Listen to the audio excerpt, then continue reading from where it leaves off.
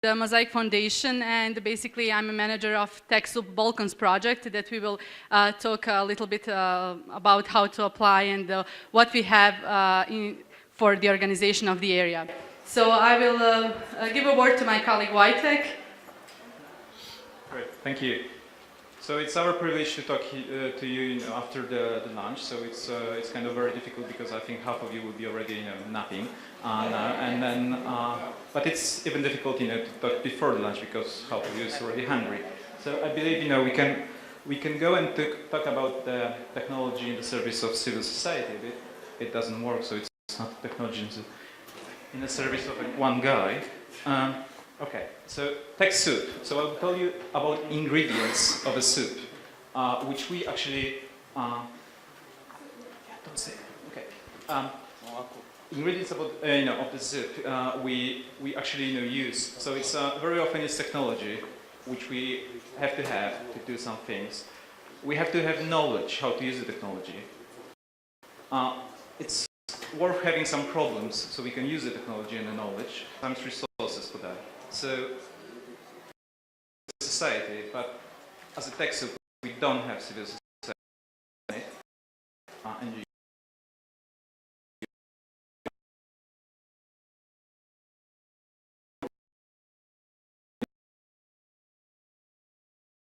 And then I will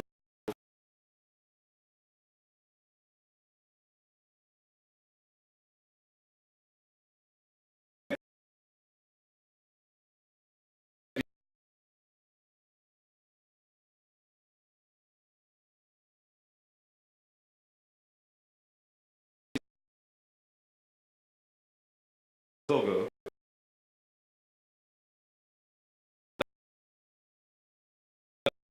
I believe that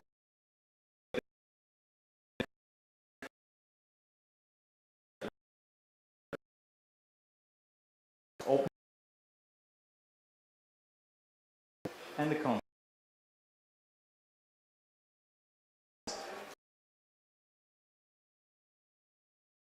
Initially, the upslope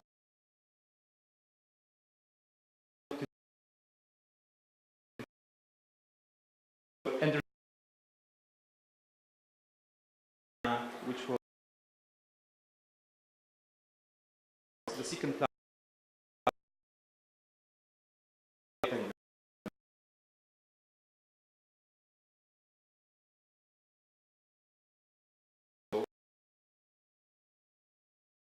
to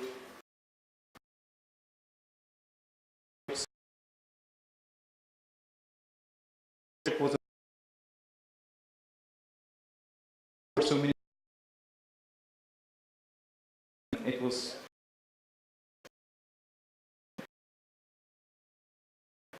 said, sorry.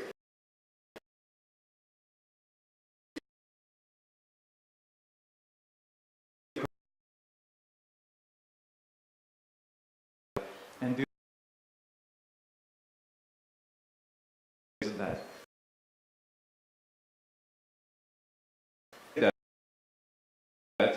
If it wasn't in partnership.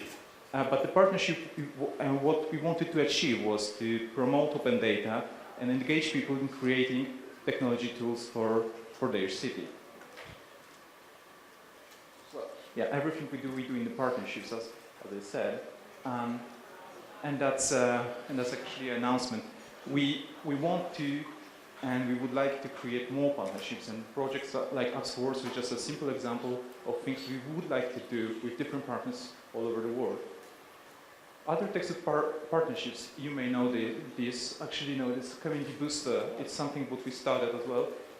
Things project in Turkey, social things, technology, good things. We made a community program there. Data Academy was something what we actually were involved, and we are involved as well somehow.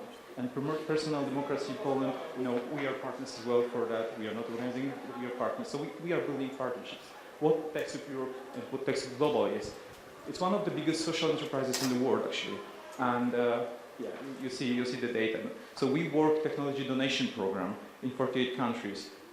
We build communities around social tech. We serve organizations, giving them technology and capacity to use it. the HUD. We deliver apps, we work on transparency and accountability programs, and we work on delivering solution services for NGOs. So we work with NGOs, as I already mentioned. It's a global network of partners. We have more than 100, I don't remember now the number, 116, something like that, partners. And we work with corporate and foundation partners. You may know those companies, so we work with companies like that to give donations to NGOs. So if you have any questions, regarding us, also the work we do, I would be happy to answer those questions at once. And I now pass the mic to Sanela to talk about the donation program and tax support. Thank you.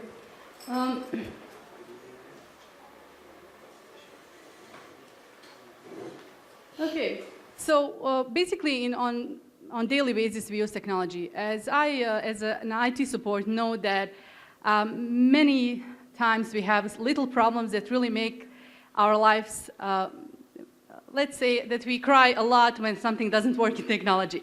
So basically if we use it in a good way, it makes our work easier, better and more efficient. It means that things are progressing.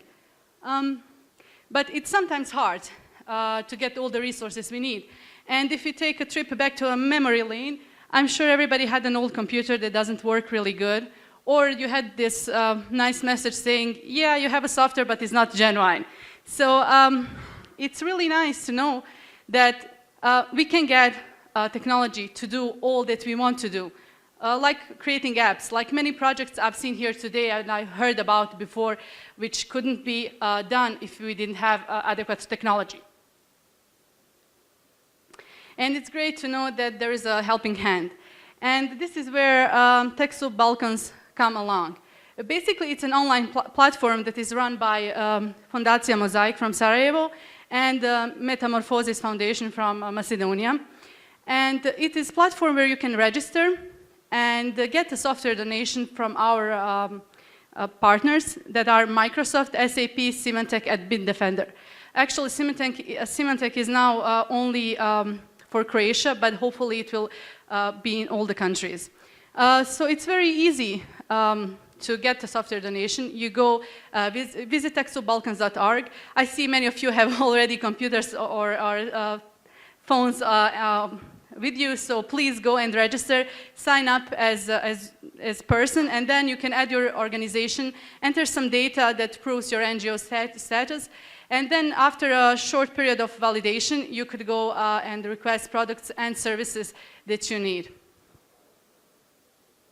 So please follow us on Facebook and on Twitter. Other than technology donation part, we are there also to support you in any IT problems you could have. If you're not sure what kind of software would be good for you, you have computers, you're not sure if they can, let's say you want to install Windows 8.1 and you're not sure if this is okay for you, please contact us, we will help you.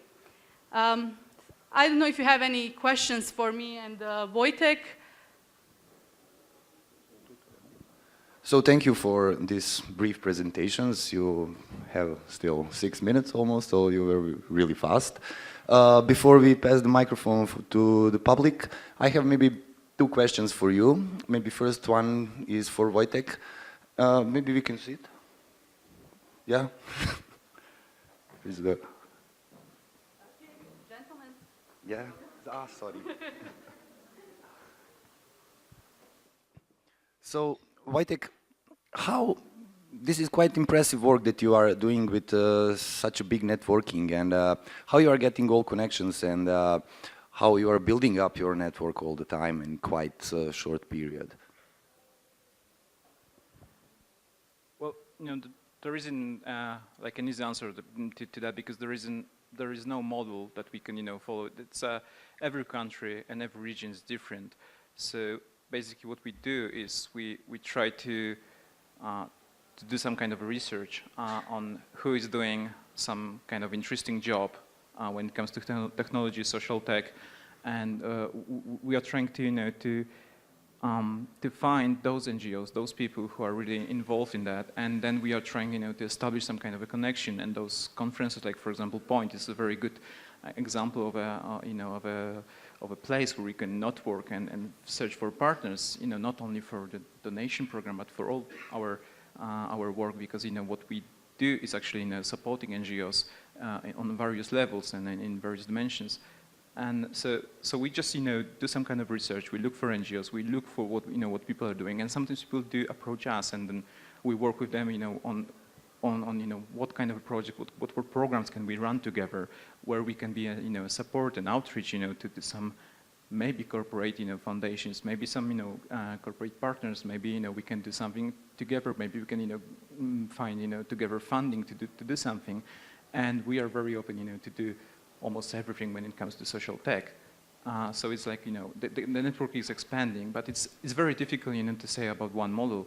For example, we had an idea to conquer all the world and to be in every country in the world, but it's very difficult because there are many countries, there are different territories, and sometimes the definition of NGOs in a small territory is something very let's say vague maybe, something you cannot really see. There is no act on NGOs. There is nothing you can catch on. So there is only one person maybe we work with, and we start this relationship and we try to expand the network this how. Yeah. Yes, if I may add also what is important for us, as I talked to many of you during this conference, and I hope those who I didn't meet, that I will meet later, basically it doesn't matter how small or big your organization is, we are always there to help you with whatever technology problems you might have. So please, we are here for you. Yeah, and concerning that, what's the profile of organizations who can apply for your donation program and cooperate with you in that manner?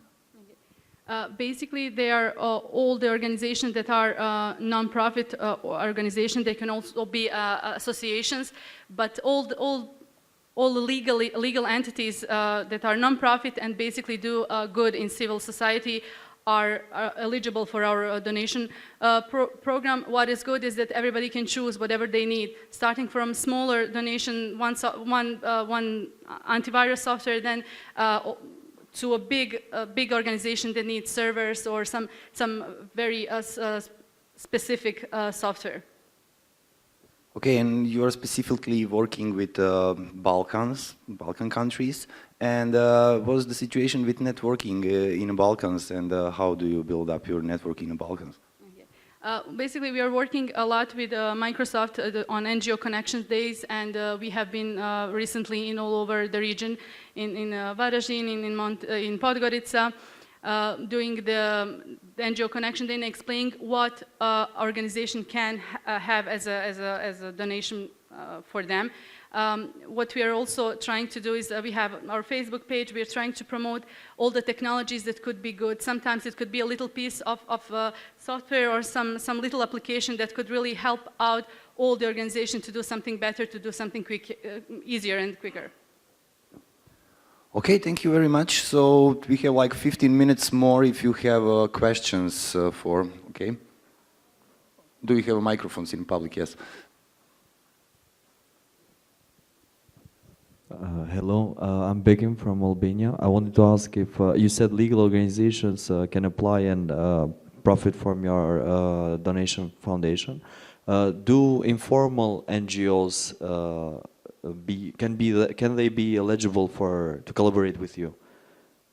Or they have to be registered and legally everything? Yeah, they have to be legally registered because we are verifying a validation of every organization, and not just in sense that, because we want to be sure that right people get the donation. So you have to be legally registered, and we have to have some follow-up of your work so far. So if you don't have a website, you probably have a Facebook page where you can display your projects or what have you been doing so far. Yes, please. Yeah. My question is, you work especially with Balkan, but is there any other region you work specifically, like Middle East or? Okay, yeah, we are running TechSoup Balkans donation for now, but I think Wojtek can answer you. Actually, we work in almost every region in the world. we just have, there is TechSoup Global, dealing with all the global stuff. There is TechSoup Europe, there is TechSoup Asia, there is TechSoup Africa. So, and we are all, somehow connected. So if there is, anything like, I think we are almost in every country now, somehow, if there is an NGO, there is a partner we work with, like an individual. So, so yes, we work almost everywhere. It's not obvious that there is the same programs are in every country, because it's not, not the case. There are, the donation program is, in some countries, Office 365. It's in some countries, Google for Nonprofit. It's, different countries, and there are community programs which we run. And it's some, they are mainly now in Balkans, US, Turkey, and we are expanding this network as well. And that's why, I said, or we said actually, that we are looking for partners, we would like to work on social tech, and we would like to expand our network, not only to give software, because it's one of the programs, but as well to work on the community things, that we already have some successes, in this area. And we just recently started to work on the open data, which is a very interesting idea, as well. And it's something, what's interesting for us, because it creates this kind of movement and social tech movement. So. We have a question from Martin Keegan, I think. Hi, I didn't catch exactly the portfolio of software that you do provide to NGOs, and we did, for an organisation I was working with in Bosnia, we did evaluate whether we should look at you for Microsoft discounts on Microsoft products. Do you provide discounted software specifically tailored to NGOs, such as for administering donations, membership voting, those kinds of things, for running NGOs and CSOs specifically? Not so far. Okay. So all the products that I displayed earlier, donation partners that are now active, are those Microsoft Defender, Symantec, and SAP. But we are planning in the future expanding. For us, I think we are next in line for Google for Nonprofits, which I think it will be an amazing thing for all our organization in the area to use.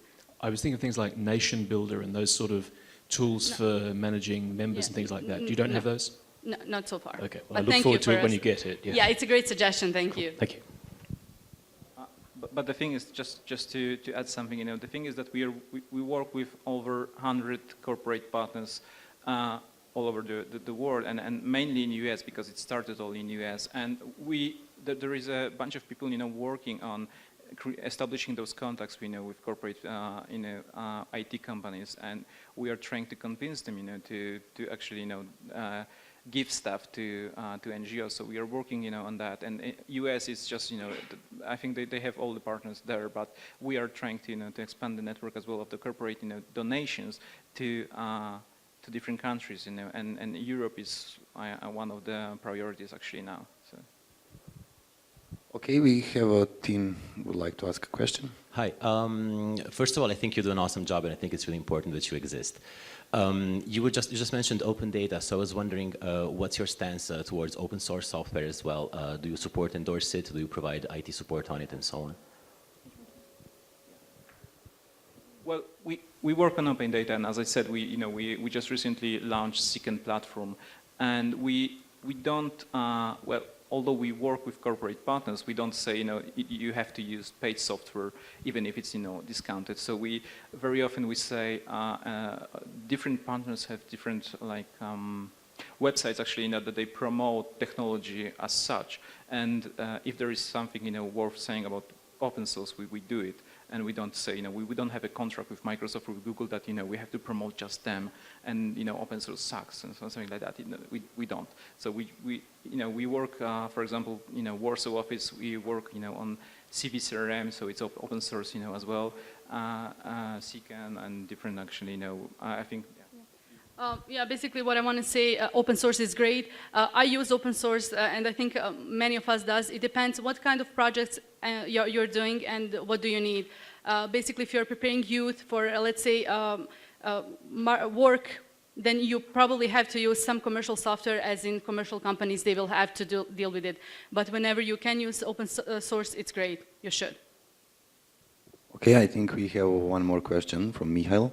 Yeah, it's maybe a follow-up of this question. I'm from the Czech Republic. There is TechSoup as well, and I'm actually always discouraging people to use it for buying the Microsoft software because it feels to me that we as like NGO group that we are looking inside the Word and Excel Word, and our users are not always using it because for them it's really expensive, or it is expensive somehow, maybe not really expensive, but it is expensive, and it feels to me like that especially like Microsoft is giving us some candy. Like, oh, you can use it, but oh well, your users will pay for you actually, and so I still have this problem with it. And yes, and of course Microsoft or SAP, as we saw, are not really the best progressive companies in the IT sector. So I still have like this problem that whether we are not locking ourselves and letting our users pay for us, that we as NGO can have Excel for almost for free. So this is my doubt actually about all this TechSoup way of business, let's say. That's why we started to to cooperate with Google, so you don't have to use Microsoft only software. So, but the thing is, we don't say you have to buy anything actually. You can use whatever you want. The thing is that we want organizations to use technology, and our mission is that every NGO on the planet has capacity and knowledge to use the technology, and I don't really care what kind of software you use unless you use it. So unless you use any kind of software. So. Okay, I think we have time for maybe 2 more questions. Microphone is still in hands with Sanel. Hello, thank you. My name is Sanel Horic. I'm author of the project Ecovizia. I have one question. If you support the technology projects, do you support on way that you connection that projects with another organization in similar department of which that projects work? Because I have one project, but it's really hard to connect that with others. I'm not sure. Well, I hope this will answer your question, but it doesn't matter what your activities as an NGO are. It could be basically anything. It could be an environmental, it could be civil society, it could be youth, it could be women. Basically, whatever you do, we are supporting you as an organization, not just the activity or selected activities that you do. I hope this answers your question. We can talk about it later. I'll be glad to answer any questions you have. Well, I also support free software, and you don't have to fill out any forms and ask anybody, for permission. You just go there and click download. But as a side note, I want to say for organizations here that are using closed source or commercial software illegally, that could be used against them because copyright law is being enforced quite strongly, and governments like the Russian one has used copyright law to go after NGOs, so we have to be careful.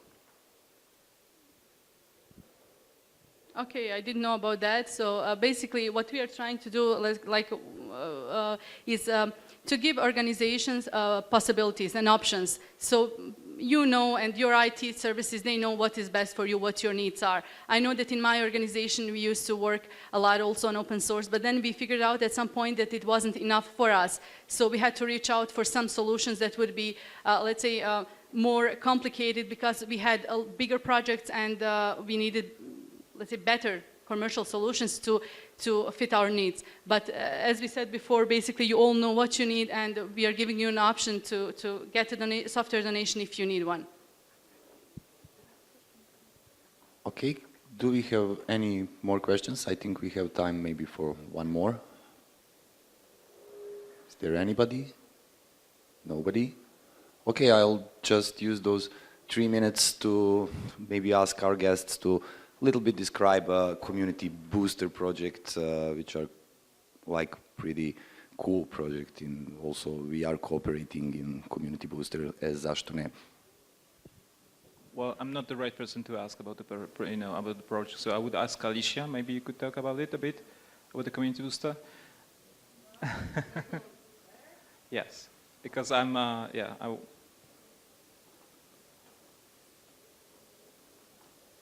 Yeah. So you've met Alicia already. You know she's a worker of TechSoup Europe as well. Hey. Yeah, so Community Booster wasn't about Microsoft or Google, so they were gonna like it. So basically, because what TechSoup does, it's like it actually like provides many layers of how technology can help organizations, and whatever software you choose to use. And there are like, if you're already included, if you're already ready to make your own solutions, then what we do is we try to build communities of practice of people who can learn from each other when it comes to nonprofit technology, because in the world of technology, technology is fast and everything changes really fast, and so you cannot really learn it by listening to a teacher or by attending lectures. We think when it comes to social technology, people learn best from each other. It's like peer-to-peer learning. So we did this experiment. We wanted to work in the Balkans. We created a community around technology for transparency and accountability. It was just after the First Point conference. And so we reached out to regional partners. We worked with Kosovo 2.0, then with IPCO Foundation. We worked with Zašto ne, we worked with Dokukino. We built a platform, an online platform that is now used as a regional media outlet on transparency and accountability here, and it's run by Zašto ne.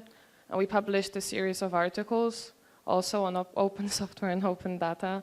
And we organized convenings because, yes, online is important, but when it comes to learning and understanding things, offline is really needed, and you need to create real connections. So it's like it starts slow, but you start building something tangible. People see each other more, people talk about something more, and so now it's kind of pretty solid, I think. So we have point conferences happening, we have Community Booster up and running, and it's actually like it's a project that's still going on. We just started it. I don't know if that's enough.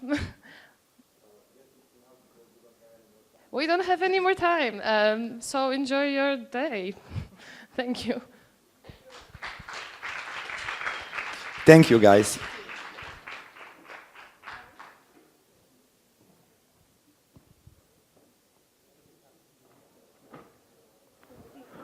Next, we talk about the British elections, so I would like to invite Nerina Chevra onto the stage, please.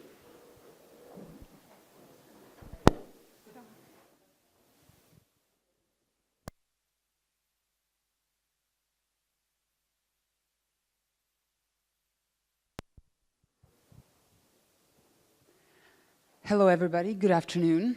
My name is Nerina Chevra, and I am the program manager at the Westminster Foundation for Democracy in Bosnia. We are working on promoting women in politics and using media, actually, as one part of the program. But I'm here to introduce to you two British activists, I would say, media activists. They're Joseph O'Leary and James Bloodworth. If you can come up to the stage now. So James Bloodworth is the editor of Left Foot Forward. Left Foot Forward is a left-wing policy blog which works with the Labour Party, with the Liberal Democrats and the Green Party in the United Kingdom. He's previously written for Independent, The Guardian, Wall Street Journal, The Daily Beast, and other publications. And he has frequently been on the BBC and Sky as a political commentator during the recent explosive, let's say, election in the United Kingdom. Joseph O'Leary is a senior writer and researcher for The Full Facts. He has led on developing standards for data visualization and has helped consult on good practice guidance for communicating data. And currently he specializes in crime and immigration research. The Full Facts is a UK independent fact-checking organization. It provides free tools, information, and advice so people can check the claims of politicians. And for recent elections, they had an election center which worked 18 hours a day, 7 days a week, fact-checking as a fact-checking operation. We had full-time employees and volunteers very actively involved in monitoring and commenting on the election process. So I think both of them will be speaking about their experience in the recent elections and how their work contributed and and influenced the outcome. So I will give the word first to James. So James, welcome. Thank you very much. And thank you for, does this one work? Yep, I think. Perfect. First of all, as Narina said, it was the British elections just gone. It was the result was a huge surprise, mainly because the pollsters, the people who run the opinion polls, got it so wrong. They'd been forecasting, the polls were neck and neck going right up to the finish line. They'd been forecasting a hung parliament, and in the end, the Conservatives won a small majority, which was completely unexpected. Just a quick note on the British electoral system. So there are 650 seats in the House of Commons, and to rule basically, to form a government, a party needs to win more than half of those.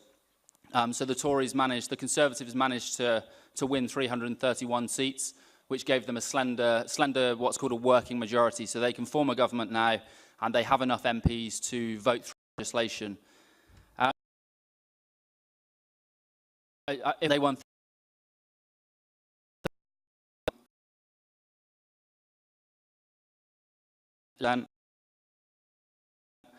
followed by UKIP on 13%. That's a United Kingdom Independence Party. Liberal Democrats on 8%, and the SNP on 5%. It was supposed to be the closest election for decades, but it didn't turn out like that. It goes without saying, really, that the media played a huge role in the general election campaign just gone, but specifically social media played a big role in the election campaign, and also the 24-hour news cycle. So this is how it was perhaps different from in the past. We had 24-hour news at the last election, and we also had social media at previous elections, but it was dominated this election. It dominated this election to an unprecedented degree. Because the media landscape is very different from in the past. This threw up three things, which I think, there are three things I think the new media environment in Britain and Europe and the world does to election campaigns, and I wanted to talk about those three things today. The first one, and the most obvious one, is speed, essentially.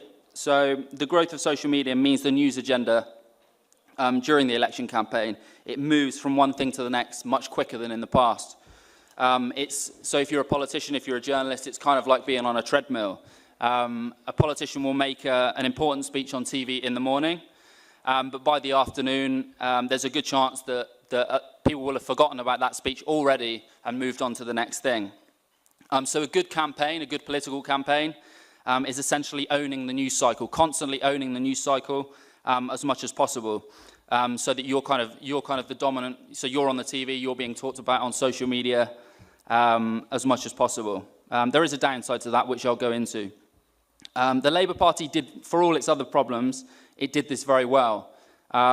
It tended to own, during the 4-week campaign leading up to the general election, it did very well at owning the news cycle. So it would have lots of policy announcements, and lots of its positive messages were in the media.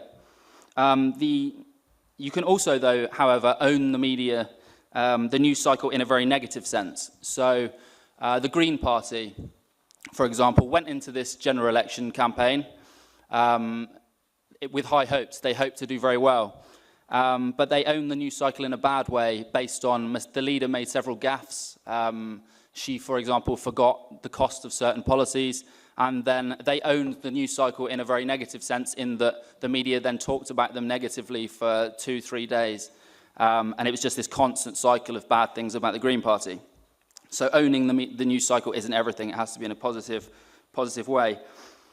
This is why, though, rapid rebuttal, if you want to call it that, which is kind of what we do and what Full Fact do, is so important. It's so when a policy announcement is made by one of the parties, journalists respond to it and kind of pick it apart as quickly as possible.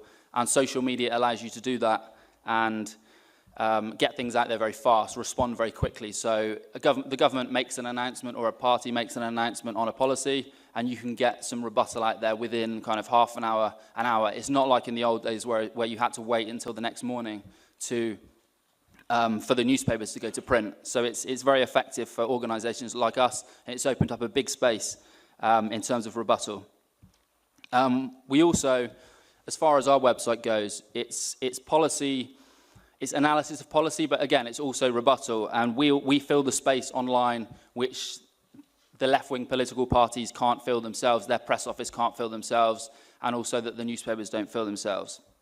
To give one example, David Cameron, the Prime Minister, announced a policy on raising the personal tax allowance. So if you earn £10,000 a year, he would take you out of tax. And he portrayed this as a policy that would help poor people, help those on low incomes, and help those people who are struggling to make ends meet.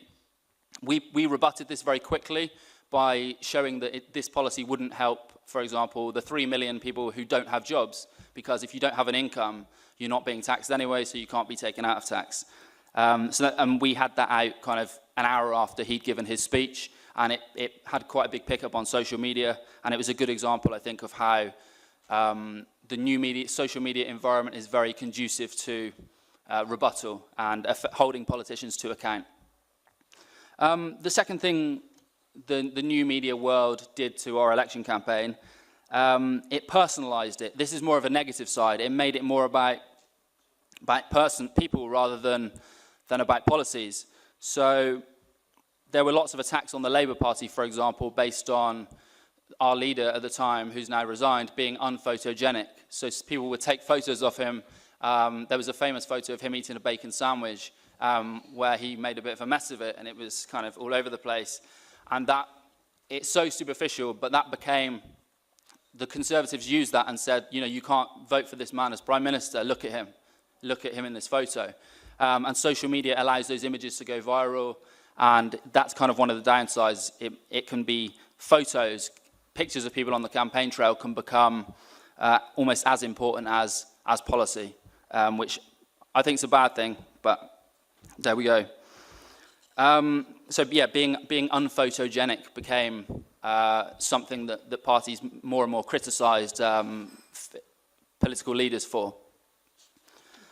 The third thing, which kind of ties in, the third point, which kind of ties in with this, is that social media has resulted in politics being more dominated by trivial, superficial things. So in the past, when political leaders would go out to meet members of the public, members of the public would want to try and ask them, quiz them on a policy, or just argue with them, or criticize them, we don't like you because of this. Whereas this election campaign, people wanted to instead take selfies. I guess you all know what a selfie is. Take selfies with the political leaders so they could upload it to their Instagram or their Facebook and get lots of likes. So it's made politics a bit more narcissistic in that sense, I think. Excuse me. Oh yeah, this is the excellent website I run, which you should all visit. We do cover international politics as well as domestic stuff, so it might be of interest. Overall, I think the Labour Party, in the 4 weeks leading up to the general election, even though, despite the fact they lost quite badly, they did run the better campaign. They lost for quite different reasons. Labour, for example, tended to dominate the news cycle, at least for the first 2 weeks of the campaign. They had a louder voice on Twitter, for example, more activists. I'll show you a graph which kind of demonstrates this shortly. They had a louder voice on Twitter, but the problem was the Labour Party's message was wrong, but also they confused popularity on Twitter with popularity in the country as a whole. So it became sort of like an echo chamber where everyone agrees with us on Twitter, so that means everyone must agree with us in the country as a whole, and it didn't turn out like that. Just a bit on what was wrong with Labour's message. It was seen as the message of an opposition rather than a message of government. So it was anti-everything rather than how you'd make Britain a better place. The Conservatives ran a more low-key but evidently more effective campaign, considering they won the election. It was based on competency, on being effective managers of the economy. So they offered things like economic stability and economic prudence. So we will spend money effectively, but we won't spend too much money. Yeah, more of the same, essentially. But people liked that message. The Conservatives addressed some of their weak points in a way that the Labour Party didn't. So the Labour Party is very strong on an area like the health service, whereas the Conservatives are weak there. So the Conservatives talked a lot about their weak points, about why they will spend money on the health service, whereas Labour's weak points in terms of spending too much money and letting too many immigrants into Britain, they didn't talk about those enough. And so another reason why the Conservatives triumphed. One of the things we did our website a lot during the campaign, as I mentioned, was unpick spending promises of the political parties on the right of the political spectrum. And I'm sure this is something Full Fact do a lot of as well. And social media allows us to hold politicians to account in a much more effective way and reach a wider audience. In the past, if you didn't own a newspaper, then you couldn't get these messages out. But now, the world's kind of open to us if we use social media properly.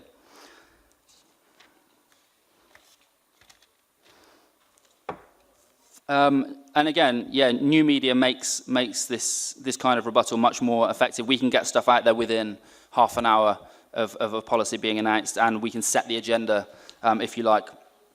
We're also less beholden to politicians and corporate interests, which I don't think the same can be said for a lot of the newspapers in Britain, and certainly they're usually owned by people who have their own business interests.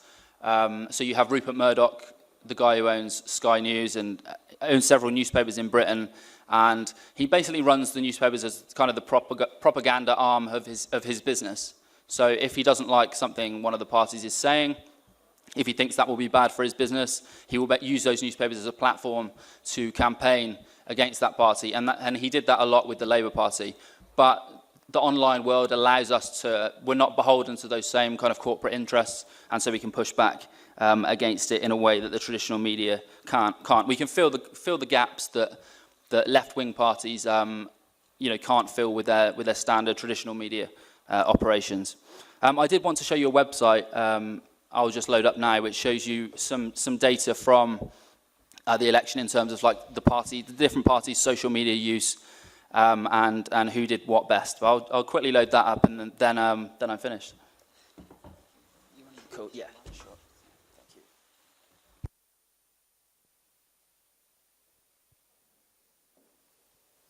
Sorry, bear with me one moment.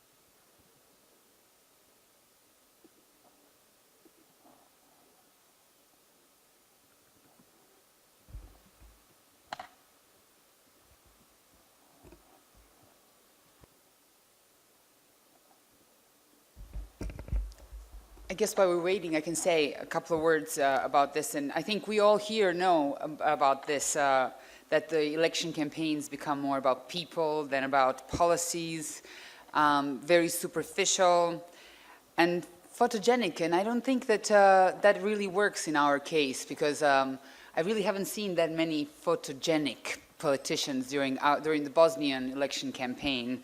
So I don't know if that works for them or against them, but and using it's quite interesting in England. I think the use of Twitter and social media tends to be restricted to cities here and to a smaller population really than what's needed to get the full vote. So I am so in that sense it's a bit different than in England, because a lot of times here our population does tend to rely on traditional media to make up their mind. So but this is sorry, your internet is very slow. It took me a while to type as well because the keys are all in a different place.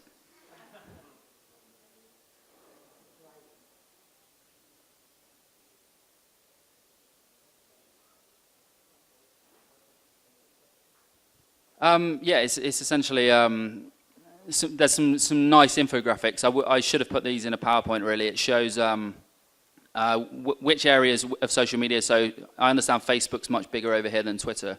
The Conservatives dominated. True. Because it's genuinely hard for people to decide who to trust and who not to trust and where to find reliable information, this leaves a void, so to speak. In a way, people are forced to choose between blindly trusting what they hear or being blindly cynical of it. That's what we aimed to change. Our aim at the election was to do two things: to benefit the public by providing full, accurate, and relevant information to assist understanding and to improve the quality of debate, and also to prove that fact-checking can happen on a national scale during an election.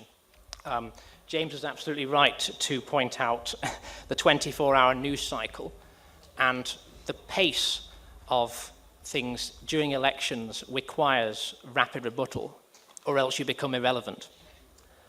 This is our website, Full Fact, and we focus on this phrase, information you can rely on.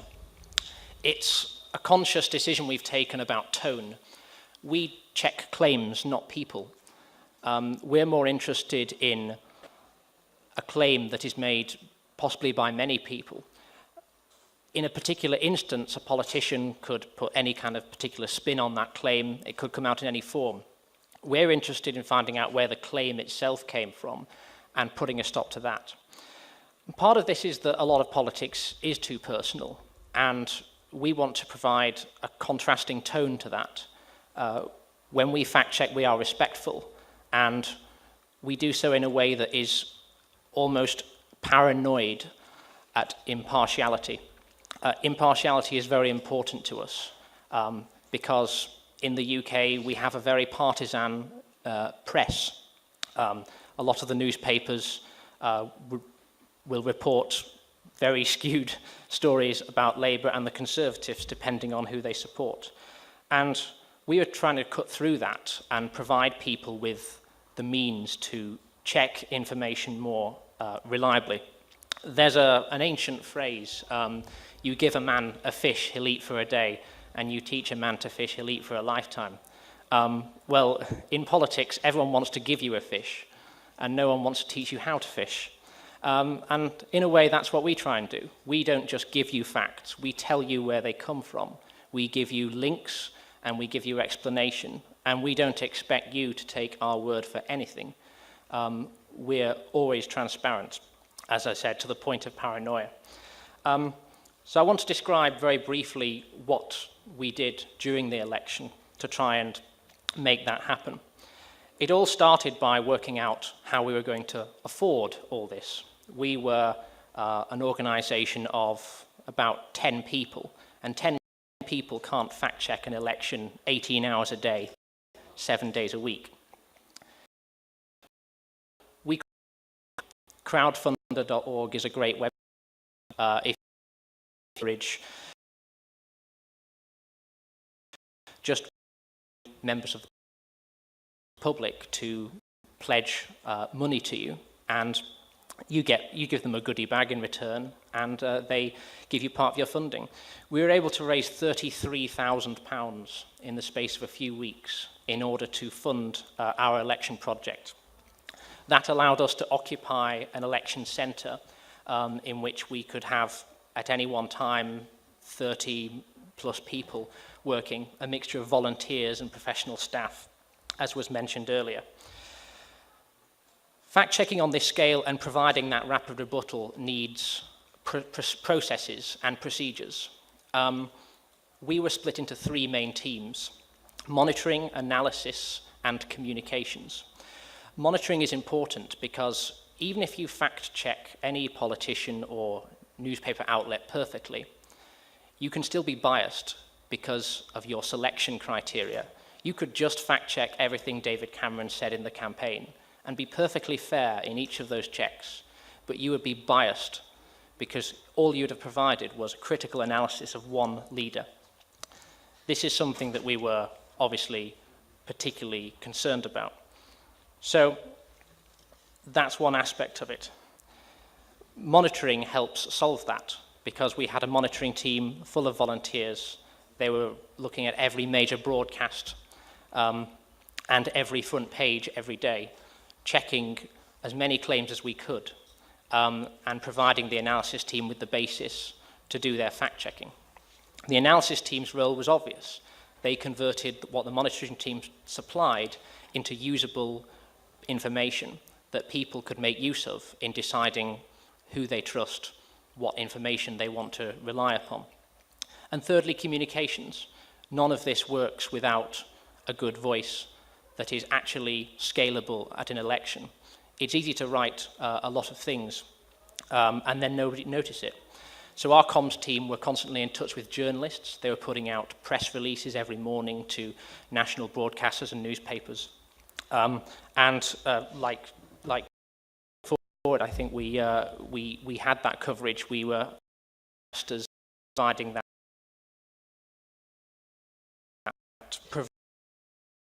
providing that value service that we aim to provide. And that's one of the big things about an election scale. It's not enough to just publish and get thousands and thousands and thousands of hits. You've really got to break out of that. You could get 70,000 hits in a week and it would be amazing, compared to 5 minutes on the BBC's News at 10, a national broadcast, which would net you about 6 million people watching it at any one time. It's a clearly totally different scale. And in order to do that, you've got to be semi-insider, so to speak. You've got to have friends in broadcasters and newspapers. You can't just be on the outside, constantly criticizing, being on the side of the activists, so to speak. There's a vision here in how you actually make change and you affect something on a national scale. Part of what I said about our tone helps us do that. It's a respectful tone in that sometimes people who disagree with us still respect what we've written and how we've written it. There's one test, actually, we often subject our content to, which is we've written a fact check, and then we ask the question, what would someone with opposing political views think of what this fact check was saying? You critically fact check something that the Labour Party says. What would someone from the Labour Party think of that? They might disagree, but if they don't have a substantive point about analysis to criticise you on, or neutrality, then the content stands. It's not the only test, but it's a good indicator, and I think it's an illustration of the tone we tried to adopt. So some idea of what actually happened during the campaign. It was obviously 18 hours a day, 7 days a week isn't easy. We'd obviously operated on shifts. But one of the big successes that I think we've proved about fact-checking on this level is that you can perform across platforms. So we published articles on our website, we use Twitter, we use Facebook to advertise. We also ran a weekly podcast in which we featured some of our writers discussing what the big stories of the week were. As I said, we appeared on broadcasts. We worked with newspapers from The Sun, which is a very right-wing tabloid in the UK, to The Guardian, a left-wing broadsheet, broadly speaking. We had that range because we demonstrated our impartiality and we were able to have that range of coverage. We also, toward the end of the campaign, produced a report. It was something 40, 50 pages, basically analysing each of the parties' claims in some of the key areas of debate. It was mentioned before that in this country, aspects such as crime, corruption, economy are very important. In the UK, we run monthly polls which tell us what issues people care about. They constantly show NHS, our health service, the economy, and immigration as being three core issues that people care about a lot. And they were talked about a lot in the campaign, perhaps less so immigration. Some of the major parties have elements in which they're uncomfortable talking about it. It's a fraught issue, as you can imagine. So we used that as a basis for providing our coverage of all the major areas the parties were talking about. But we also took a thematic approach because we're a charity. Part of our legal requirement is that we provide a public education. So we actually said, take a step back, ignore the parties saying it, ignore the specific topics being discussed, and actually ask what kinds of mistakes do we keep seeing made. And you can actually group it quite consistently in themes, and one of the most common is people jumping the gun. It's people making claims about things they don't yet have evidence for. So our coalition government introduced huge reforms to healthcare and education in our country. But in 2015, most of these programs had barely a few years since they begun. And quite simply, there was not enough evidence to evaluate many of them. Now, you can take a principled viewpoint as to whether you agree with them or not. But fundamentally, sometimes you need to wait much more than 2 years to actually work out whether something's working or not. But of course, all sides of the debate are more than happy to make claims of greater emphasis than is justified by statistics. So this is one of the things that we were able to provide in this report. And I might, if I may at the end, show you a quick view of that online. The final thing I'd say is that what we do in the UK doesn't necessarily apply to any other country.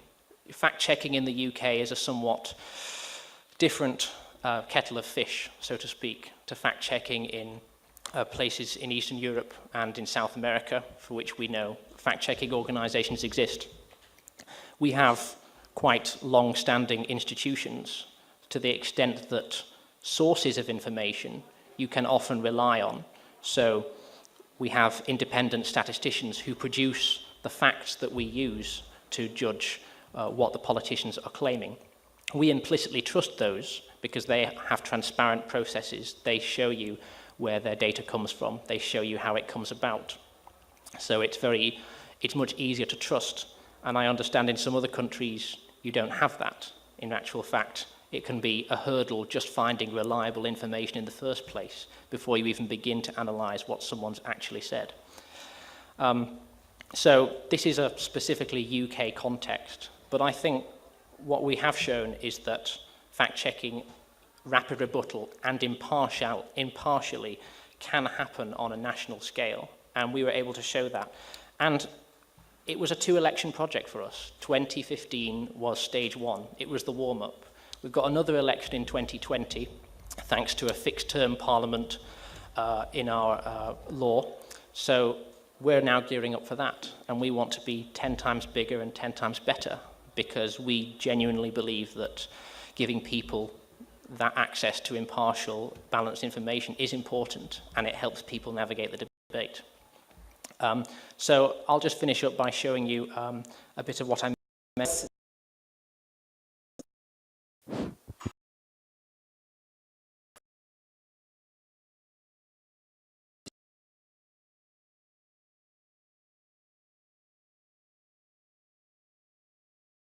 Facebook.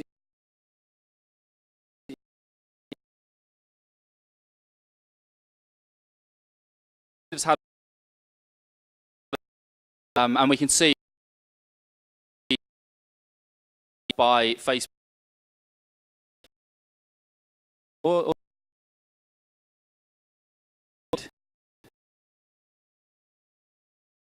my Twitter as well, by the looks of it. Although I've seen another graph which says something different, but Conservatives, yeah, they paid for lots of ads on Facebook because they've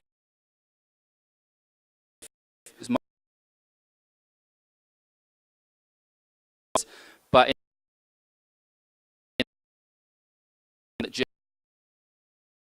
journalists use more than kind of members of the public. We're all on Facebook, but on Twitter it's more journalists, politicians, or people into sports, etc. In terms of the numbers of Twitter followers, Labour's at the top, followed by the Conservatives, followed by the Green Party. What that says is the fact the Green Party is a very small party, but's third. It's basically because the Green Party is made up of lots of very young members, and young people are on social media much more than kind of their older counterparts. We see Facebook likes. The Conservatives came out top. Essentially, there were some statistics out recently which showed, as I said, that they spent much more money on Facebook, so that many more people would see their ads. I'm not a Conservative, but I constantly have Conservative ads in my timeline because they've paid for them to be there. And UKIP are also quite effective. UK Independence Party, they're essentially an anti-immigration, anti-Europe party, quite nasty. But yeah, they're very good at Facebook though. They've got that going for them. And Labour was third. Google Plus is not something I really use at all, but our Liberal friends are clearly very good at it, but it didn't do them much good in the election. Followed by the Tories, and you see the SNP.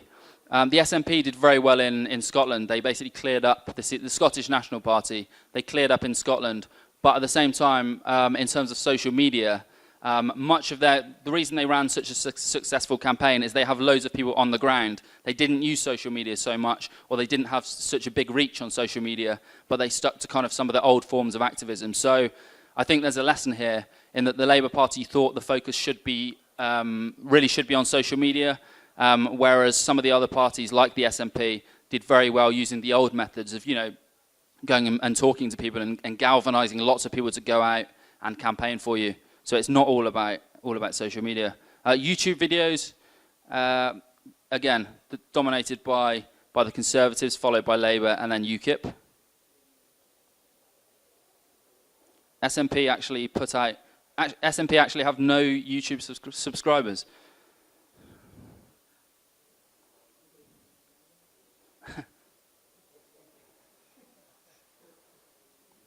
Yeah, in Scotland they obviously don't understand YouTube. It hasn't made its way up there yet. Instagram, dominated by Labour, and they're very good at Instagram though, the SNP. They were next. Instagram's quite big over here, I take it, but in the UK, yeah, it is, but not so much. This is the first election where it's really had any big impact in politics.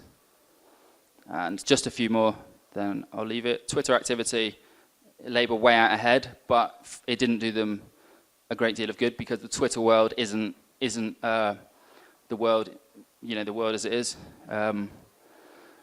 Older people are the most likely to vote, but they're the least likely to be on social media.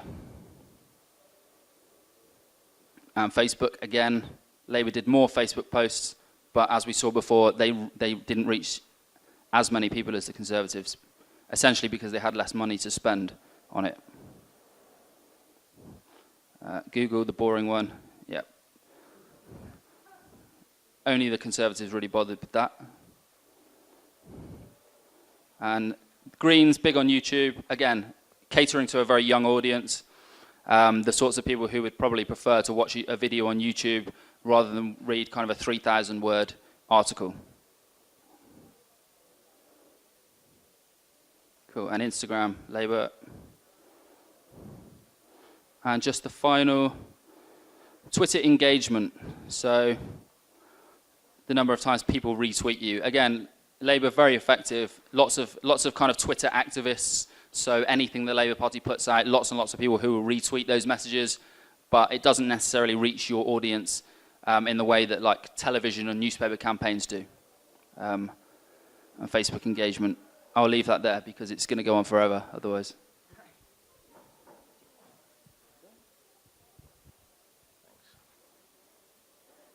Thank you. Very fascinating graphs. If you spent all your election on Twitter and Facebook, you'd have no idea what the result was, would you? Now, just to show you very briefly, as I said, our website, of course, the report we produced was the pinnacle, really, of what we did for the election.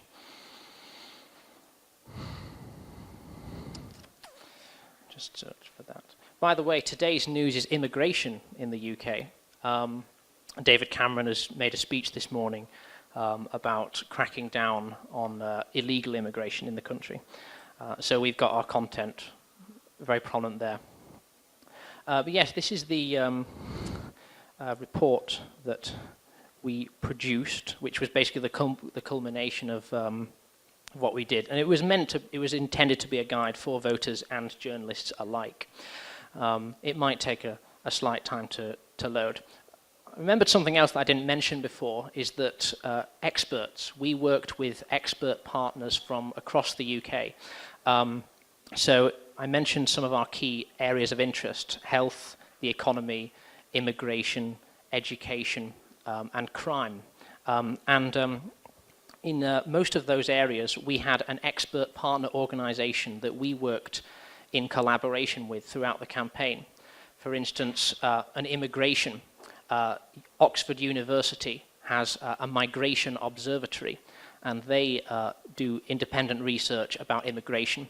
We worked with them during the election to provide briefings, key elements of information about the immigration debate, and it became one of the primary sources we actually linked to.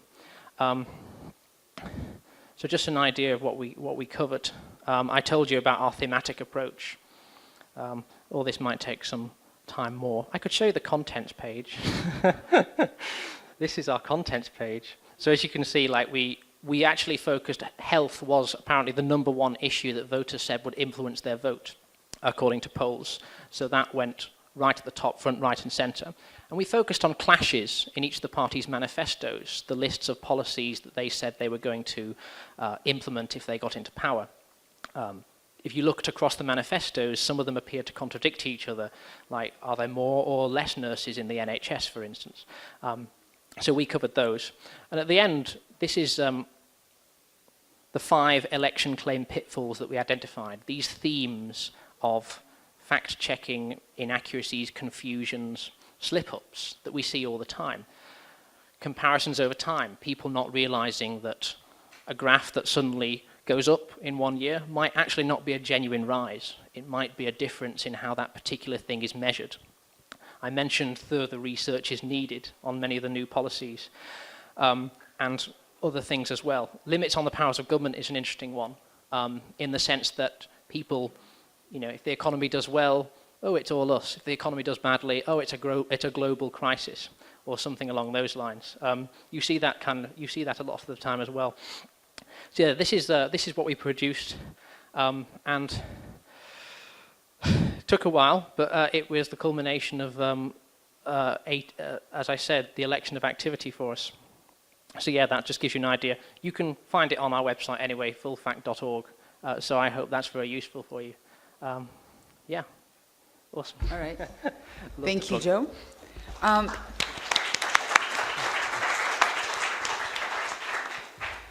Before I give the word to the audience, I just have one question for Joe. You know, you mentioned impartiality and how you fact-checked claims from all the politicians. Whose claims were most false? We get asked that a lot, but there's no answer to that, because it is in the same standards that we hold everyone else to in how they use their statistics. How can you say who's more or less accurate unless you've fact-checked absolutely everything they've said in a specific period of time, and you can produce a comparable analysis? Like, we monitored every claim that was made. We weren't able to fact-check every minute thing that every politician said. And until you can hold yourself to that standard of monitoring, you can't just come out and say such a body was the most inaccurate. You can maybe focus on the most prominent claims they make. But actually, I mean, yeah, we have opinions. I have my own opinions. But full fact is all about providing that impartial analysis and letting you make conclusions for yourself. That is not a conclusion that we have the evidence to basically say to you with a straight face. Okay. James, what would you say? Whose claims are most false? Just kidding. I'm biased, so yeah, no, I think there was lots of misinformation from all parties. It's one of the regrettable things that we tend to see come a general election. Well, the whole time, but it gets worse at an election. Okay. It does. Yeah. All right. So now we'll turn to the audience. Do we have our mic guy? There's somebody here. And if you could just introduce yourself when you're making a question. And then I saw a hand up there and then here. Okay. Hello, my name is Bekim. I'm from Albania. I really like the graphics from Mr. Bloodsworth, right? I wanted to ask a question. I happened to see this viral 8 Mile soundtrack video of Ed Miliband, and I don't actually know if it was a parody on an actual electoral campaign material. But I wanted to know, how does the British public react on this informal alternative way of doing electoral campaign? And did it actually influence these elections? Thank you. Should we take a few or just answer? Let's just take a couple more and then we'll answer. We have a question up there and then in front.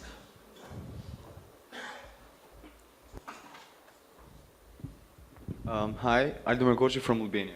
I guess we have a very question.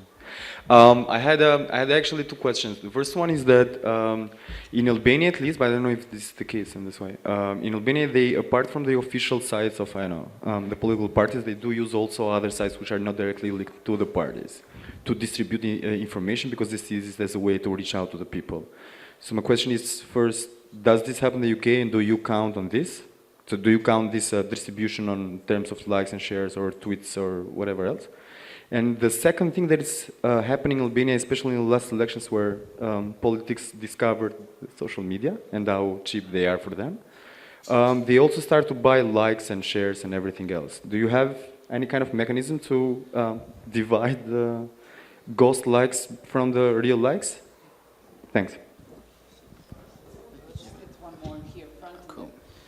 And then we'll answer. There's one here. Yeah. Okay, thank you. I'm Michal from the Czech Republic. I would like to ask both of you.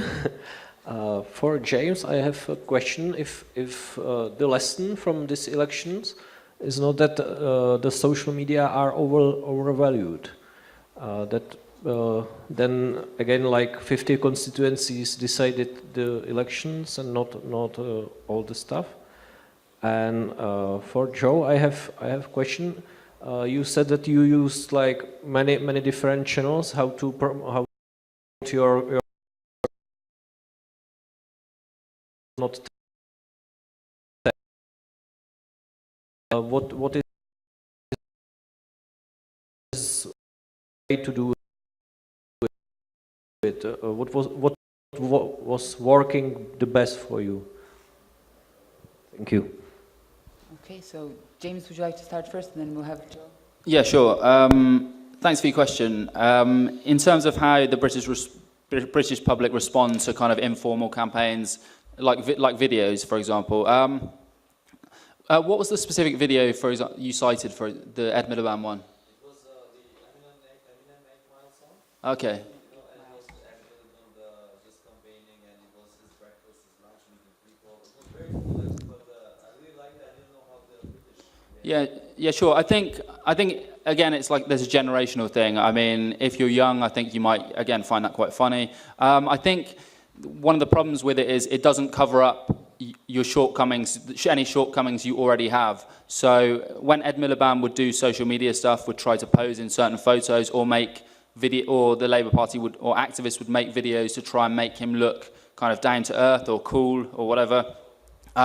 People didn't buy it because they didn't. It was incongruent. People didn't believe that image of him already. So you can't give someone a new personality from videos. There's a limit to them. And someone like Ed Miliband, one of the problems was he was too incongruent. So he'd try and be something he wasn't. He's a very academic, policy type person, someone who you would expect to see behind the scenes working on a policy. And when sometimes he tried to be kind of the people person, the kind of the Tony Blair or the Bill Clinton who's out there kind of, you know, mingling amongst the people, yeah, very charismatic, it could kind of come off badly. So, yeah, I mean, it's good to do those things, but it can go very wrong, I think, as well. I'll just quickly tackle the point about, I hope that answered the question. In terms of is social media overvalued? Yes, definitely. I think one of the problems on the left and like the Labour campaign was the young people, social media reaches young people, but young people are the least likely generation demographic to actually bother to vote. I mean, we have a problem with apathy amongst young people, whereas older generations, they still use traditional forms of media like read a newspaper or just turn on the news, and yet they have a very high turnout rate in terms of voting. There was an exit poll done on the day, like a social media exit poll. So they measured people on social media who they said they were going to vote for, and Labour won that by kind of a landslide. The problem was the people who would answer that are the people who were least likely to vote, and the people who like our parents and grandparents, aren't in the social media bubble, and they were more likely to vote, and they were more likely to vote Conservative. So yes, I think it can be overvalued. It's one tool. Social media is one tool, but it's one tool among many. It's no good, I think, just throwing all your eggs into that social media basket. Yeah, I can, I mean, I agree with everything that was said just there, and this kind of ties into the third question directed toward me as well. I think social media is a means to an end for organizations who do fact-checking and research. You mentioned the scenario of just having a very small team. When I first started working at Full Fact, there were just 3 of us. There was the director and 2 writers. And we would not have been able to get where we are today without building the foundation. And that required a focus on social media. We needed to build up Twitter followers. We needed to build up Facebook followers, friends. And part of the reason of that is that a lot of the key journalists, the key players, pundits in political debate are on Twitter. And it's what gets you through the door in the first place. It's having a kind of recognized brand and something that has built up from the ground up. So on that sense, I think we had it right in focusing on social media in our early days to build up our profile. And then from that point, once we were able to grow enough, we were able to hire the communication side of things and actually start to scale up, so to speak, on a national scale. It comes down as well to, again, the tone in which you conduct yourselves. You conduct yourself in a way that is respectful and that encourages people to work with you rather than against you in some kind of war, a fight to the death, so to speak. That was our approach, and it worked really well for us. I'm not saying that would work in every other context, but that's part of the importance of social media from an organizational perspective, in that it really does give you a leg up when you're very small starting out, and it can give you that boost. There was the point about sorting fake likes on social media from real likes. I don't know if there's an organization which does that. You can find out Twitter, for example, fake followers from genuine followers very easily. There's just a website you visit, type in the Twitter name, and it finds out for you. I'm not sure about Facebook, but that is an interesting area. I don't know if anyone does that already, though. Okay, we have one more question here. We have 7 more minutes, so question here is, and then in the back.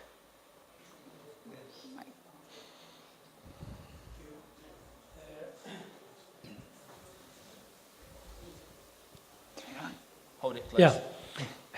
Thank you. You know, there is a comment. If you could introduce yourself, sorry. My name is Dana Sofi from Kurdistan, Iraq. There is a common understanding about politicians. They promise too much under the election campaign, and then after the campaign, after the election, they forget everything. From your research, what you found or findings? Is this case true from your perspective, or what you found from your research? Okay, there's one in the back on the chairs right there. Yeah.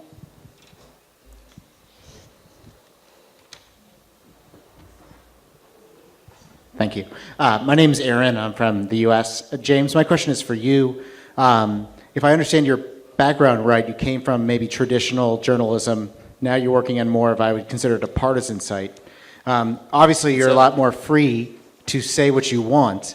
My question is framed around the idea of how do you try to take your message and get it beyond essentially cheerleading, speaking to the group that already has. I mean, if you're trying to get a message out that Labor, in this case, should win, right? And you're supporting them through good, objective journalism, I'm not questioning that.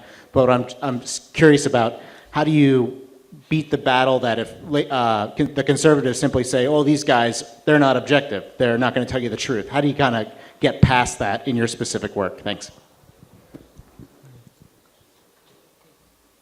One more question we have? All right, so let's take these two quickly. We have 5 more minutes, so. All right. So, if you could introduce yourself. Mushon, I was there before. Anyway, a small note about this notion that a party lost and therefore social media hasn't worked for them. As someone who's identified with parties that lost in Israel and have used many different tools, be it social media or on the ground organizing, I think there's something a bit misleading about saying they've lost, therefore that technique did not work for them. Because maybe they could have lost much worse. Maybe they could, I don't think it's a winner takes all thing, and to frame it as a question, which I would, how do we account for that? How do we actually evaluate our strategies and tools when we've lost and we kind of tend to go to the winner takes all mentality? All right, sorry.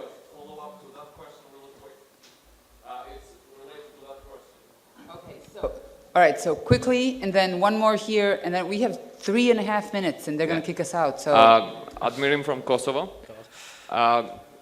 Do you also agree that conservatives had a better social media strategy by prioritizing and focusing on Facebook rather than Twitter? So they focused on where the biggest audience is and where the potential voters are. All right, and then right here. Hi, I'm Alex. I run 2 fact-checking websites.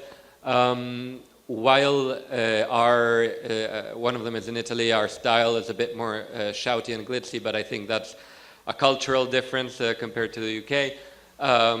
We also are paranoid about appearing and acting in any way biased. So I was wondering regarding the selection bias, how full fact, so with the fact that we do fact-check politicians, it's a little easier to avoid the selection bias by just saying, you know, we go through everything they say that is fact-based. How do you select? So what is the defining factor that helps you select the claims to fact check? All right then. Yeah. Okay. I'll tackle the first question about. Oh yeah, I've got to be fast apparently. The first question about politicians breaking promises. You do see a lot of redefinition of promises. I can speak from my area of immigration, in which there was a very prominent conservative claim to bring net migration, the difference between immigration and emigration, down to below 100,000 by the election. It turned out to be 300,000. You saw, of course, the Parliament then moving away from this word target and to this word ambition. So you do see it. But what I would say more generally is that politicians don't lie or say misleading things as much as you'd think. But they do say it enough that there's a crisis of trust. It's very difficult to find information that you can rely upon. In response to the question about monitoring very quickly, comprehensivity is very important, and that's why we had a lot of volunteers doing our monitoring for us at the election. We base it a lot on what is actually prominent in the news, because we're directed toward providing something that is useful at any one time, providing that rapid rebuttal within a short space of time when there's a 24-hour news cycle. But also, what's interesting, you do have to make a judgment about something that's just rhetoric and that gets said all the time, and something that's actually a more profound claim that needs to be dealt with. I can talk in much more length about this later, but more time. Okay, so how do we connect the question from over in the corner about how do you produce content and arguments that aren't so partisan that anyone on the other side, if you like, will just ignore us and dismiss us as agents of propaganda? I say that we do it by being a critical friend of the left. So we will argue, I will argue, we will get lots of flack for going against common wisdom on the left on certain issues. To take one example, in 2013, we took a very strong position that we should enforce a no-fly zone in Syria, whereas most of the left was against that. But we argued from the duty to protect civilians that we should do this. And I think also if the Labour Party or parties on the left get something wrong, we will come out very, very harshly and criticise that. And being a critical friend, I think, gives you more kind of credibility with everyone, even though you get a lot of flack from it for doing that sometimes. Also, did social media, was I wrong to dismiss it? I hope I didn't dismiss it. I just think that it's wrong to put all your eggs in that basket. I think if we come back in 50 years, everyone will be on social media. At the moment, a big proportion of the electorate aren't on social media. So, my grandparents, my parents, unfortunately my mum's on Facebook, which sucks. But most of my older relatives aren't on social media in the way that I am. So we can misunderstand it and think everyone is in that world, whereas we're not. I think it's one tool, but it's one tool among, in the whole basket of tools. And just finally, did the Conservatives have a better social media strategy because they focused on Facebook instead of Twitter? I think so, yes, because I think, as I mentioned, I think Twitter is more of a medium where if you have some specific interest, like me, I'm a journalist, I use Twitter all the time. People who are into politics or sport maybe use it a lot, but most of my friends who aren't into politics don't really use Twitter so much. It's more Facebook. And I think the Conservatives, in spending more money and focusing on Facebook, they did reach a much bigger audience in people's day-to-day life. So yes, I think they did have a better strategy in that respect. They also had a better message. Just finally, it's not just about, you can be completely proficient with new technology, but if your message is bad, if people don't like your message, then it's useless. So not useless, but it's not the kind of magic pill that sometimes we in the media make it out to be. All right, so speaking of time managing, I suck at it, so I apologize for this. But thank you all for your questions, and thank you, Joe and James, for being here. I think we've seen, from Bosnian perspective, overlap, but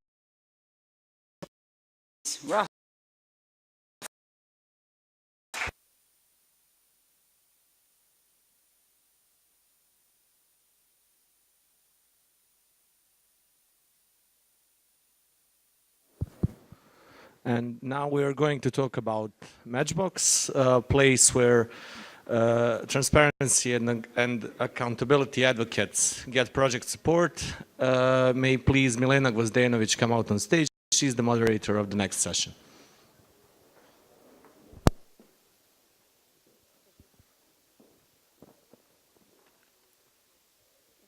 Hi everyone, my name is Milena, and now you will hear a few words about the project Matchbox from the project manager in engine room, Tim Geber. I have to say that he has a background in communication studies, web development and interface design, and he wants to simplify the relationship between technology, data and human beings. So please welcome Tim.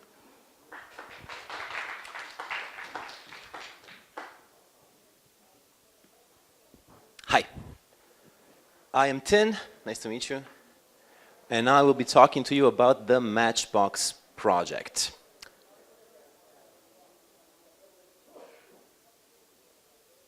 Is this working? Yes, it is. I know it's late, and I know there has been a little coffee break, so that's why I prepared the presentation with 30 slides full text. Think of it as a coffee.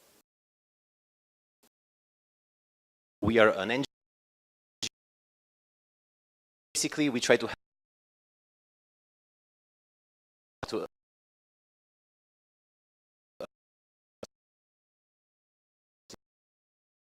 either through applied research or direct support. And the Matchbox project fits within the direct support part. It is, in a way, it's an accelerator for NGOs, where we try to provide strategic and material support, and also, maybe even most importantly, work on matchmaking between NGOs and the right type of expertise they would need to integrate technologies in their work. Yeah, the big question right away, so let's remove it off the table. Is it free? It depends. We love working on really, really good projects, and we want to partner with organizations that really want to do good things. That means that if the organizations have the capacity to pay us for our work, then we have a sliding scale of fees. If not, we fundraise for the project, or we fundraise together with the organization. And we are also trying to be as selective as possible to ensure that we are actually able to deliver to the organization and to the donor, if the donor is in the equation. So the Matchbox program is specifically tailored towards advocacy organizations that work on transparency and accountability, that wants to integrate technology into their work. And for now, the program is in Latin America and Southern Africa. And I say for now, and this is actually kind of why I'm here, we are expanding into new regions, and we are looking very closely at the Balkans for that. So the way we work with the organizations is we can help with taking an idea, breaking it down, and trying to fix it and go from an idea to an actual shaped project. We also help with planning of the project, of the steps and the resources necessary, the budgets required, and so on. We matchmake. We connect, as we said before, we connect good organizations with awesome experts, or with other organizations that can help, that maybe did the same or similar thing. And also, we connect with external expertise. Some of the projects we're working on right now, we have an organization in Mexico called Quien Compró that did a freedom of information request to the government to receive receipts from all the parliamentary spending in the last, I think, 3 years. And they received boxes full of 50,000 pieces of paper. And they are investigative journalists, and they want to tell a story with this data. And they just don't know how to start, making this into an actually usable system. So we are providing them with UX design and database construction and crowdsourcing systems and engagements to actually go from pieces of paper to a platform, a database that they can use to tell stories. In Argentina, there's an organization that wants to track bills in parliament by basically visualizing how the process is going through the different houses, who is making amendments, and why, and which amendments pass and which don't. Then we have a water monitoring project in Zimbabwe, where people through WhatsApp let the organization know whether they have water at that moment, or when they do or do not have water. This is interesting because WhatsApp was not a thing that we were envisioning to use there. We were thinking that text SMS would be more useful, but apparently WhatsApp costs much less because data costs less than texts in Zimbabwe. So that was actually a pretty big challenge to figure out how to pull data from WhatsApp to actually put it into the database because WhatsApp is closed. And then we are also helping an organization in Namibia to try to visualize petroleum exploration deals so that the people can see where the government is planning to explore for petroleum. These are some of the projects we're working on. We did many more in the last 3 years, and we are currently working on, I think, 2 or 3 more in Southern Africa. So what I would like to talk to you today about is 2 things. First of all, there are some patterns, really clear patterns, that we are finding out by working with these projects that sort of apply to any organization that wants to integrate technologies, whatever the technologies may be. From there, we have a list of questions to ask that we find very useful to ask, to start from when designing a project.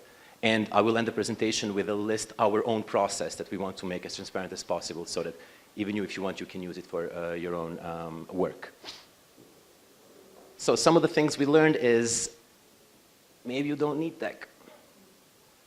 There are times in which, maybe it's better to see whether there are resources that are better used, with, for example, pen and paper interviews, because we have many volunteers, and there is just no point in creating an online system for collecting those. Many times, there is a question of what tech I actually need, because tech is everything. Tech can be, platform development, it can be a crowdsourced app, it can be, whatever. So it's very important to figure out what tech we are talking about. It's very important, once you start thinking about tech and once you start thinking about web interfaces, it's very easy to fall into the trap of making something really beautiful, while in our vision, it's always more important to look at functionality than at the shiny part, although shiny is really important as well. And that links to the last point, which is avoiding the complexity. There is always a tendency, maybe to, push slightly more functionality into a project just because I can, which might dilute the message at that point. When integrating technology into any project, what we saw is that sometimes organizations think about technology as something pertaining to a specific project and leaving siloed in that project instead of being something that's, let's say, integrated throughout the organization. So we believe that a systemic approach in this case is better because it makes for a fundamental, approach of, strategic approach into integrating technology into everyday work. And it's not only about technology per se, but it's also about the tech culture. Understanding how technology works and why some things are done in a certain way, which means, basic data literacy for all levels of the organization. In-house technical capacities that link also to the fact that project maintenance is very important is something that we inevitably find the best solution. It's always good to have external service providers, but having somebody in-house who can then keep track of that and be the bridge person with the service providers is, for us, has always been vital. And of course, the one step at a time rule, many times, we look at a big overhaul of tech in an organization, and you start by wanting to do everything, and then everything fails miserably because it was just too much to do all at once. So taking steps and being very smart about how to implement technology piece by piece is very important. And yeah, preparation is key. So yeah. We think that many times when you see a technology, you think, oh, maybe a very deterministic point of view is let's use a tool and everything will work because the tool is there. That is, it's true that the tool can do can do a lot, but it's much more important to sit down and actually prepare and think about how the tool is, we plan to implement it. And maybe this is the most important part. It is, we are, in this case, we are parachuters. We see ourselves when we go in and we help organizations that we are not locally involved with. But that isn't a sustainable solution for any organization. It's really important to create actual networks and become familiar with the technology communities within the area, because that is how a project actually creates resilience. So yeah, don't rely on us. Think like a human. We are building tools for people, and people will interact with them. So the first step is always to think deeply about the user experience of whatever we are building. And the user experience, we might think about user experience as how people interact with the website. While that is true, user experience is also the type of questions that I decide to ask people when I conduct a survey, for example. It is all about how I develop my interaction with any audience that I'm working with. And that is maybe the most important first step, thinking deeply about how humans will interact with whatever I'm building. When I'm done thinking like a human, I should start thinking like a machine. Very simply because I am collecting data, and that data, I will not be the first person reading that data. A computer will be the first person reading that data. And I have to give that data to the computer in a way that the computer can parse it, can actually make sense of it. Is machine readable. So, the very important aspect of this is a data model. A data model is a way in which I design the way I will collect the information and decide how that information will be defined in a way that a computer can actually parse it and make sense of it. So that is kind of like, that was the pattern that we constantly find in organizations in terms of very important steps that we just see as steps that all organizations kind of struggle with. And we also developed this list of questions to ask that and actually help a lot with developing a project and actually refining it. Starting from the obvious one, from the audience question. We know that a lot of us, it's an obvious question. We always think about who's our audience, but time and time again we see organizations thinking about the general public as their main audience, which sometimes is okay, but it's always good to unpack it as much as possible, because that gives us a way of thinking how to communicate what we need to communicate in a more focused way. Ooh, I have 3 more minutes. I will be faster. And the more time you spend unpacking that information, the better your message will actually be. It's also important to think about what type of data I will be collecting, because the type of data will influence very much the type of project I'm building. So if I'm scraping data, or if I'm crowdsourcing, or if I'm collecting SMS information, that will all influence a lot the way I actually build my project and build the platform with the database around it. I'm collecting information, and that information is usually about human beings, so that's very important to ask ourselves whether I am keeping that information in a safe and secure and private way. I might cause problems to my community if I am not protecting that data correctly. And I also might cause problems to myself if the themes that I'm dealing with are dangerous. Again, the case of the Mexican organization, they already received, let's say, almost transparent death threats about the fact, about the work they're doing. And safety and security online of data is a very complex thing. So that's maybe the most important aspect of when to ask for expert advice. And in this room, literally, I think I know that there are 4 people that can really help you with that if you have any questions. From myself to Michael Bauer or Donna from the School of Data. Experts are out there and they're really helpful, and if you want any more information about that, I'm around to give you more info. And again, a very important question is if I'm doing something new or if I'm doing something that somebody already did. Many times it is better to do an actual scoping study to see whether somebody else did the project I'm trying to do, to learn from it. See what mistakes have been made or what good opportunities have been created by that project, and basically start from there instead of starting from scratch. And then I should look at technology that already exists to implement my project. You will see that slyly I said, what open tech can I use, because in our approach, transparency and open source go hand in hand, because anything that I do is actually, if it's transparent, it should be also transparent down to the basic bits and bytes. And that is also a good way to collaborate with the community and give back to the community if we develop something new that might be useful for others. So it's a way to meet new people and help a friend. And then there's our process, and I will be really fast about this. These are certain steps that we always take when we work with people. And I hope this will be useful for you, and if you have any more questions about this, I will be really fast. I'm around, just find me, I'm the guy with the beard. We start always by checking assumptions. And we ask the organization we're working with to think about what what they want to change really deeply, and then brainstorm what they think would change, would make that change possible, and then we take those assumptions and take them to the audience and try to basically check test them, validate them to see whether they make sense for the audience as well, and try to do this at least a couple of times. Then we move into this discovery phase where I'm looking into, am I reinventing the wheel? Who can I learn from? And what were their wins and their mistakes and their obstacles? And of course, what other tools are out there that can support me? From there, we move to making a plan. We start with a pilot. We always think that starting with a pilot is a very, very smart thing to do because I don't think about the whole project. I think about testing my idea in a very concrete and constrained way. An MVP, a minimum viable product, or a pilot is a very, very smart thing to do to start with.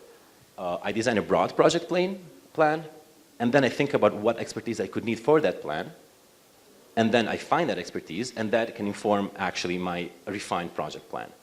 And from here, I will know my resources, I will know how much time I will need, and so on.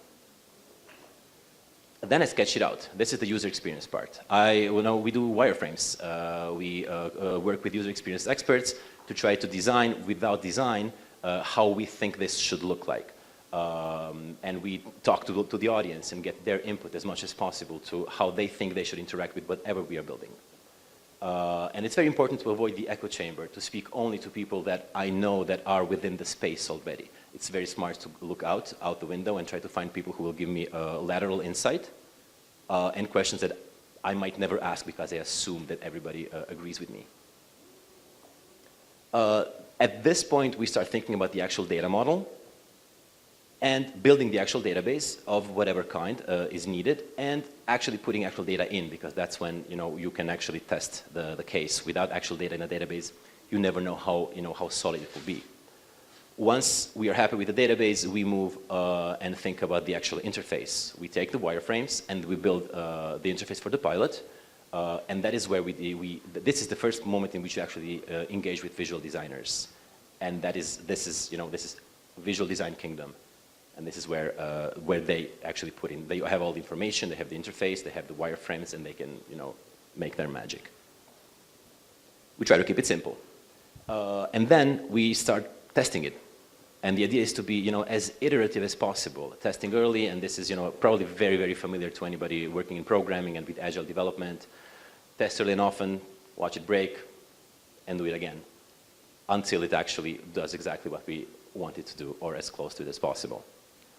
And at the end, share with the audience and engage them into this loop as much as possible. So these are the 7 steps that we usually always take. They always get customized, they're always sort of bespoke, but we always go through these steps in any project that we do. And I hope this will also be useful for you to, when you think about your projects. That being said, this is us. The Matchbox.io is the website. If you want to check out the presentation, it's on the link below it. It's on Google Sheets. And these are the Twitter links of the engine room and of myself. And get in touch and find me around and ask me questions. And we are very happy to engage. Thank you.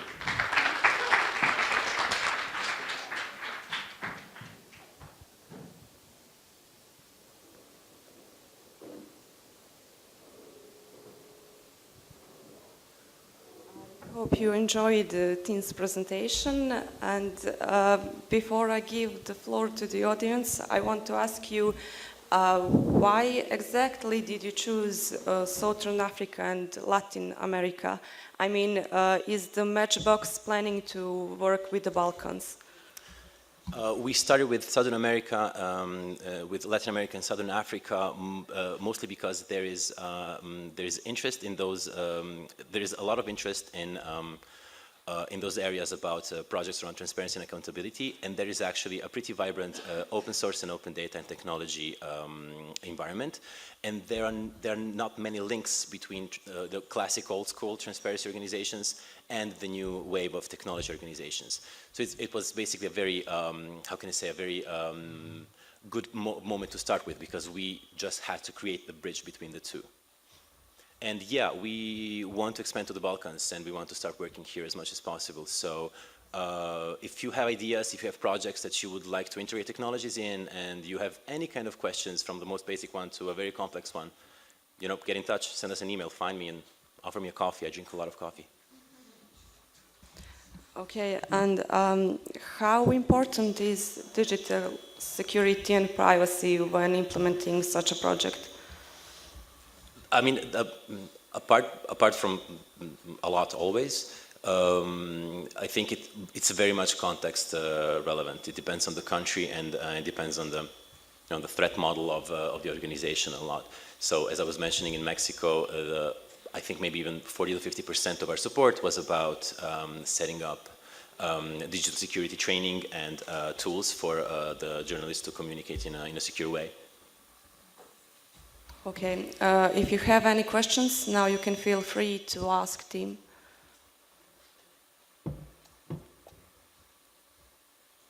Okay, there is one in the back. Do you need a mic? Yes.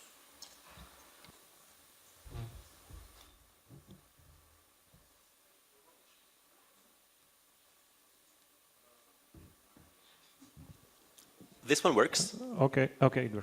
So one quick question: when you finish with sentence that you test your application and then you release it when it's ready. But there is another philosophy that basically whenever something is even half baked but can work in a limited way, release it so that it's on the market as early as possible. And then while it's on the market, let's say, while it's released in public, then you slowly increase it, add new functionalities and so on. So can you explain better the last part where you are testing the application and so on? So how what's the moment when you actually release your app to the public? That's a good question. So the process that we went through now is mostly the process behind the scene. It's everything that happens before the launch of any kind of project or campaign. I mean, I think maybe it's important to mention that we are talking about apps, but they don't necessarily have to be apps. They can be, we are talking about, surveys or crowdsourcing processes, whatever type of campaigning process might be involved. And it's probably pretty much linked to the fact that when we talk about campaigns, there's always a launch because there's a communication around it to make sure that it reaches the biggest amount, the biggest possible audience. So we usually find ourselves defining and designing for a specific launch and not designing it relatively publicly. That also doesn't mean that it's not necessarily always like that, if that answers your question. Any questions?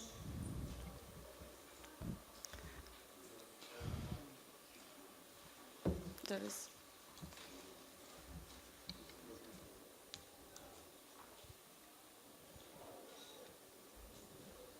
Do you have things you're leaning towards, any things that you like to work with? Could you repeat that? Do you have things you're leaning towards, any favorite projects or kinds of projects? Well, I mean, not necessarily. I mean, as long as it's within the realm of transparency and accountability, because that's the the scope of the program. We are open to any kind of idea that is that we find exciting and where we think we can actually help.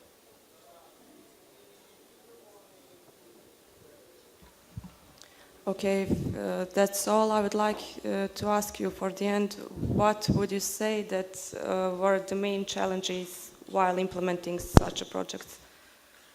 Well, I mean, I guess the main challenges for us were always, it depends very much on the context. So I guess the challenges were always, culture-based. It was kind of like the push and pull of us wanting to bring in experts from, from the world that we know and checking ourselves and understanding that we should do more research into local-based capacities and experts.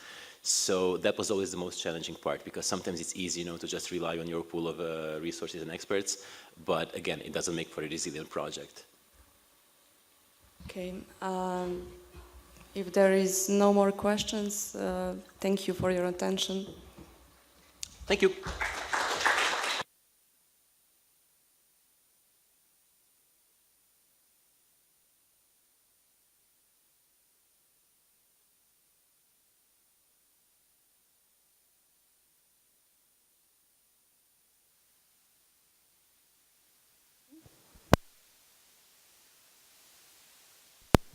Or now it is.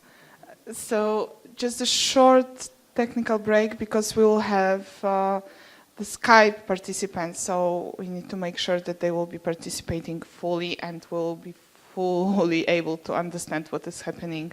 As we know, Skype is a very surprising tool and always gives you the pressure of you never know.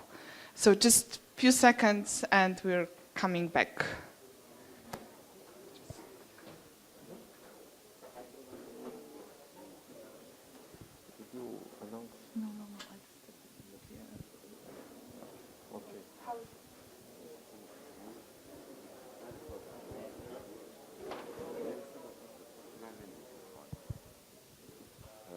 Skini me iz mastera. 1, 1, 1, 1, 1.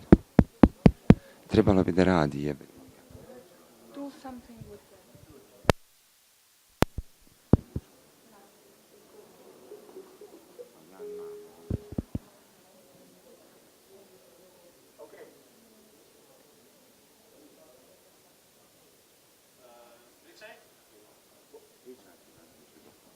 Hello, hello. A test for Skype. No test for Skype. Test for Skype.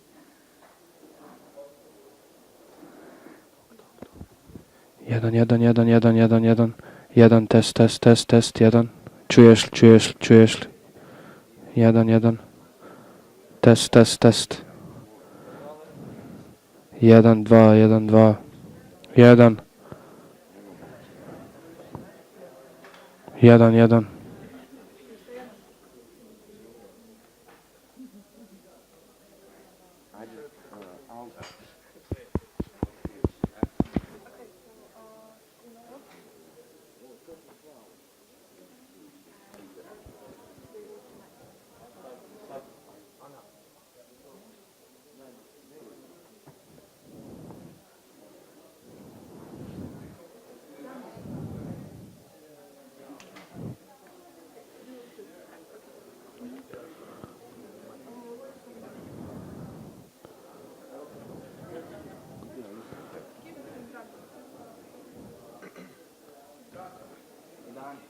Jedan.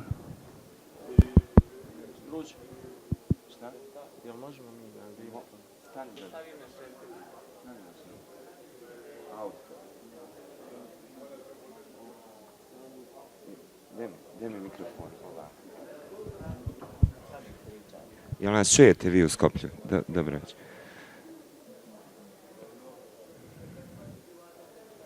Vi nas čujete, jel tako?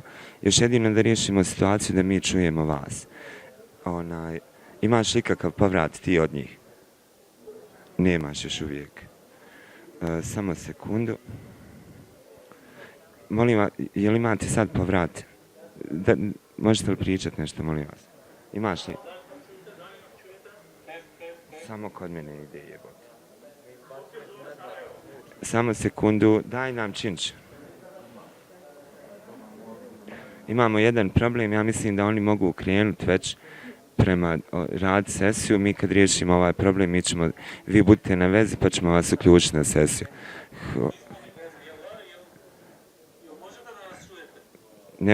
Riješit ćemo mi taj problem, vi samo ostanite na vezi, molim vas. Hvala vam. Ne možeš ovaj raditi s drugim mikrofonom.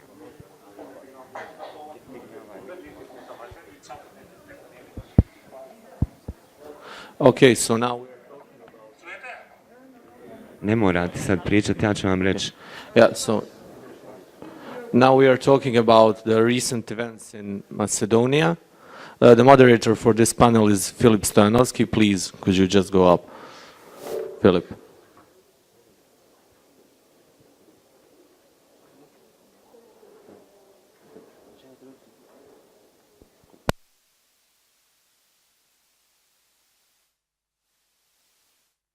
Hi, everybody.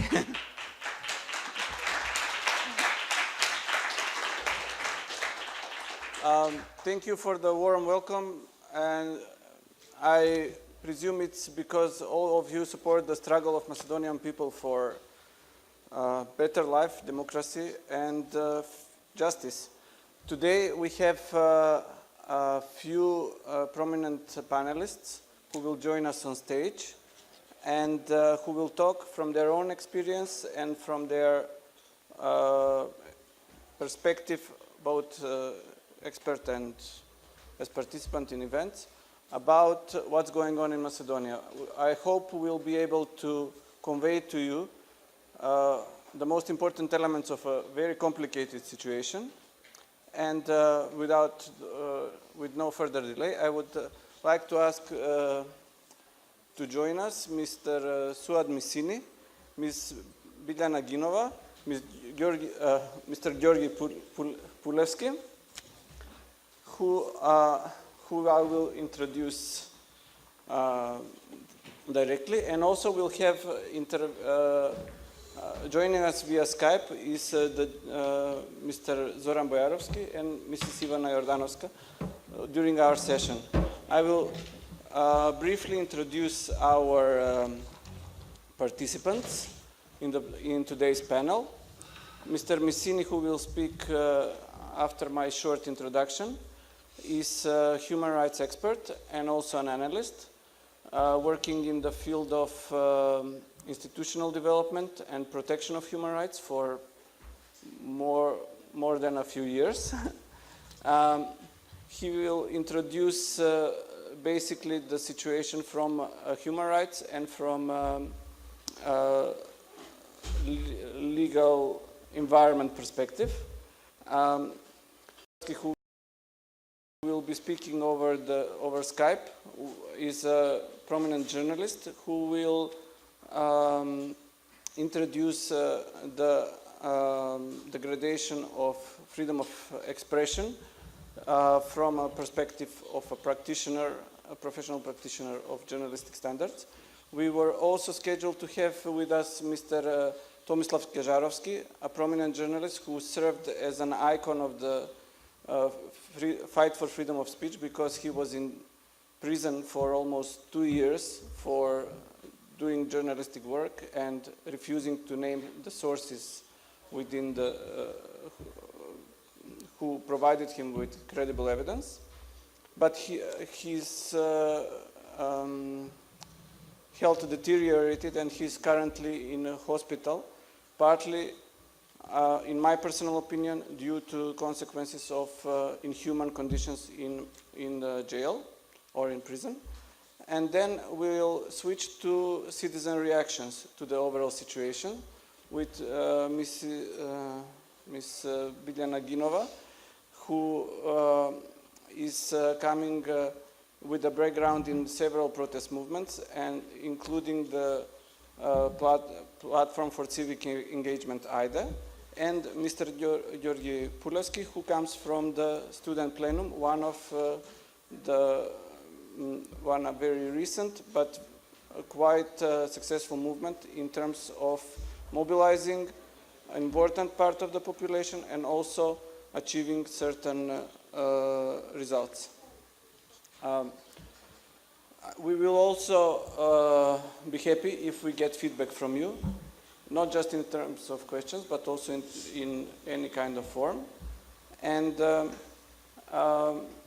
for that purpose, I would like maybe to ask you a few questions before we start.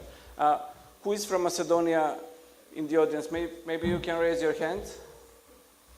Okay, if you identify these people, you can talk to all of them with about more information during the whole conference. Who has ever been to Macedonia in the audience? Oh, more than a few. Yeah, cool. Who has been in Macedonia in the last 5 years? Less than those who have ever been. Okay. Well, by way of introduction, maybe we can start with Mr. Misini, or would you like to see a few cartoons first? Raise your hand. All right.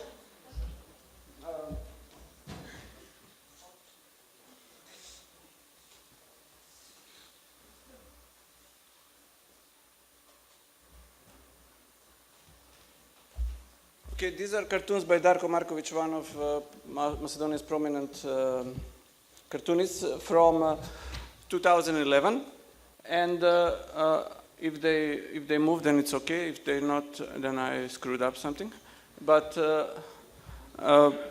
can I have the mic, if it's possible? Oh, Donna, could you run them down? Well, what we have in Macedonia is basically a country of 2 million people, deep in the Balkans, an aspiring EU and NATO member who has backslided from democracy. By way of introduction of what does it mean to backslide from democracy, I will just read the conclusions from another event that was very interesting on a global scale. That was the 7th Assembly of the World Movement for Democracy, which took place in October 2012 in Lima, Peru. And at that event, organized by National Endowment for Democracy, there was 4 characteristics identified about the process of backsliding. These are, the first is the shrinking space for freedom, a process which creeps up and often goes unnoticed by the public. A decline of freedom of expression, for example, often starts with self-censorship. Public information becomes increasingly incomplete, inaccurate, and hard to access. Consequently, the government stops letting people know what it's doing. Second, corruption becomes so widespread that citizens accept it as a norm. And thirdly, trust in institutions declines as their legitimacy is replaced with legality. And the final indicator is selective application of justice, most poignantly illustrated in selective persecution of opposition leaders.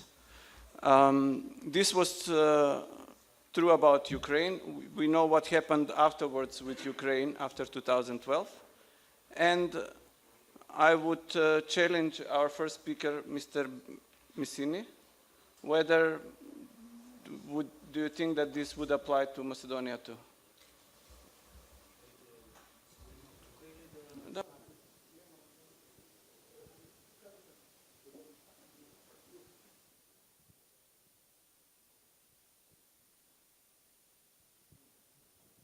Good evening, everybody. Just a couple of hours ago, I realized, and I was interviewed by Al Jazeera Balkans for their web edition. And then I was mentioning this conference, so I made some publicity for it. And accordingly, I will send my invoice to the organizers.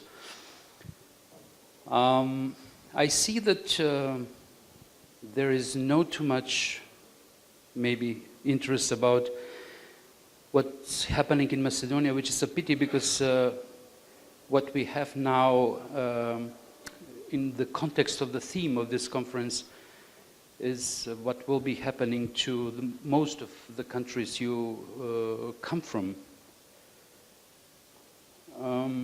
By saying that, I want to underline actually one element which we call a certain sophistication made by the government in abusing the rule of law and abusing everything which concerns the public data and the access to public data. And when speaking about this sophistication, I will give you 2 examples through which I want to show you the development which was made in Macedonia during the previous years in the context. So we got in a moment some years ago a law on access to information of public character. It was a good breakthrough in the sphere, since investigators and journalists and civil society activists were given a tool to access the information which were produced by the government and the information which concerned everybody in the society, actually. After a couple of years of implementation, we saw that this law was transformed to its opposition, actually, because of the articles of the law which were saying that, for example, you have a form that you provide when you ask a certain information, and the law prescribes about 30 days for you to get the response back. What was the result of the practicing of the law was, I mean, beyond the change in the mentality of the government, which started more and more to proclaim certain information, certain data as inaccessible, as state secret, etc., etc. Even the most banal one. What was happening is that you don't get any answer from the government after 30 days. But the law was a good one, let's say, and it prescribes actually that you have a right to appeal the lack of response, and then you go to an administrative court and you appeal the lack of response from the government. There is a certain time when the court has to respond to this claim, but we were having periods of 6 months without having any response, and nothing happens. So there was about a complete gangrene of the concerned institutions, and that's why we are now saying that this law doesn't serve its purpose. The second example is about, again, another breakthrough in the area, which was the creation of a web portal on which the government was uploading all the legal texts and laws that are meant to be adopted in the parliament, enabling the citizens and everybody concerned about different texts of the laws to react on the text, to give the reactions, to give amendments to the text, suggestions how the laws can be bettered, and etc.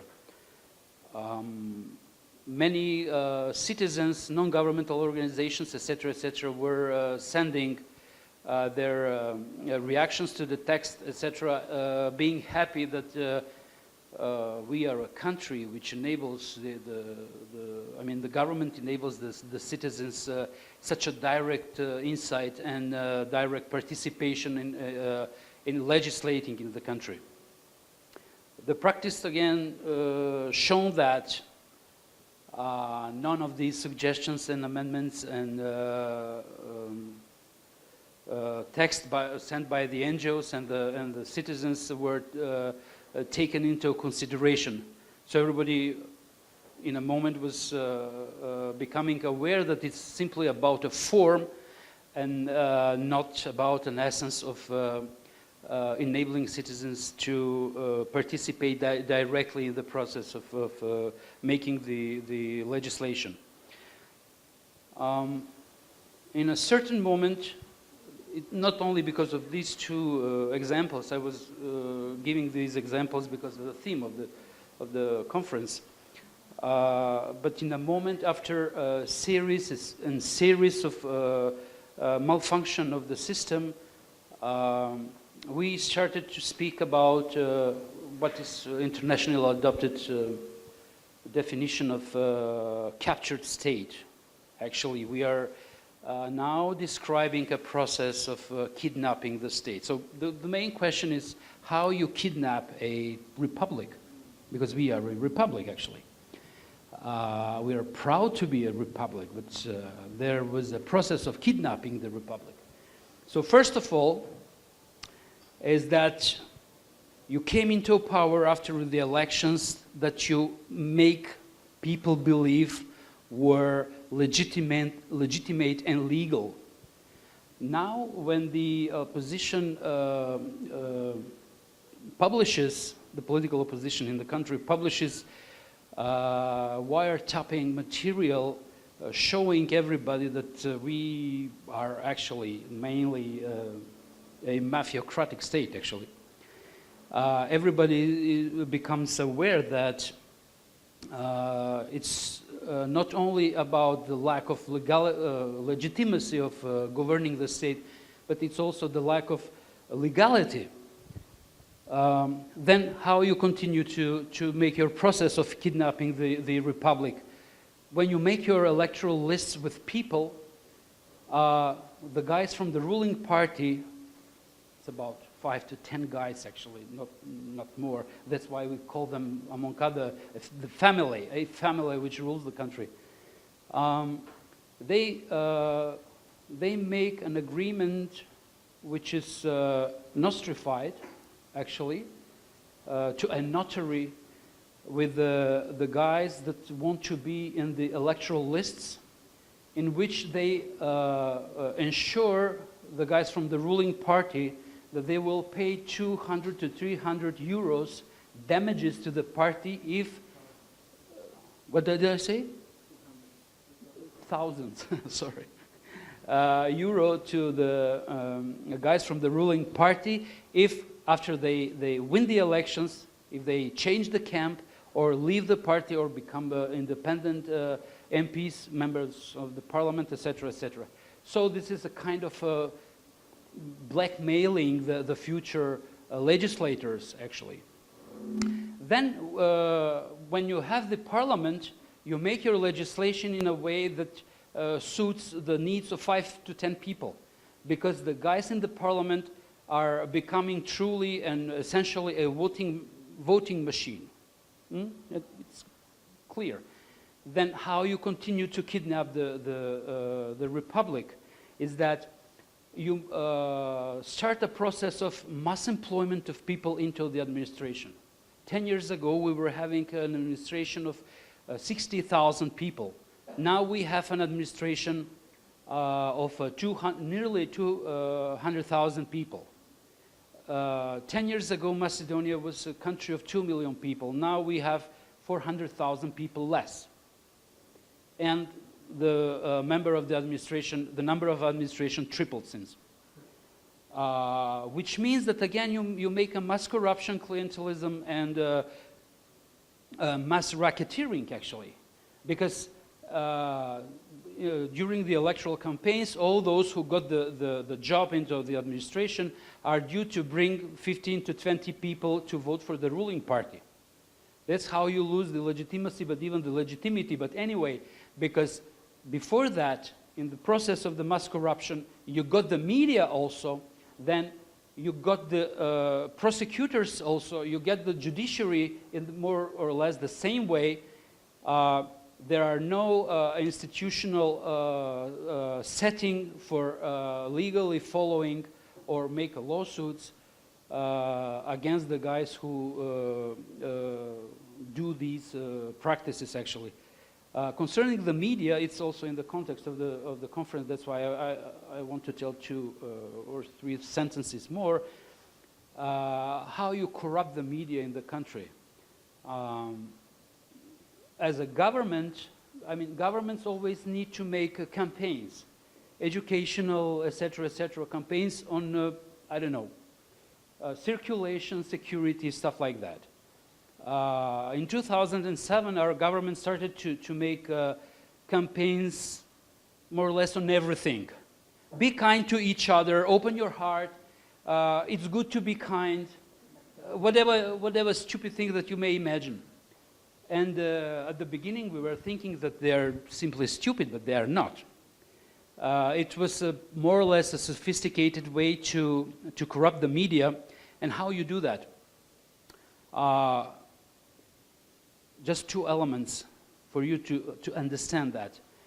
The question is that if the campaign costs, let's say, 500,000, they pay 1 million.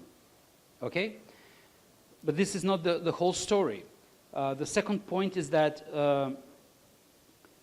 there is a budget line in the national budget called services. And then under services, you may imagine everything. It's not specified. This budget line, it's about 400 million euros. It means nothing to you, but let's say that it's, let's say, a fifth or almost fifth of the national annual budget. It's a lot of money.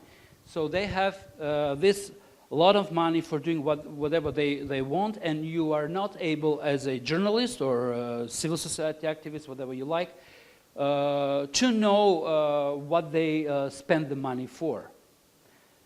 Then, speaking about the sophistication, you have this process as follows. They publish a tender for a campaign. We love each other. This is the name of the campaign. And then they publish a tender. It's a transparent procedure. 1 minute. It's a transparent procedure. And then there is a firm which is engaged to prepare the campaign. They think about the logos, websites, publicity, and everything else. And then the tender is closed. The enterprise is invited to execute the campaign, to realize the campaign. And everybody is happy because we have such a good government which works in such a transparent way for the well-being of the citizens. Which is not seen is that the tender doesn't contain the amount for the broadcasting, for the cost of the broadcasting. And there is a body of the government which is called General Secretariat who actually pays for the broadcasting. It's not their job. But they disseminate the money for the broadcasting only to the selected media.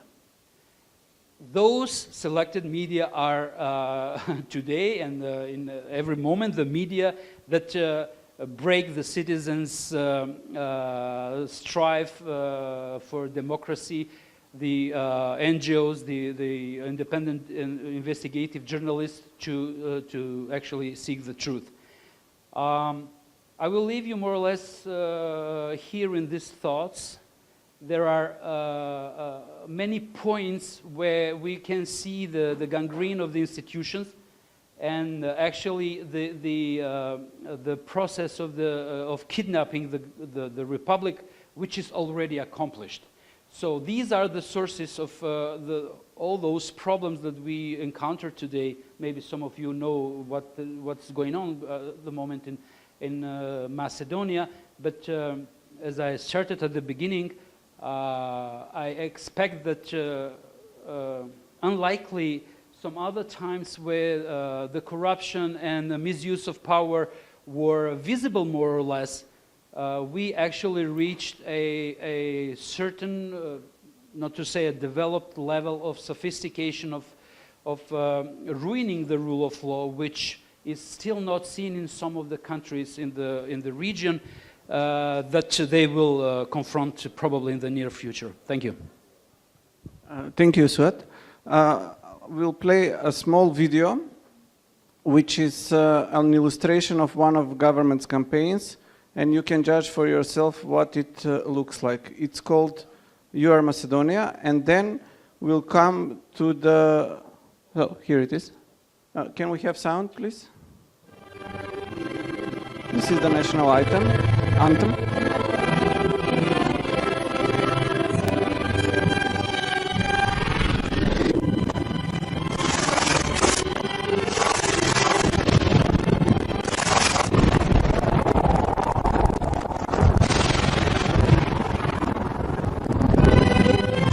Makedonija sakaš da živiš. Od tebe zavisi. Ti si Makedonija. So it says, in what kind of Macedonia do you want to live? It's up to you. You are Macedonia. If it's possible, we'll introduce for 3 minutes our colleague activist Ivana through Skype, who will tell us about a new development which alongside the civic movement started to unravel the structure of corruption within the country. Can we have Ivana online? Hi, Ivana. Hey. Can you hear me? Yes, yes. Please speak fast because we are almost out of time. Can you introduce the term bombs in the... No. Well, I think that you have to take them as part of the whole process that has happened. information to publish, as they said. Afterwards, they published information that was regarded as less bombastic, to say in a way, because I believe they were afraid, and this is something that the leader of the opposition even said, that they were afraid of the escalation of the protests and the protests becoming violent, which luckily hasn't happened so far.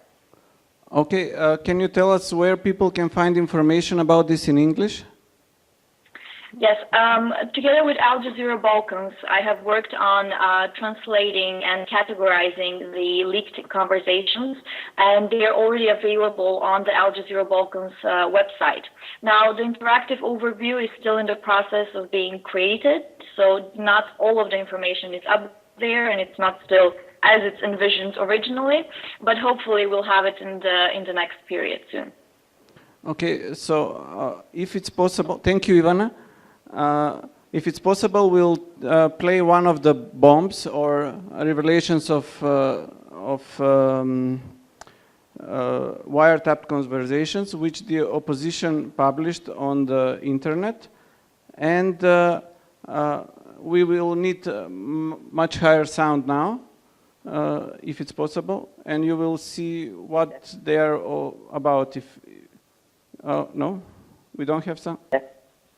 Can we? No. Oh, we don't have the sound. Sorry, but this is what they talk about. That basically, when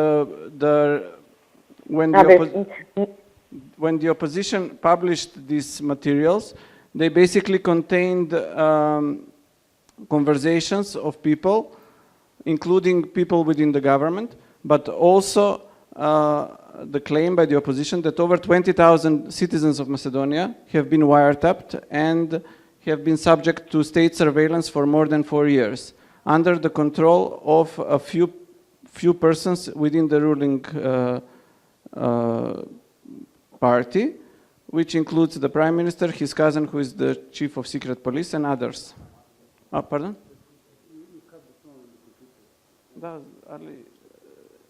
I cut it because there is. Oh, sorry. We can. We'll send you some links afterwards. But in general, what we experienced was basically the total destruction of the credibility of the government among the population that was able to hear these wiretaps.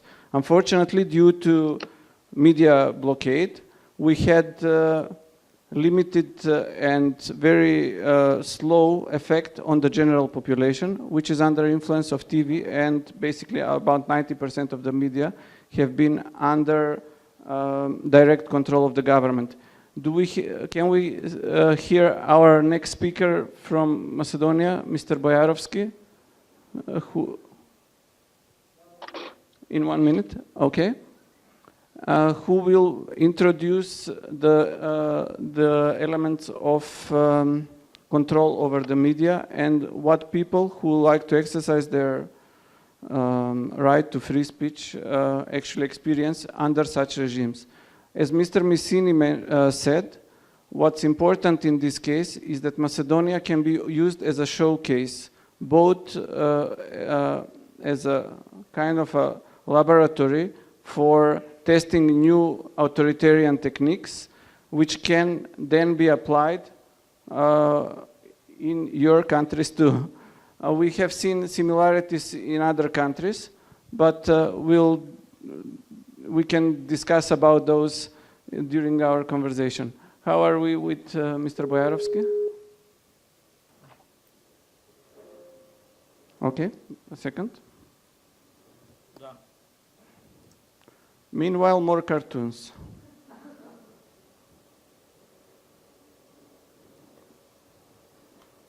So the guy in black is our Prime Minister.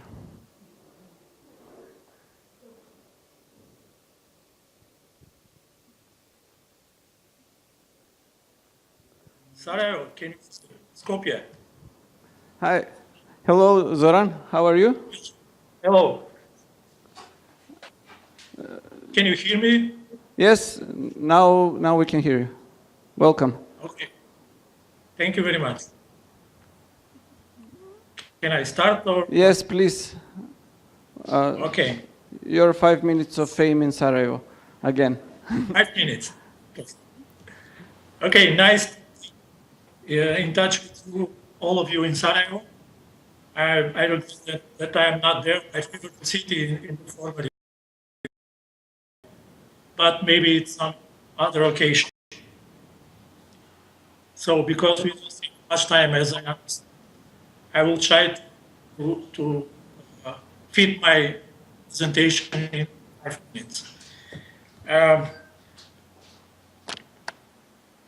Okay, violation of media freedom have become commonplace in Macedonia.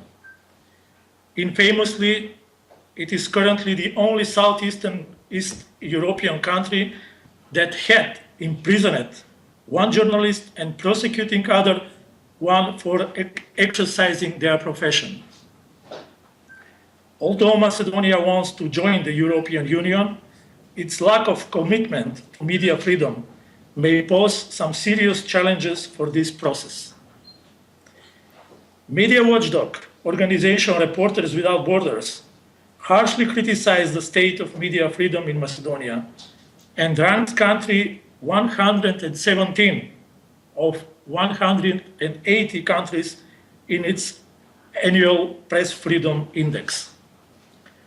The worst result in Southeast Europe. This poor performance is even more worrying when seen in comparison with the results achieved in the recent year.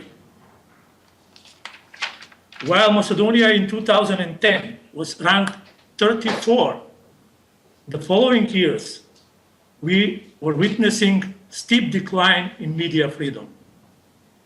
The IREX Media Sustainability Report 2014 notes that the current situation may well be the worst ever. Furthermore, the parliamentarian opposition revealed in the recent month with wiretapping scandal that the governing party under Prime Minister Gruevski deeply influences press and political reporting in the country. Some of the ruling party officials participate in the editorial policy of the biggest media outlets on a daily basis. The lack of independence of the judiciary poses another threat to independent journalism. The recent removal of the defamation from the criminal code was followed by changes to the civil defamation law, raising the ceiling for fines up to 27,000 euros. In effect, the generally appreciated decriminalization of defamation may thus not have the desired effect of encouraging independent journalism, but may seriously raise the stakes for investigative reporters and journalists engaging with the sensitive issue, as few are able to pay such a high fines. The law is fostering self-censorship rather than leveling the playing fields. In a similar way, the anti-monopoly clauses of the broadcast law, which were finally enforced in 2012, did result in some changes in the ownership structure on the Macedonian media market, but mostly on paper. The original owner influence on the editorial policies of the media outlets continues to be felt. Other provisions, such as those regarding accreditation for foreign journalists, are simply restrictive. Other rules, like those regulating access to information, are not being implemented sufficiently. Politicians have a practice of speaking only to a friendly outlets and ignoring information requests from a critical one. The case of the dubiously closed critical news channel A1 5 years ago and 3 other opposition-oriented outlets in 2011 drastically altered the media landscape in the government favor. Macedonia has a large number of broadcast and print outlets for its population, but the pro-government media, including the public radio broadcast system, Macedonian radio television, and several private television stations and newspapers hold a dominant position in the market. A small number of traditional media outlets and a few internet portals carry more balanced or critical coverage. The government furthermore holds considerable economic power in the small, distorted media market of Macedonia. Macedonian government and its agencies is the top advertiser in the country with over 20 million euros which is 1% of the national budget, spent annually on the advertising for the government. This media budget almost in total goes to the pro-government media. Critical outlets continue to disappear. The independent daily weekly focus, known for its investigation of corruption and government abuses, both closed shortly after the March death of the Mladenov, their founder and the managing editor, citing financial pressure from the several ongoing defamation cases. The weekly later resumed publication with the donor support. Another critical weekly, Građanski, closed in March, also due to financial difficulties. Macedonian journalists face different forms of harassment these days. Smears campaigns and hate speech are widespread. Brutal death threats and intimidations. However, these actions remain ignored by the law enforcement. On the other hand, when journalists are not the victim of offenses, but allegedly committed them, charges are frequently politically motivated and out of proportion. Tomislav Kežarovski was sentenced to 4 years of a prison in October 2013 for revealing the name of the allegedly protected witness in the murder cases he was investigating. Another investigative reporter, Zoran Božinovski, is still prosecuted and are waiting to be delivered in Macedonia because he is still in Serbia. This was my presentation, and I hope I fulfill your expectation. I'm here for your question if there's any. Would any in the audience like to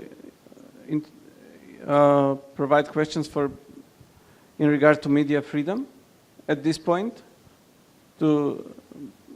Or would you wait at the end of the whole presentations? If not, Zoran, if you can stick around, then we will plug you in when we have the session with question and answers, if it's possible. Okay, I'm here. Thank you very much, Zoran. You're welcome. One of the things that happened was that with the big revelations of corruption and also with various civic protests, we had an escalation of this political crisis that has been going on for years. But this year, an event happened that drew the attention of the whole world towards Macedonia, and that was an action in Kumanovo in which the police. First of all, I'd like to say, as Philip mentioned before, that I'm part of many initiatives and movements in the country, and most of the pictures and protests that you will see behind me, I have been participating in them. Even though here at this conference I'm invited as a representative, as a representatives from Civic Platform IDE, I will speak here only in my name and I will share only my opinions about situations because many of them are sensitive, of course.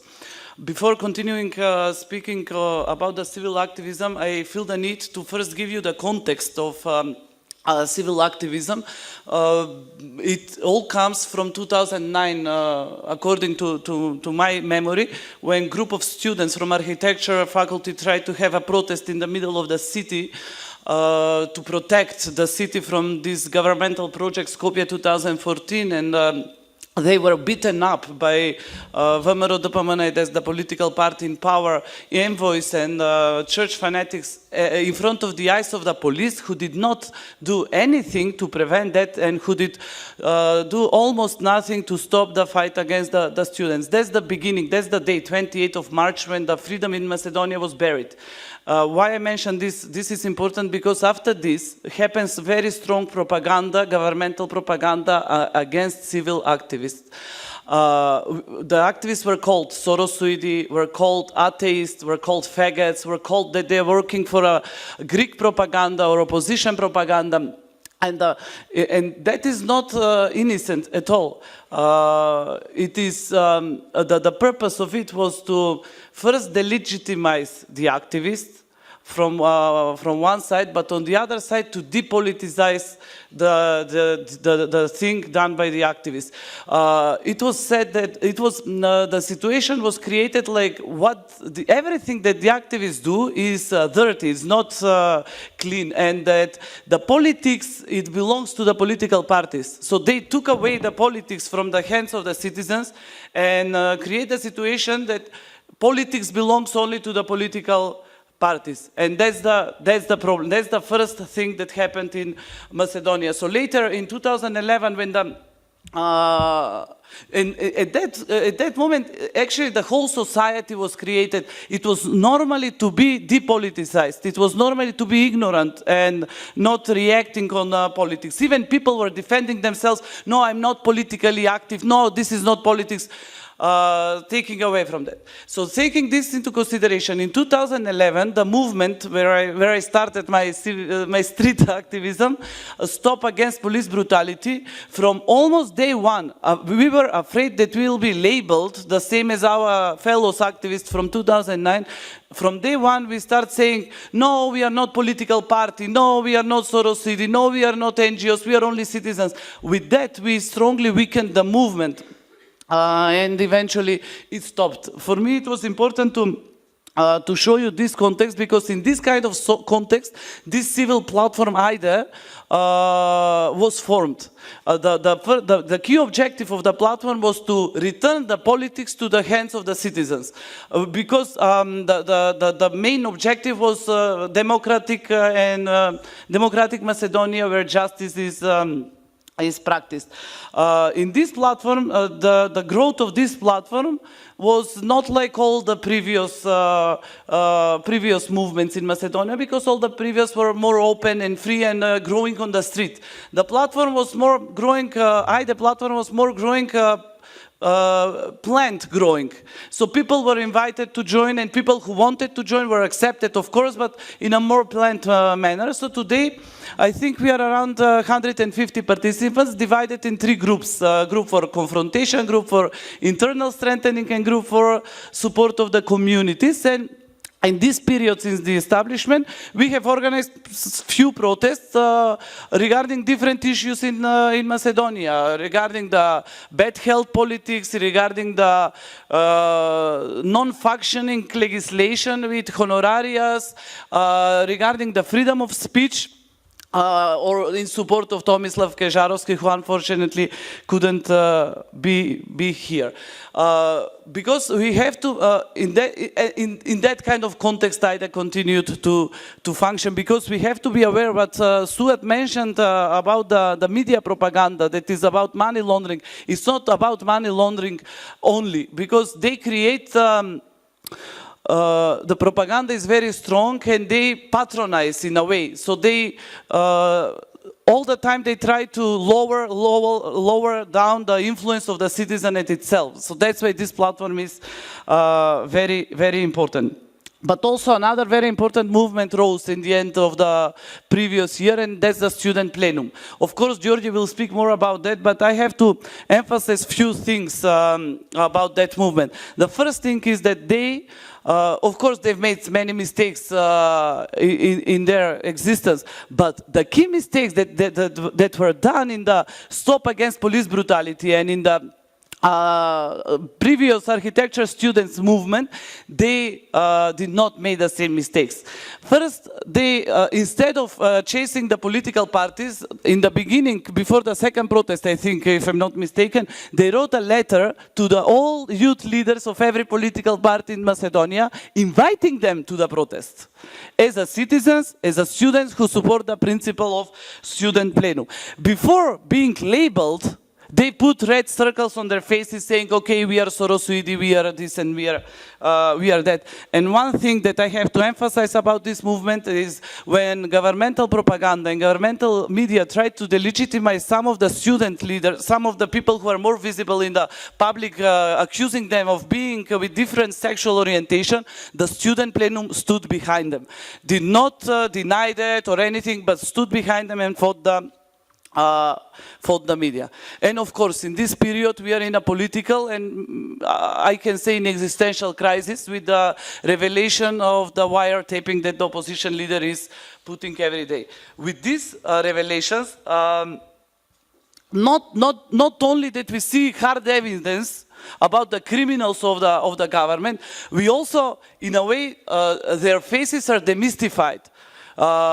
Before they were like some names that everybody was forbidden to mention, especially the name of the director of this State Bureau for Counterintelligence. Now we listen the monstrosity of their degradation of human beings, and not just the citizens and opposition, even their own human beings who are not part of these key families that run the country. So we hear in one bomb that they are nervous, not because the police officers killed a boy on the street. They are nervous because they were incapable to hide it. And that bomb actually rose anger and raised the people who were protesting for 3 months in 2011, again on the streets on 5th of May. That day, it wasn't only about police brutality, even though it was connected with the murder of Martin Eshkovski. Everybody who felt the injustice of this government were on the street, were in front of the government. The anger was very difficult to be controlled. There were some incidents who were isolated in a way, and that the whole protest, that pushing with the government, there are some pictures there, lasted from 5 p.m. to 10 p.m. At one moment, these Motorola's that police officers have, they all went yellow and they cleaned the area in 2 minutes. We saw the police brutality in practice. In 2 minutes, they beaten us, they ran over us, they put people in prison. Most of us, I was ran over by 4 or 5 police officers, only at the end to be hit in the back and to be thrown in the crowd again. We saw the police brutality in practice. The later days, they did not allow us to go and protest in front of the government, directly breaking the Article 21 from the Constitution of Republic of Macedonia. And then on Saturday, on 9th of May, happened Kumanovo, the situation that Philip mentioned. It put the movement in very difficult situation. Even though it was movement that united all the initiatives in Macedonia, it was still perceived as a movement that Stop Against Police Brutality initiated. And they put a different language into the media. They said, while our police officers lost their lives defending our country, there are some Sorosuidi who protest against them. So instead of protest, those 2 days we had a meeting. We had a citizens meeting to discuss that, and instead of Stop Against Police Brutality, we formed different movement called Protestiram, for which I will talk more about tomorrow at 8 o'clock at Galleria Duplex. And stating these 3 key demands, that we want, the citizens want immediate resignation and legal responsibility of the government, immediate release of the students who are under arrest since then in the pre-trial detention, and the most important is forming a government for institutional for democratization of institutions in the countries. And here I close with the main thing. Of 17th of May, the opposition with the Citizens for Macedonia coalition, which is signed by 50 organizations, had the biggest protest ever happened in Macedonia, with more than 50,000 citizens on the street, all united according to one demand, and that is the resignation of the of the government. Since then, the group of protesters, the group of citizens is camping in front of the government, and their determination is to be there until the fall of this government. That camp is full of political and cultural program, debates, and speeches from prominent activists and political leaders in the country. I'm sorry for, I even shortened it a bit.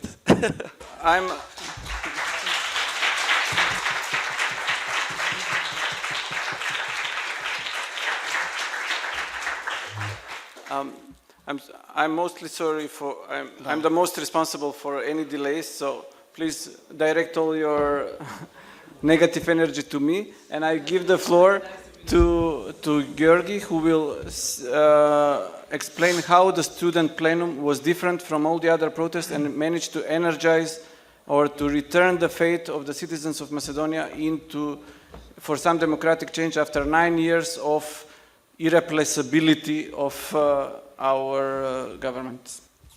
Hello all, my name is Georgi Pulevski and I'm a member of Studentski Plenum. Studentski Plenum is a student authentic organization with horizontal structure. So that means that every student has equal rights. We made the decision making in two ways. We have internal plenum and general plenum. In the internal plenum, we make decisions for the less important question, and the coordinator of the internal plenum goes to the general plenum and just says the voting process in the internal plenum. That means that that messenger or the delegate doesn't have special rights or some immunity. On the general plenum, all students, all the members come in the general plenum. So we take big hall, maybe with 400, 500 people, and we discuss and we vote for the most important questions. Sometimes it's chaotic, sometimes the meeting lasts 8 hours, 9 hours, but we get it done. The first battle for the student plenum was the decision for the government to impose external testing. That external testing meant that all the students need to take 2 additional exams, one at the second year of studying and one at the end. That external testing should be done by institution outside of the university. Institution that would be chosen by the parliament. And we all know that in the parliament, the most of the members are from the ruling party. We made huge texts why this was wrong. First, that this external testing is breaking the autonomy of educational institution. Second, the government didn't show no methodology how they diagnose the bad education and why this external testing is needed. And the third and very important, the form of the external testing was ridiculous. They said that we need to choose one right question, one right answer from offered 5 possible answers. So it's something like the quiz Who Wants to Be a Millionaire? That's the epitome of bad effects from watching too much TV. And really, you can test art or philosophy or music with choosing A, B, C, D. But the government didn't listen to us. So we said, okay, we must make a protest. So when we made a protest, on the first protest, we had 3,500 people. On that protest, we didn't have any national or party flag. But all the students, all the members on the protest could make speeches and transparent on any language they want. On Klingon. So that was the first difference from the other protest. And we, maybe 3,500 doesn't sound very much to you, but for us, it meant a lot. Because before that, all the civic protests had around 2,000 people. So the protest was very successful. When the government saw that, they started being aggressive towards us. They started demonize us. They said, they pick from, because they have all the corrupted media in the country, and that's 95%. And they start marking with red circles the individuals on the protest, and they said, okay, this is the formal position, this is working for the Open Society Foundation, who is sponsored by George Soros, and the purpose for this was to discredit the protest, to destroy the authenticity, and to show the particized nature of the movement. But we and the public start laugh at that, and we started making another protest. On that protest, on the second protest, we had 11,000 people. Okay, 11,000 people, and that protest. Okay. And that protest was one of the biggest civil disobedience in our history. When the government saw that, they started backpedaling. The prime minister on the national TV said, okay, this external testing will happen in 2018. What that meant? That meant that all the current students won't get affected by the external testing.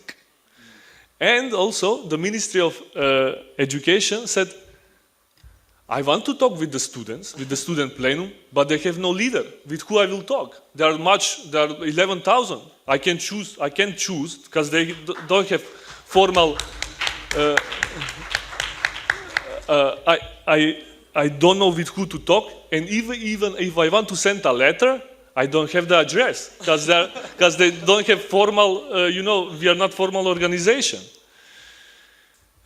After that, we start get energized and get positive vibration with these sayings. So we made a third protest. That protest had maybe 7,000, 8,000 people. The government saw that we are very dangerous because we have mobilization effects. So they put the law in the parliament, and they voted for yes in 3 a.m. o'clock. So the parliament, first time in the history, was working in the 3 a.m. o'clock. And you know what happens in 3 a.m. You go to the disco, you sleep, or you sleep with another. That's it. They voted in the 3 a.m. so the people are asleep, and the press also is outside from the parliament. So we said, okay, there is no point in making another protest. We must be radical. So we started making a plan to occupy the faculty. It was tough, it was scary, because it didn't happen anytime in our independence. But we did it. We started occupying 2 buildings. In one building, we had philology, philosophy, and psychology. Studies, and the another building was the IT, technological science studies. When we did that, we started making autonomy zone. So the purpose was not just to be there and play music and do drugs. We started making our own educational program. And lots of people came on that program. People starting discussing, debating, and so on and so on. At the 10th day of this occupation, the occupation spread in all the faculties in Skopje. So, at the 10 days of the occupation, there was no faculty that was working. All the students was being there, and they stopped all formal education. We sleep there, we eat there, we did everything there. So, okay, okay.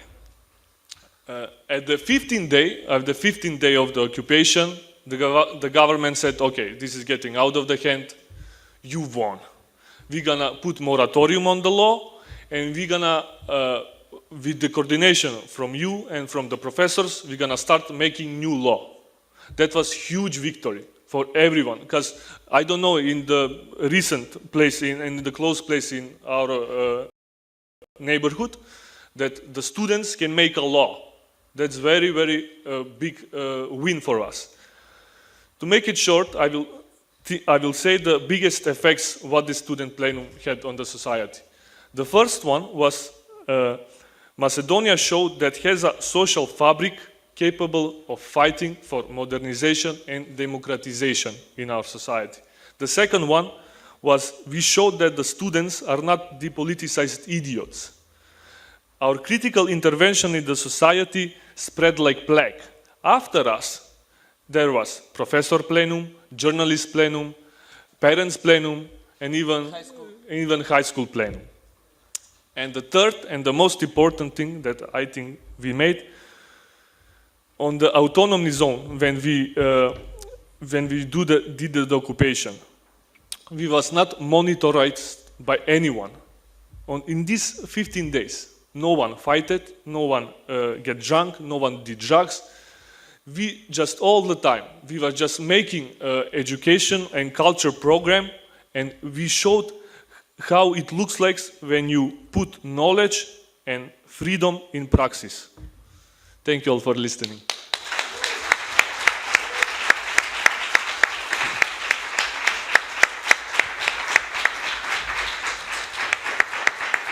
Thank you, Georgi.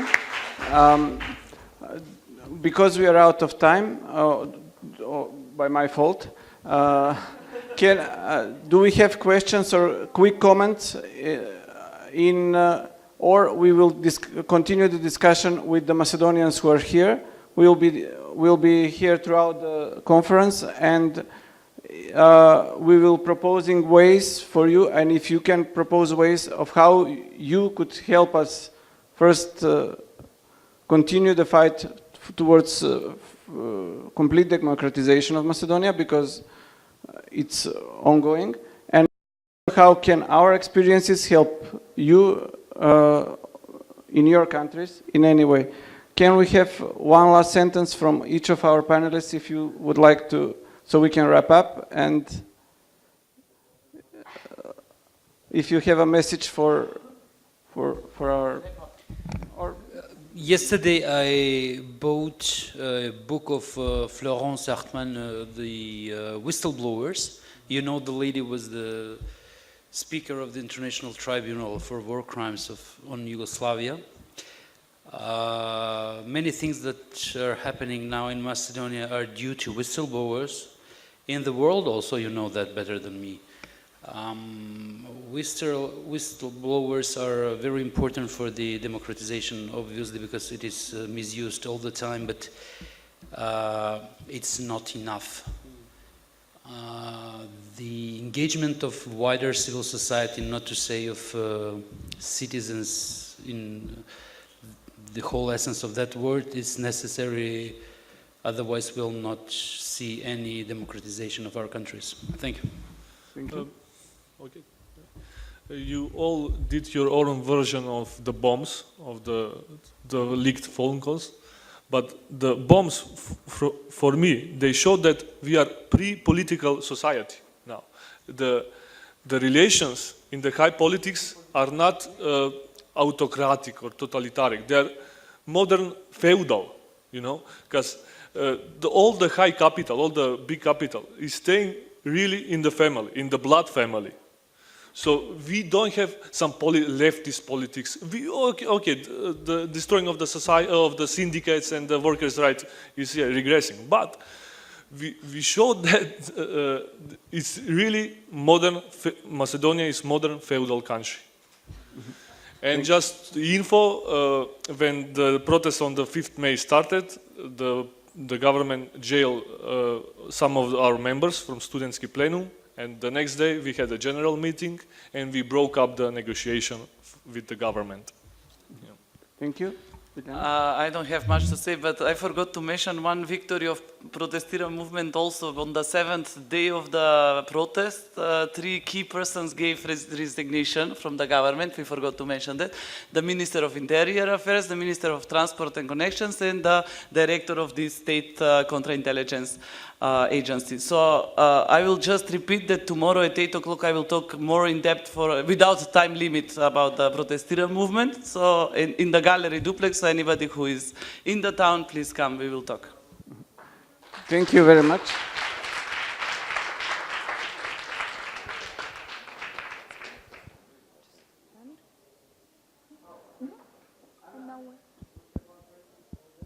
No time for questions. Ivana, I'm so sorry.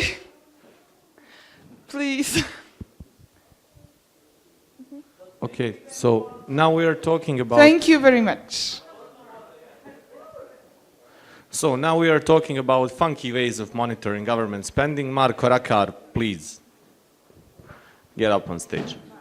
I saw Marco just a second ago.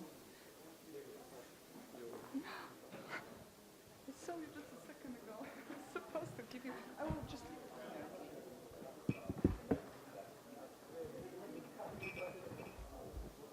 Hello.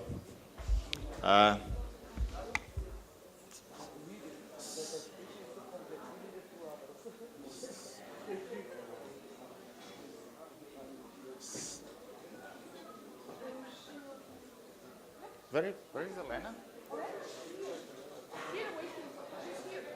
Yeah, come up. Well, I'll be your moderator for this session. And as you can see, I have only one panelist, so there is not much to moderate after all. But we'll try to make it up to you with some questions and hopefully some really funky answers after the presentation. So we have Elena Calistru, I hope I said that right, from Bucharest, Romania. And she will talk to us about funky ways on how to monitor government spending. So, Elena, the floor is yours. Hi, everyone. I'm sorry to have interrupted the session on Macedonia. It was very interesting for me to hear that in Macedonia, activists are accused of being paid by Soros. It's the same in Bucharest, even after 8 years from our EU accession. So apparently the region is very similar in the end.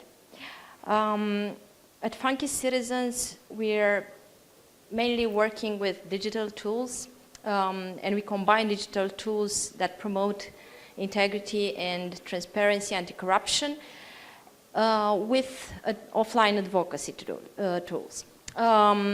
Amongst our projects, we also have a fact-checking initiative, which is called Factual.ro.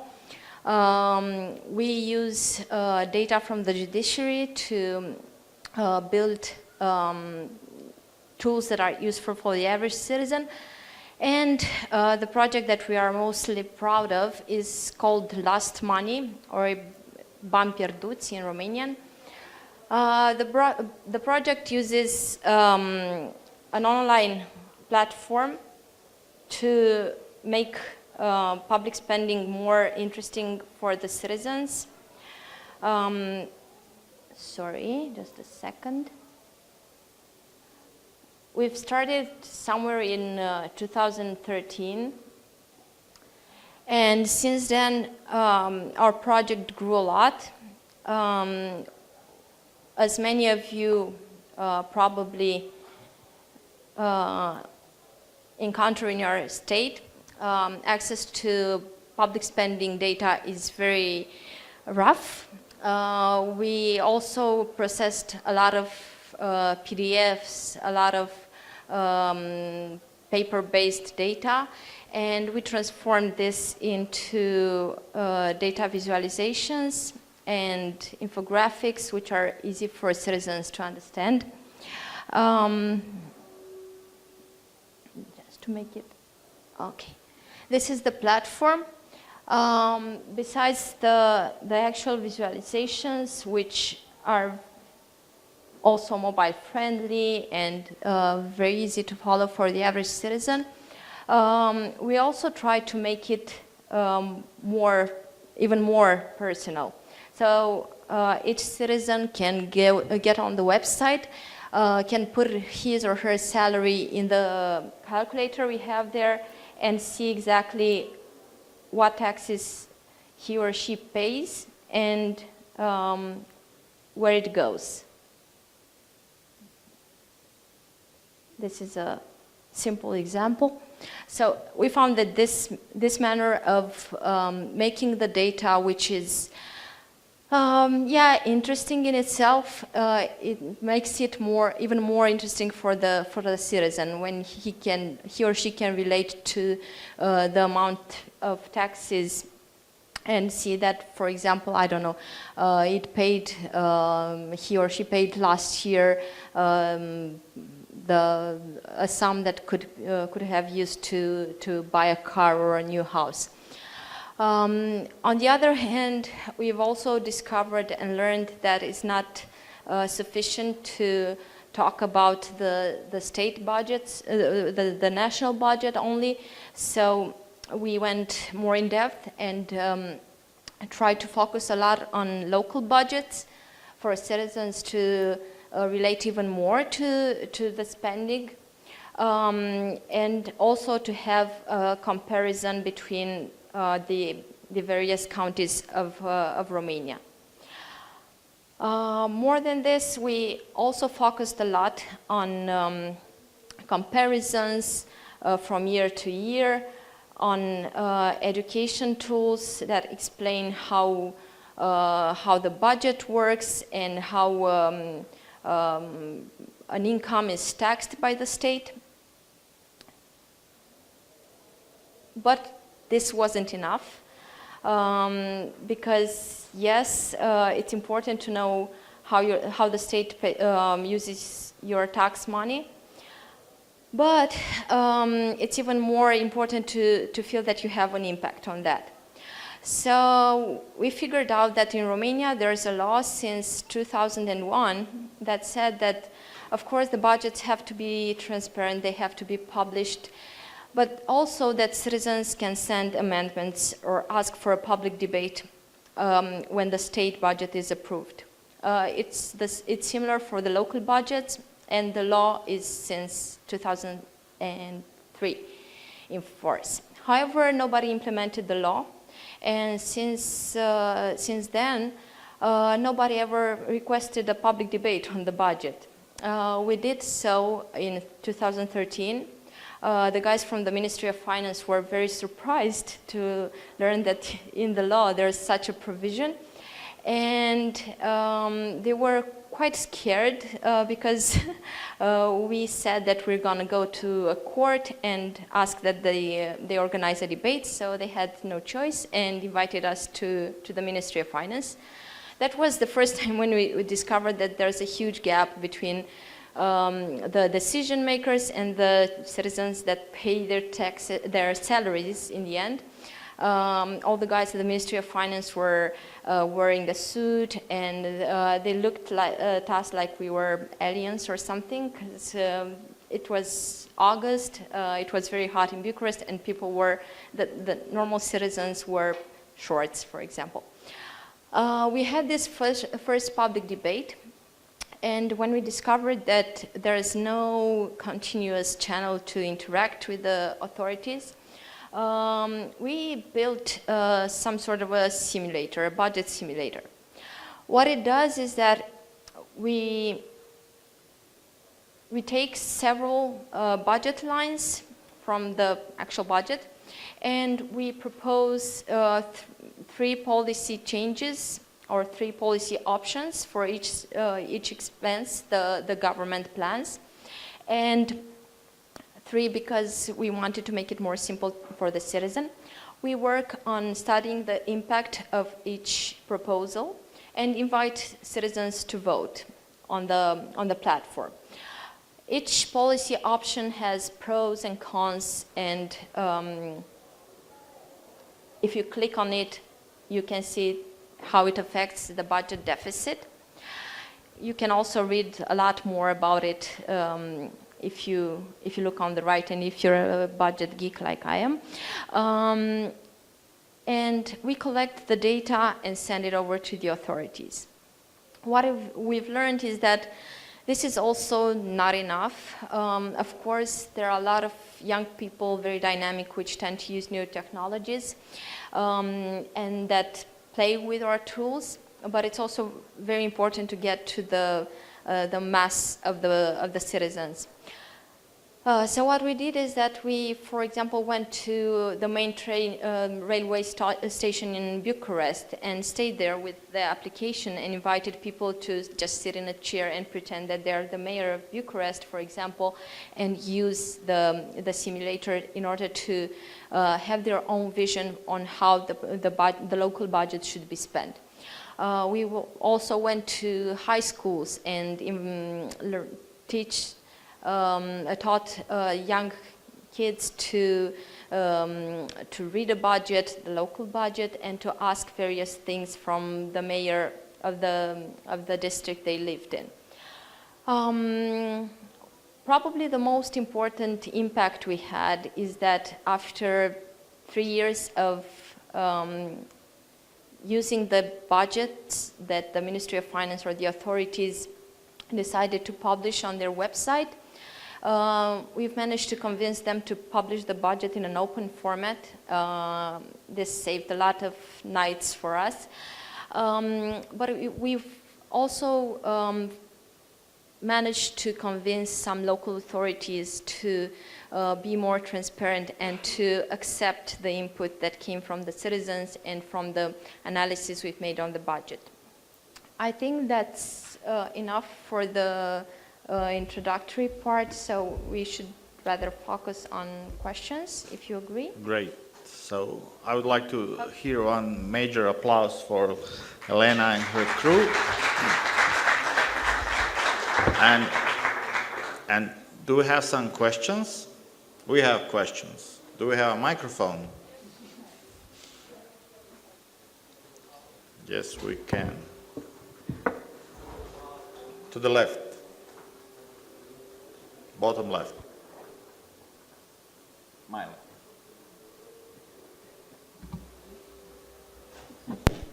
Now. Okay, thank you.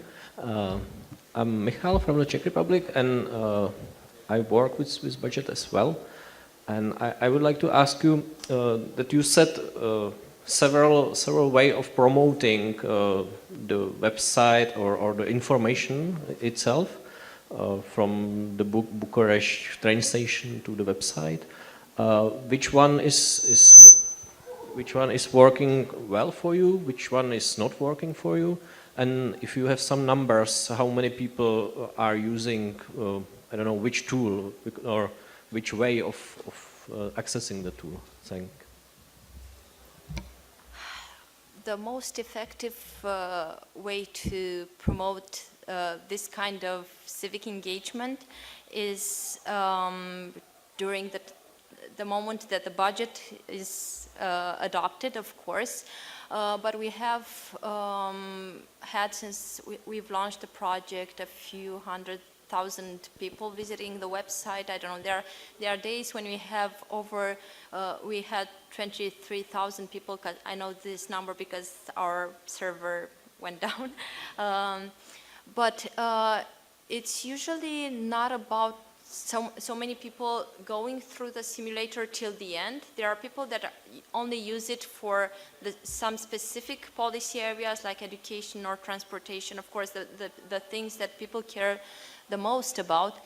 But I don't think that public spending should be about large numbers of people demanding more accountability or trying to get involved in how the budget is spent. As much as I would love to have millions of Romanians using our tools, I think this is a bit utopic, and I don't think that this is needed. I think that it's important to have awareness at the level of the general population, and I think that it's when we're talking about public spending, usually even the poorest countries have a lot of money that they waste. If we manage to have, I don't know, 100 activists or 100 citizens that are constantly looking at the budgets of their municipality or their county, and if we manage to save 1% of all the money that is wasted, that's enough. Of course, sometimes we've managed to have a bigger impact that we've expected, or than we've anticipated. But that's a nice surprise. I don't imagine that budgets are this very sexy thing that everybody will love to look into. They're not. But we have to have these tools available, and I don't think it's the number of people that use it. It's like with the access to information law or the sunshine laws that various countries have. It doesn't matter how many people send freedom of information requests or how many people send amendments to the budget. It's important to have those tools in place. So we have one more question, and we still need a microphone. Up and left, my left.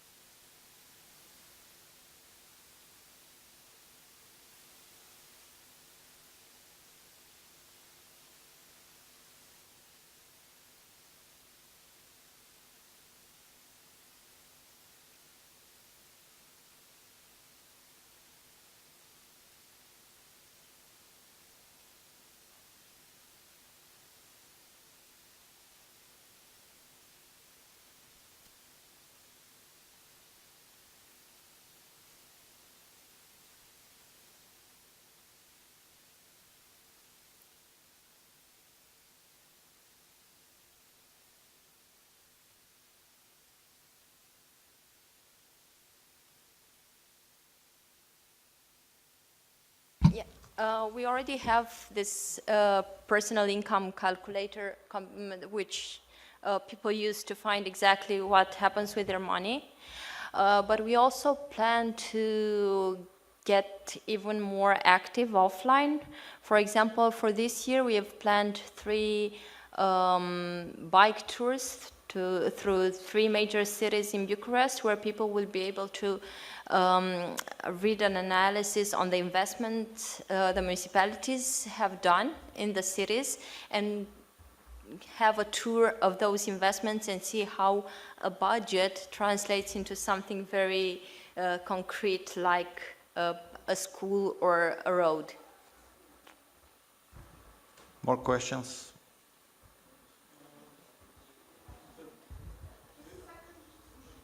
We'll try to find a microphone for you. We have this one. Yeah. Thank you, Anna.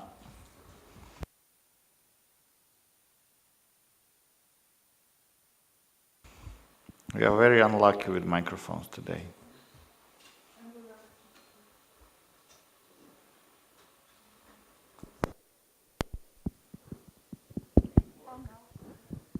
It works. Very impressive work, really. I haven't known about this site, and I'm definitely going to investigate it.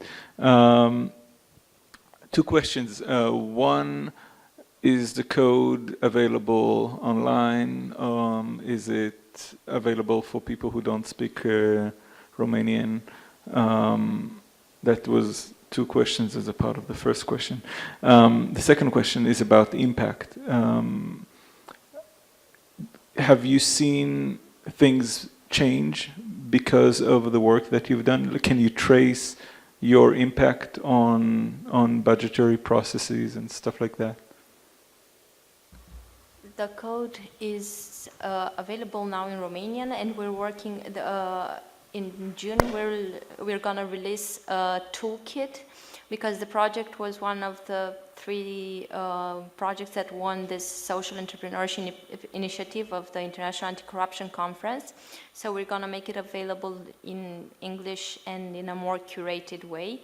But we are basically using open and free technologies. It's a WordPress, simple WordPress. The simulator is a tuned survey widget. So yeah, that will be available as a toolkit soon. And yes, we can see an impact because we use that budget simulator not only for the budget in itself, but also for legislative proposals. For example, 2 years ago, they wanted to change the constitution of Romania, to revise it. And we had an amendment which was supposed to introduce in the constitution the possibility to have multi-annual budgets. It's very geekish, I know, but it's very important when we're talking about developing countries, because you need to have a long-term planning. We've used the platform to have citizens send to the members of the commission in the parliament that was in charge with the constitutional revision process their amendments or our amendments, to read them and see the impact and put pressure on the parliamentaries to adopt the amendment, and the amendment passed. So this is one type of impact that you can have, and it's part of the larger framework of making budgets more transparency.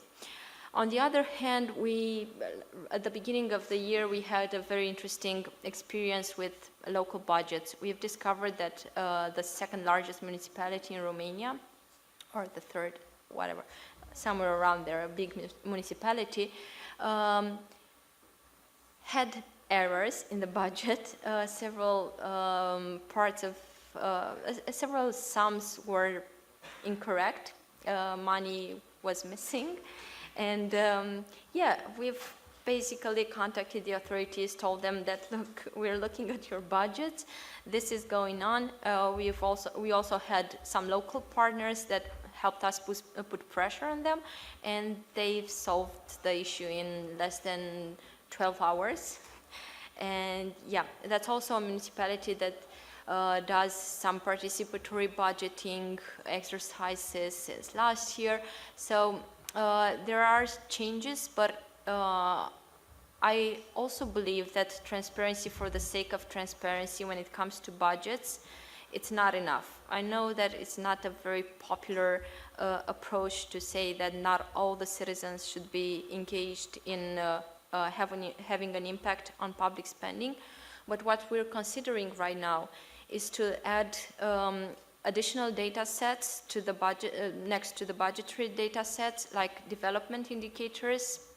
We're thinking about 3 types of indicators related to the quality of life, health, education, and so on, the quality of the business environment, and the quality of governance, because we do believe that citizens have to see the full picture yet, and because otherwise we all want more money for health or for roads or for schools and so on.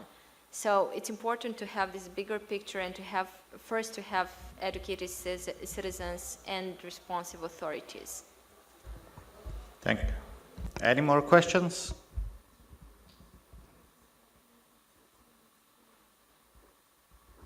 You are kidding me.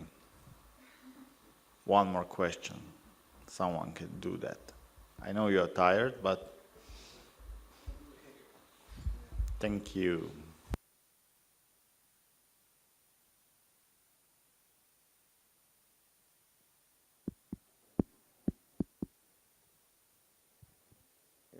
Sami Horani from Jordan. Thank you for the nice presentation.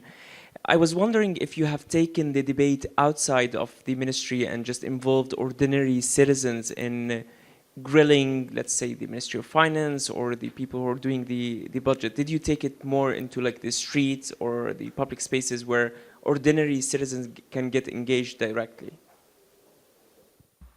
Yes, we did, and we do this every day.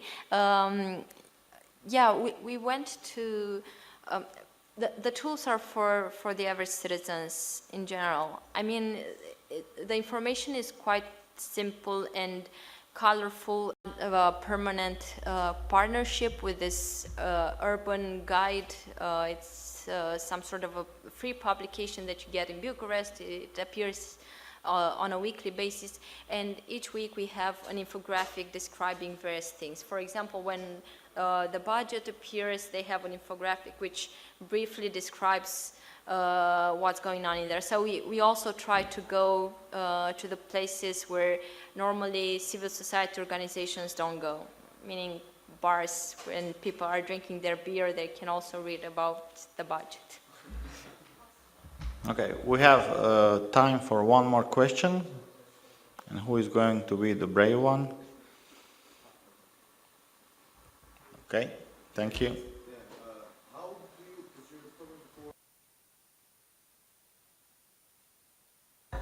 We are recording. Everything is recorded now. We know who you are. Gruevski is listening. You're talking about some quality standards before, about having some indicators for healthcare and etc. How would you build up an indicator, like compared to what, and how first compared to what, and how do you measure the money and the quality of money that is spending there, which is good or not, and this kind of. We are working on it right now and we're gathering the data. We are going to cover the time frame that starts with 2007 and ends with 2015. For each set of indicators, we have, of course, sub-indicators, and we're going to measure things like that can have a comparative value over the various counties of Romania. For example, when it comes to the quality of life, we're going to aggregate data from the number of schools per 1,000 children in 2007, 2008, and so on and so forth. And the budget allocated for, because we have standards of costs per student. That's an example. For the quality of the business environment, we are taking into consideration the infrastructure. How many kilometers of highway or roads were managed by the county, and with what money. The aim being to have a comparative vision on what has been done, with what money, and with what results. Yeah, in Romania we have 41 counties and Bucharest, the capital city. So it's going to be a comparison between the various, between all the counties. Okay, I can say we are like 2 minutes to the end, and I would like to ask for additional applause for Elena and her team. Thank you.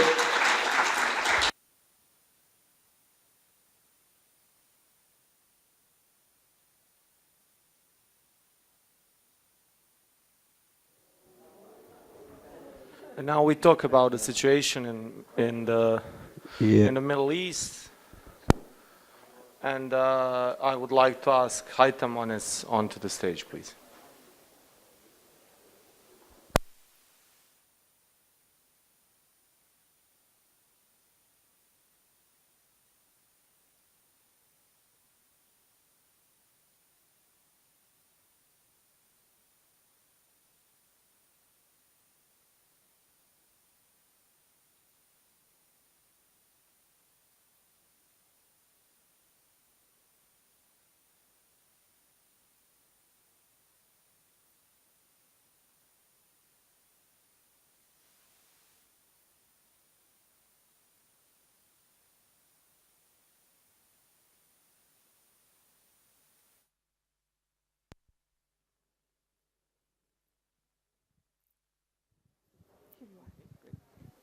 Hello.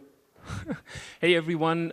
I know it's everyone is really tired. It's the end of the day, and most of the people have actually left. But talking about the Middle East is really, in these moments, are really a crucial thing, and all the challenges the Middle East faces with ISIS and refugees everywhere.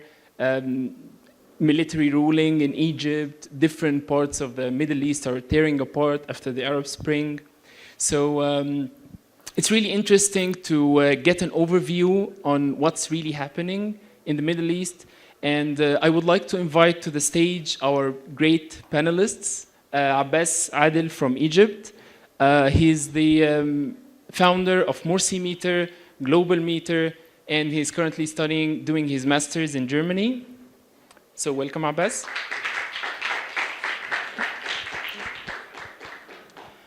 We'd like also to welcome Babers from Turkey. He's the chairman of the Dialogue for Communication for a Common Future. Okay.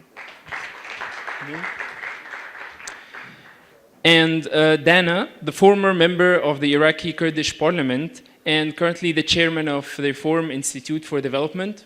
Please welcome him. And last but not least, Sami, a social entrepreneur who is the executive director of Leaders for Tomorrow and the founder for different online initiatives like Fatfad and Fursa. Please welcome him to the stage.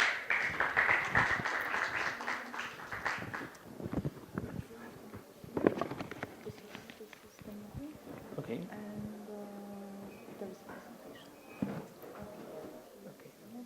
Thank you. In order for this not to be really long, I know that you may have a lot of questions about the Middle East. So we will start by giving each of our wonderful speakers 5 minutes to give us a synopsis about the situation in their respective country from their own perspective. And then we move to another quick debate, and then we open the floor for questions. So we can start with Sami. I think we should start with Egypt, so we just light it up. So just like we get it, like people get. Okay, we can start alphabetically, like we introduced people. So Abbas. Yeah. Hi everyone. My name is Abbas. I'm from Egypt, and everyone keep asking me about the situation in Egypt and the Arab Spring. I don't have an answer for everything, but I have a 6 seconds video that may answer your questions. So please play the video. I hope it's working.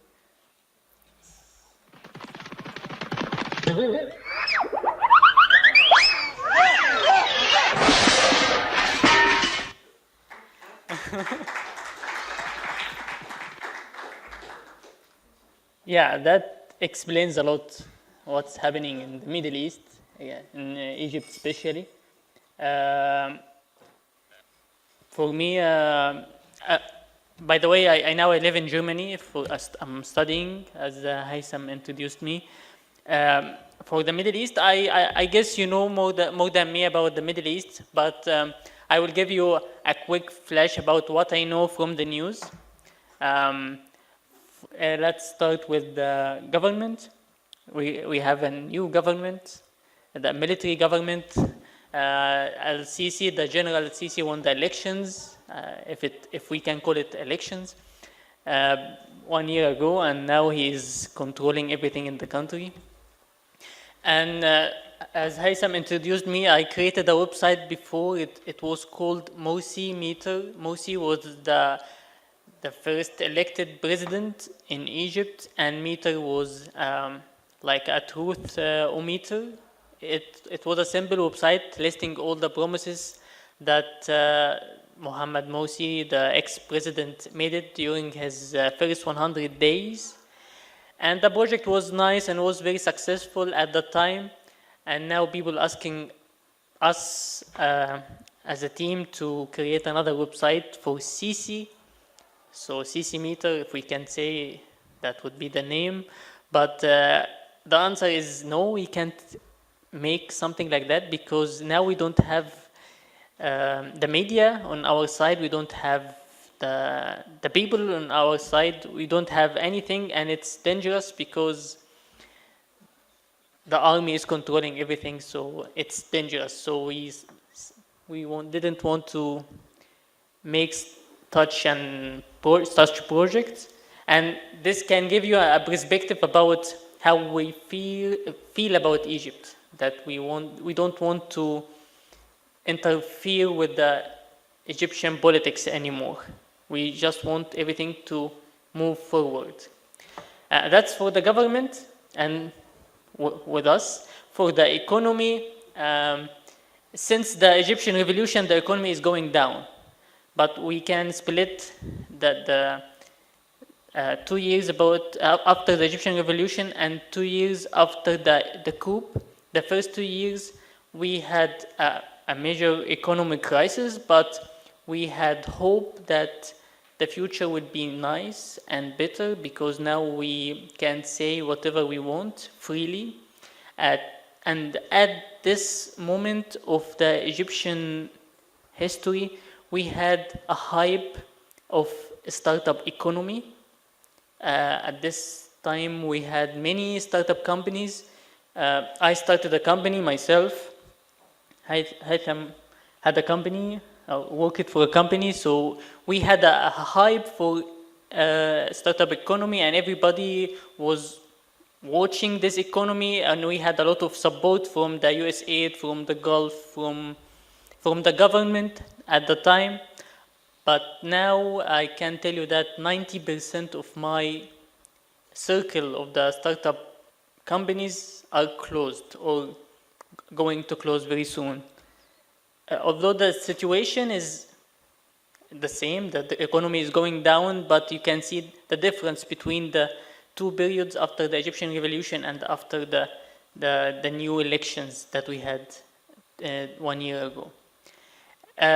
We also have a new Suez Canal, and we have two opinions about the Suez Canal. One opinion said that we are destroying the area near the Suez Canal, and the other opinion says that it's a nice project. It will give us a lot of money that we need at this moment.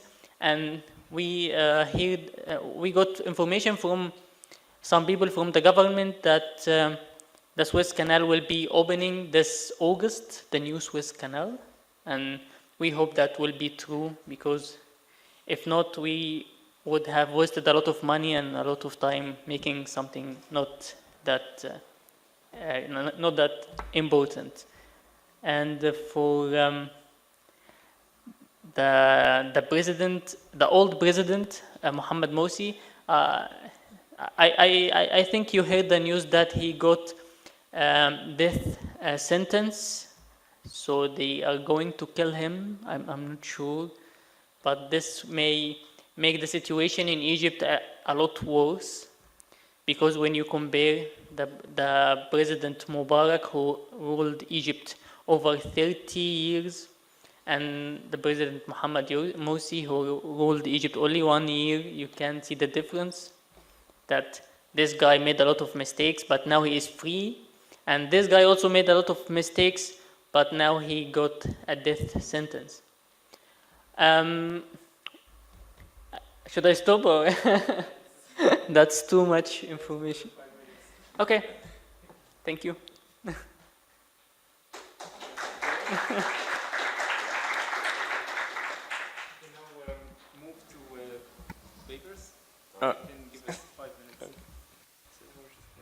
All right. Where to start? Begin with the Turkish politics. First of all, I'm coming from Istanbul, Turkey. I have been based in town like for all my life, so it's been a really experiencing time period for me, especially for the last couple of years, to experience the rapidly changing and transforming structure of the Turkish politics.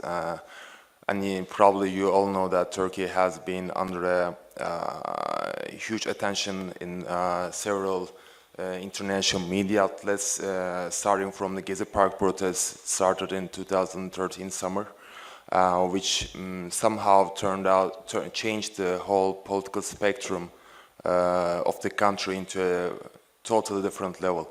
So nowadays, actually, we are in interesting times in Turkey, since we are approaching to the general elections in the 7th of June, just 2 weeks away from now, and it's gonna be the fifth election, the general election that the current ruling party, AK Party, will be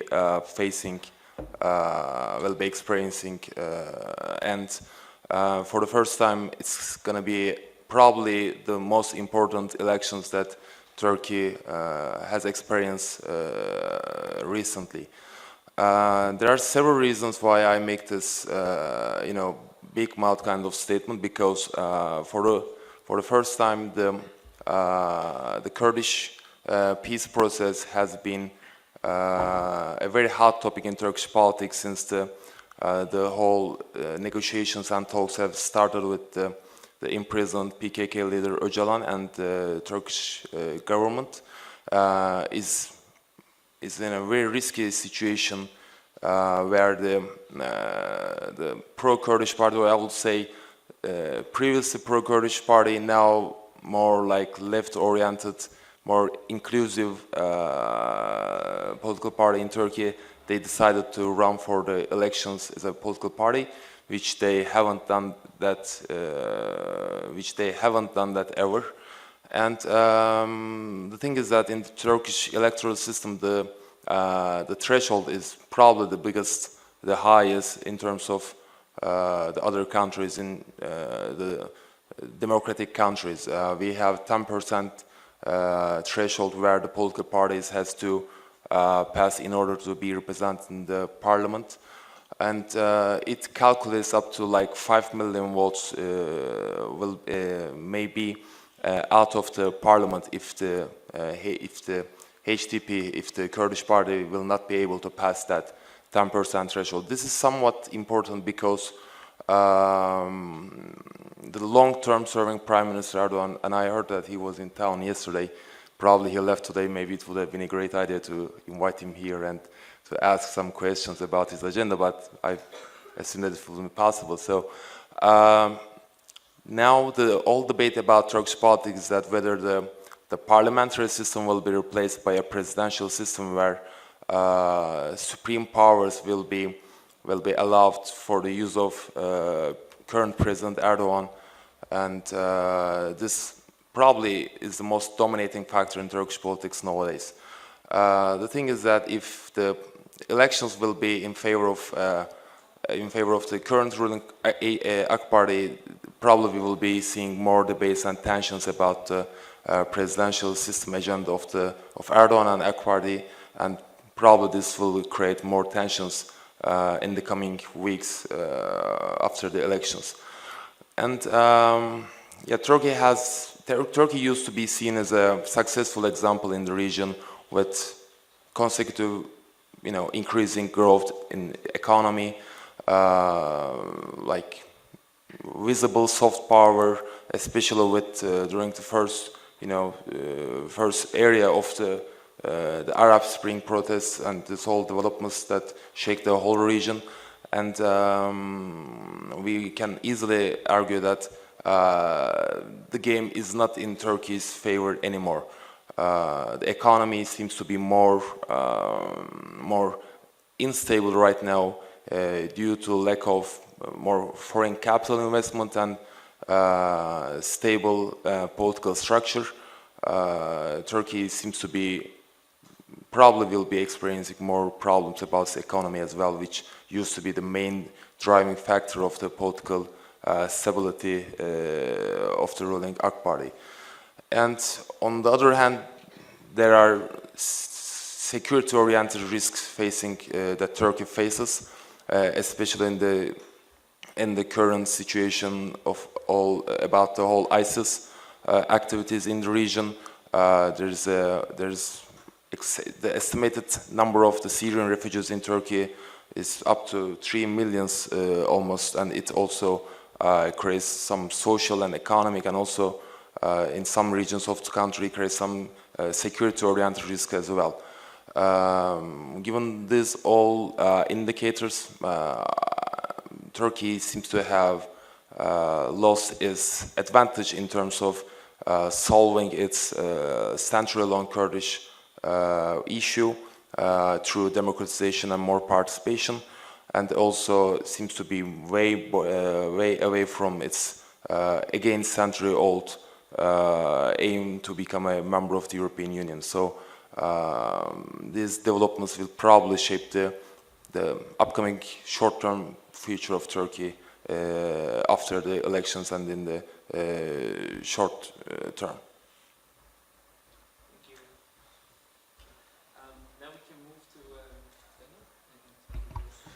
Thank you. Hi, everyone. Uh, maybe the terms as Arab Spring, democratization of Middle East is known for you. But it's known for us too that those terms has become a nightmare for many people in countries like maybe Egypt, Syria, Libya, and many other countries. So now the hope for democratization of Middle East, it's a little bit fair now. If you go down to a level, another level, country level, so I will focus on Iraq and Kurdistan region more. 2003, when Saddam regime fall, so we hoped we can rebuild Iraq and we can have a new Iraq, more tolerant and have respect for human being and democratic principles. But it seems our hope was a nightmare too. It was unrealistic. Because now we facing some challenges, so I can quickly go through. We faced terrorism after the Saddam's fall.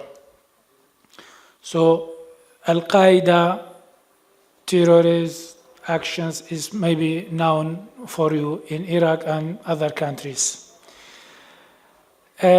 My country, Iraq, is similar.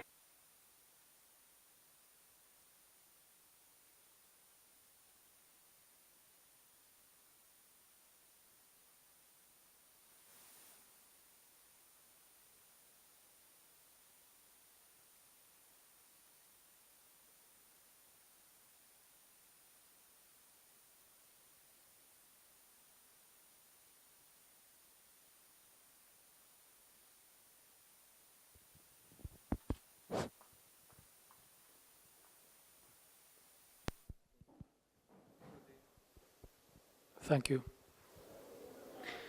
The region is similar as Balkan countries, multi-ethnic, multi-religious. So now we face the conflict between different sectarian, different ethnic groups. Maybe you heard about Sunni, Shia, Kurds, Turkmens, Christians in Iraq. So there is ethnic conflict and religious conflict. It's a big challenge for this country too. Now I think so. Okay. Yeah. And a new challenge is to fighting ISIS. It's known too for you the ISIS existing in the region, Syria, Iraq, and some other countries. Another challenge is refugees after civil wars and the fighting with ISIS, causing internal displaced refugees for the Kurdistan region, the northern Iraq. So now there is more than 2 million IDPs, internal displaced persons. The 1.8 million of them is in the Kurdistan region now. So it's 1/3 of the whole population of the region. So having such conditions, we can't have a promising future or promising scenario for like democratic principles and human rights and other things. So relating this situation to the topic of this conference, accountability, political accountability and new tech, we can't have principles, and it is very bad. And fourth and last reason is the leaders, the Iraqi leaders, now they controlling money, media, and institutions. So we can see the civic space is shrinking. So therefore the scenario, the future is not clear for the region. But there is hope because there is many people, many activists like you. They will still work for good values, good principles. Maybe, okay. Yeah, maybe when you have questions, we can go more in details. Thank you.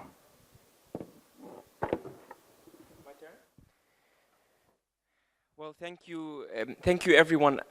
I'll just give you very briefly about Jordan, since we share a lot of what happened, and my colleagues, the speakers, they have already told you about what's going on in the region, and then I'm just going to move to move away from this gloomy thing to just putting some. Yeah, before we go into the Diwani, I just want to give a brief about what's going on in Jordan right now. What is going on in just one sentence is stabilizing instability. I mean, we're talking about three main issues that's happening: Syrian refugees, the influx of Syrian refugees to Jordan, which is putting a lot of pressure on services, on infrastructure, on the economic growth. Second thing is basically security and the threat of the ISIS or Daesh, and that's generating some kind of fear, generating some kind of pressure on people and on the government to take different measurements. And the third thing is the economic challenges that is more symbolized by the lack of resources in Jordan, with all the pressure that comes from the political situation and the repercussions of the Arab Spring, and I would say the devastation of the population around, or the populations or the communities around Jordan. Moving away from the situation to two tools or two methodologies that we developed in Jordan for social accountability, political accountability, and civic engagement. The first one, called Diwaniya. Does anyone know what is Diwaniya or Diwan? Or everyone is just busy? Anyone knows what does it mean? Diwan? Divan? So yeah, sofa is one of the meanings. Do you have any? Please? Yes? Yeah. Exactly. I mean, Diwaniya, it's the process of sitting in somewhere. And it is more of a slang way, or in slang Arabic, it's just the process of sitting or negotiating or talking or debating. It is something that we developed, or an initiative that we developed, where we start taking all these political, economic, and social discussions from these five-star hotels, from political salons, to the street, where everyone can participate, where every ordinary citizen, a policeman, a street cleaner, a lady with her daughter just going shopping in the street, they will be exposed and they might also participate. I'll show you some photos. This is the first debate that we have done. Just to know about the right of Jordanian women to get citizenship. One of the issues that we have is that Jordanian women, if they get married to a foreigner, or basically a non-Jordanian, they cannot pass their citizenship.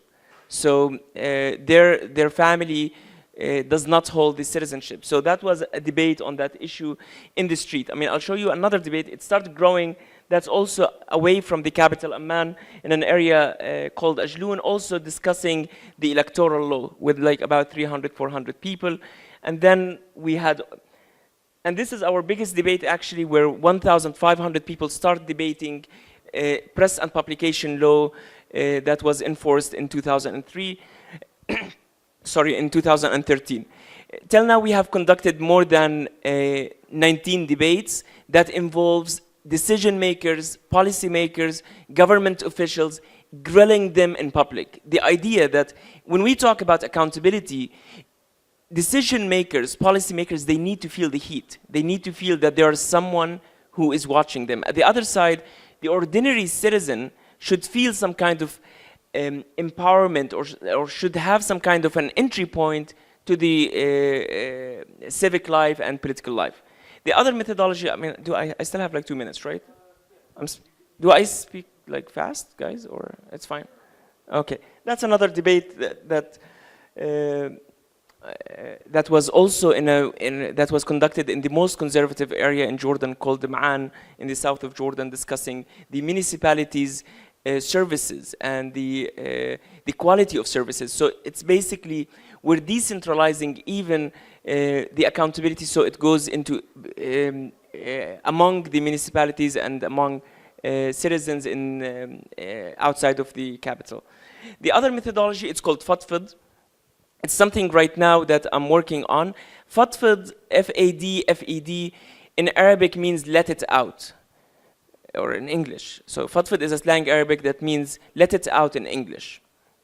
The idea was we wanted to document 2010 elections in a different way. We wanted to know the genuine opinion of the Jordanian population in regard to the elections.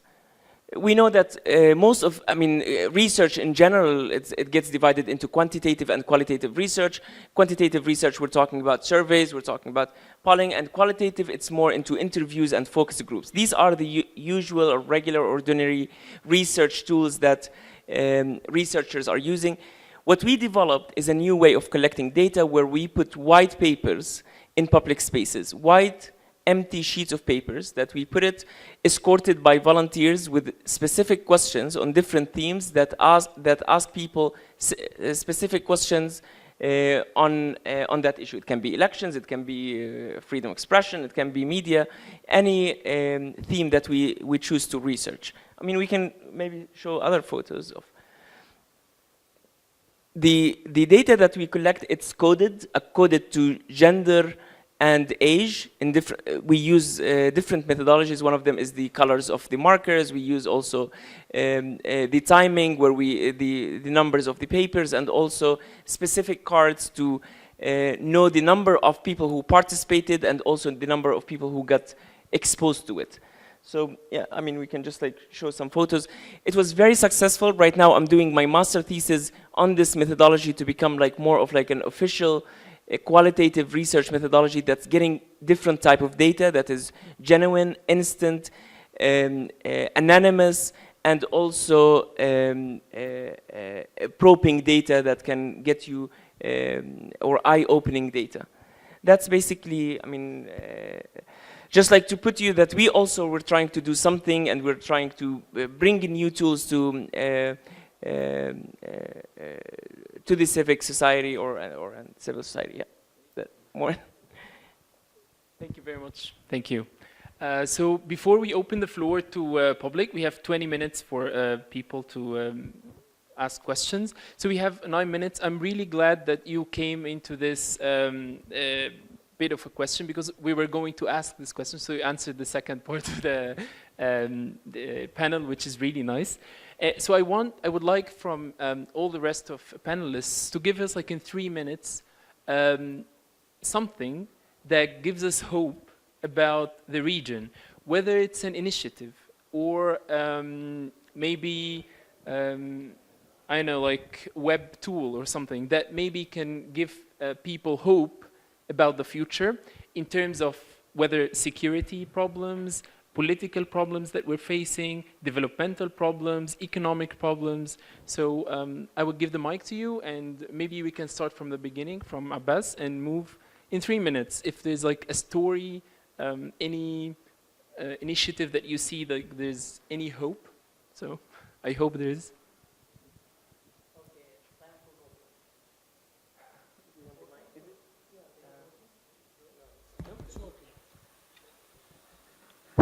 Hello? Yeah, it's working. Okay, time for a little bit of hope. Yeah, we have a lot of problems, and we also have a lot of people. We are 90 million population in Egypt, and I think the new the social media and the tools that we can use online can open a new space for us to talk and interact, because before the revolution we had been waiting for something to happen that push us all to do something for our country, and we had this moment and we screwed the moment, so we messed everything up. So now we have to find a new space, a new location to be interactive and use what we know the best, which is technology, to push for the change. And one of the major problems that we have in Egypt is the media that is controlled by the military and the money, of course. Now we have many fake news going around the news. 5 minutes ago, we had the news about a new student who were taken from the university to the police station, and 1 day later, they found his body in a desert. And the media started to talk about that he was a terrorist, and he used to fight the army, and they found a lot of guns with him. We have such information popping on the news every day, and people started to consume and believe such stories without any kind of filtering inside your human brain. So we have this idea of making a media checking website, just a very simple idea, a media checking website, and we are working now with Darko and the team to make something like this possible. But because we can't work from inside Egypt anymore, because it's different and it's difficult to work from inside Egypt, we decided to make it online and make the people participate in this initiative, so that we don't control everything. We make it like a crowdsourcing platform that people input information and other people consume such information.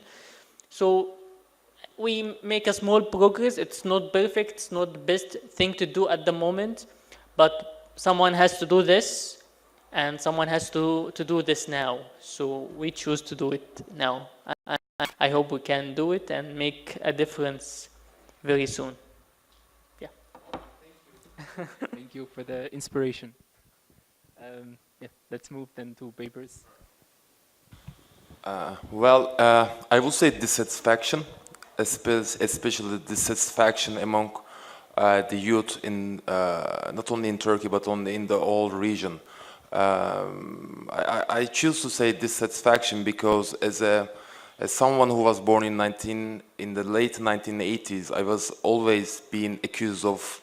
My generation was always being, accused of being, far away from politics, not interested in the direction of the country is heading to, and only, involved in our only daily lives. And this has been, I think, a huge pressure on the shoulders of our generation. And there are a number of examples where you can see in Turkey, in the Middle East in general, not only in the Middle East, in the whole world, I would say, younger people like us, they are not happy with the current situation. Doesn't matter where are they, based, but always wanting for more, always demanding for more. And I think with increasing capacities of our peers and our fellow friends all over the region, this is the main trigger that would start a change in the whole region, and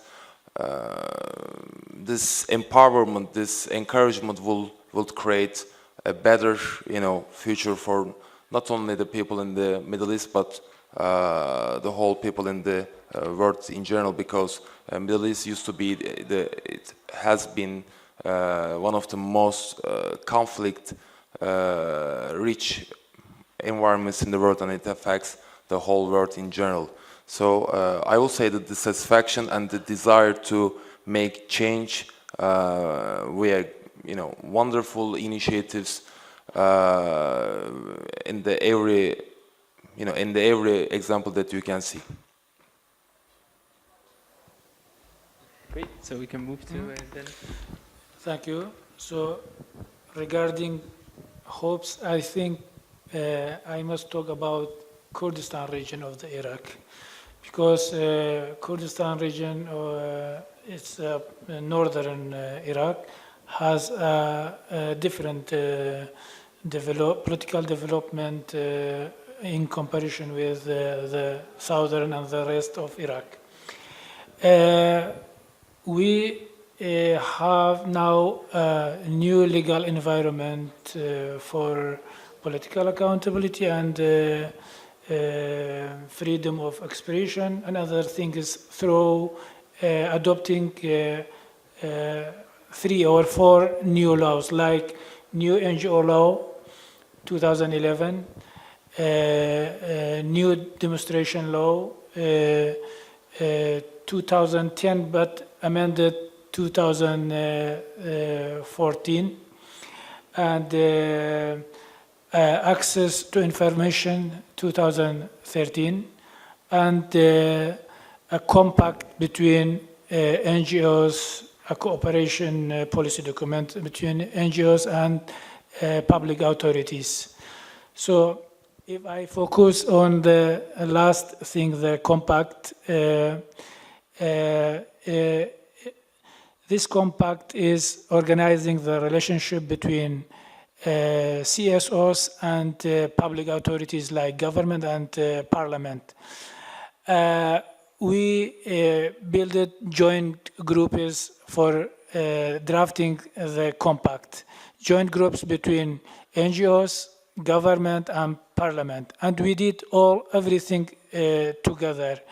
So now the model of joint groups implemented in other issues, like at the parliament between first and second reading, it will be a call for NGOs or meeting with NGOs about the bills.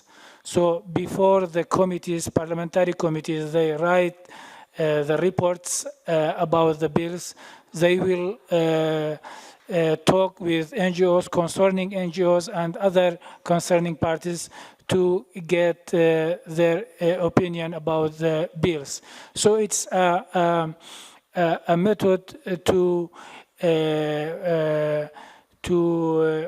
participate citizens or NGOs in the policy making process. So I think it gives hope and more government or parliament will be open to democratic issues.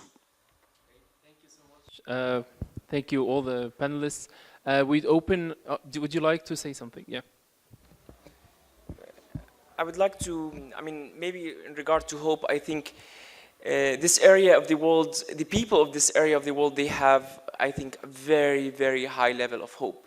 And that's what made the whole area still, in a way, sustaining people are still living in the Middle East and North Africa, with all what happened since thousands of years, people are very hopeful and still fighting all these battles on daily basis in order to live their lives. So, and their motivation is hope. They see a bright future at some point. And I think we see it at a certain point as well. But what I want to go more into from hope actually is the tools and the methodologies that we're using that we're basically as activists or human rights defenders or NGOs activists, what we're using.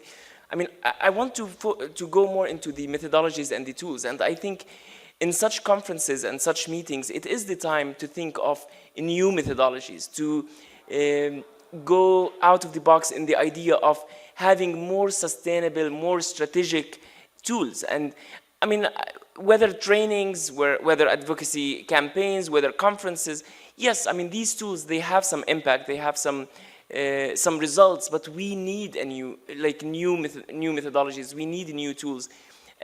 I was hearing that about the fishing and and in development you don't teach how you don't give a fish, you teach how to fish. I'm calling for a whole new industry. Maybe the whole fishing industry is not enough right now. I mean, right now there is a lot of rising industries like social enterprises, companies that with a social cause, and the horizon is the limit for ideas and to come up with new ways of dealing with the civil society and engage people. Maybe we also need to think about these confrontational methodologies. I mean, the Arab Spring was also a good lesson for the Arab world, but also for the international community to look at confrontational methodologies or confrontational strategies.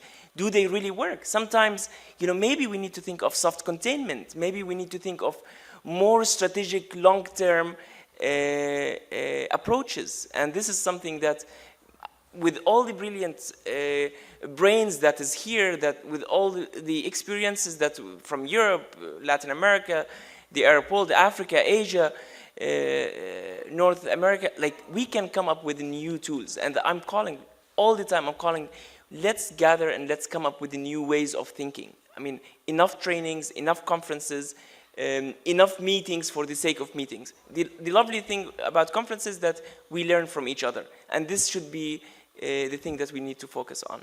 Sorry, I mean, that was out of the thing.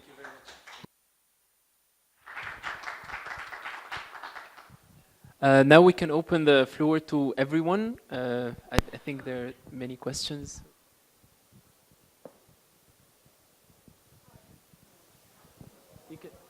You can use that. No? Okay.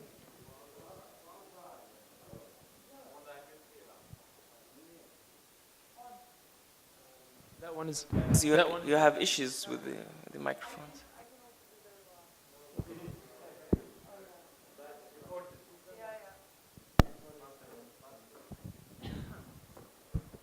Hi.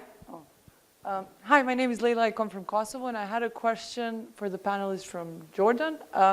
We looked at your picture. It was very impressive how many people were coming to your meeting. Can you just slow down? Okay, sorry. I was looking earlier at your pictures. I thought it was really impressive how many people were showing up at your meetings. And I was just thinking, in the Balkans, I think even when there's public discussions, people just don't show up for them. So I was wondering if you could share maybe some ways that you use to get people to come to your events, actually, in such massive amounts. Thanks.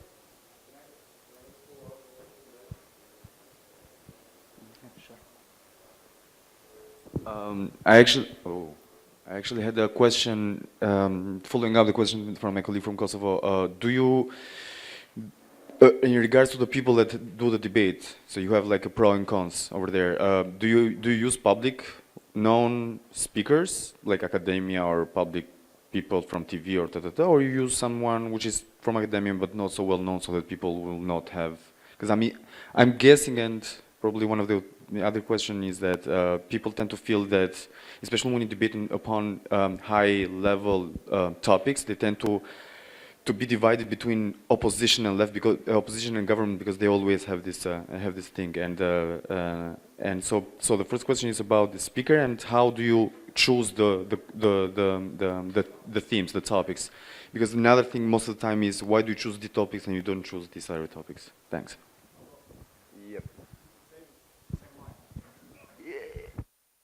Hi, I'm Rasha from Serbia. It's a question again for Samian regarding these debates. So we are organizing debates in Serbia because usually it's the only forum where citizens can ask direct questions to the public officials. And I really love the idea of organizing those debates on the streets. But the technical question, do you have incidents? How do you controlling that the public is not interfering directly and basically preventing the discussion? So just on the practical level, how are you organizing that? Thank you.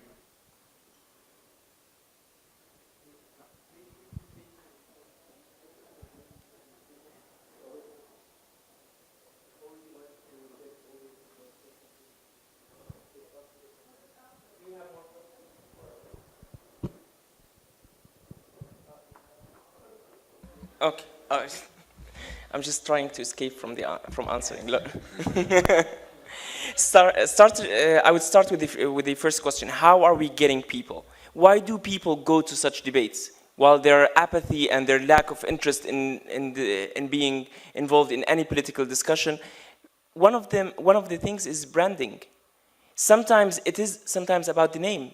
When you have a name that is, I would call it sexy to people, like Diwaniya, it's like a slang of like people sitting. So one of the things that people love, that it's not Jordan debates, it was international debates or whatever, like this fancy NGO's style name or slogan. So that's one of the things that it did not even involve more people. Yeah, the light, like you're doing amazing with like lighting and sound today, it's perfect. So it did not even involve more people, but also different type of people, which is more important, because sometimes you might like to have a fancy English name for your project or for your initiative, and you think that's cool.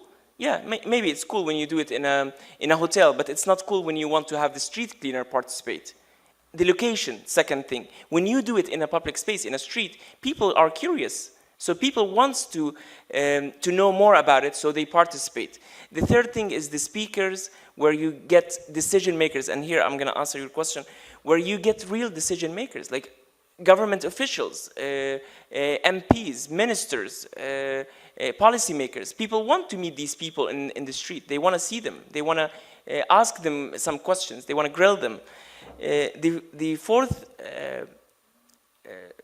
I would say, factor is the topic. When you discuss the right topic in the right timing, people love it. I mean, when we discussed, for example, there was this topic of banning shisha in public spaces in Jordan. So all of a sudden, the Ministry of Health, they decided to ban shisha in all the cafes. A lot of money, a lot of money. Shisha or nargila, I think you know the terminology. So big fuss about it, everyone confused. So we said in 1 week, we put the whole like debate thing, we involved the mayor of Amman, the MPs and people who are related to the topic, and we made a debate. All the owners of all these big cafes, popular cafes, they were there with like 600, 700 people. So sometimes being on time is very important. So this is answering maybe the first two questions. Did I answer your questions? In regard to the technical and logistical thing, yes, it is a challenge. It was it was a scary thing to organize. Especially at the beginning, when we discussed it, it was very hard for us to say that we're going to have very democratic debate in a country that, I mean, the space for democracy in Jordan is limited. We're a kingdom, guys. Like, we are a kingdom. So, and our king, he has a lot of executive and legislative power. Like, he is the top of that. Yeah, I want to go back to Jordan. No, of course, it was challenging the status quo. So it was not easy to put it up and make it peaceful, because any disruption at the beginning of Diwaniya, that means that the failure of the whole tool. So what we have developed a whole system, a whole structure that I'm willing to share with anyone who wants to replicate the idea in their countries. A whole, like a to-do list, basically. We developed a list how to do it. It's like 10 pages. Even like we know the wind speed and the wind direction. Because in public spaces, you know, you have wind, so you don't want these microphones to squeak. So how we make it peaceful, we have a lot of volunteers. This is one of the things that we deal with Diwaniya public events. Did we have? Yeah, that's basically the questions, right?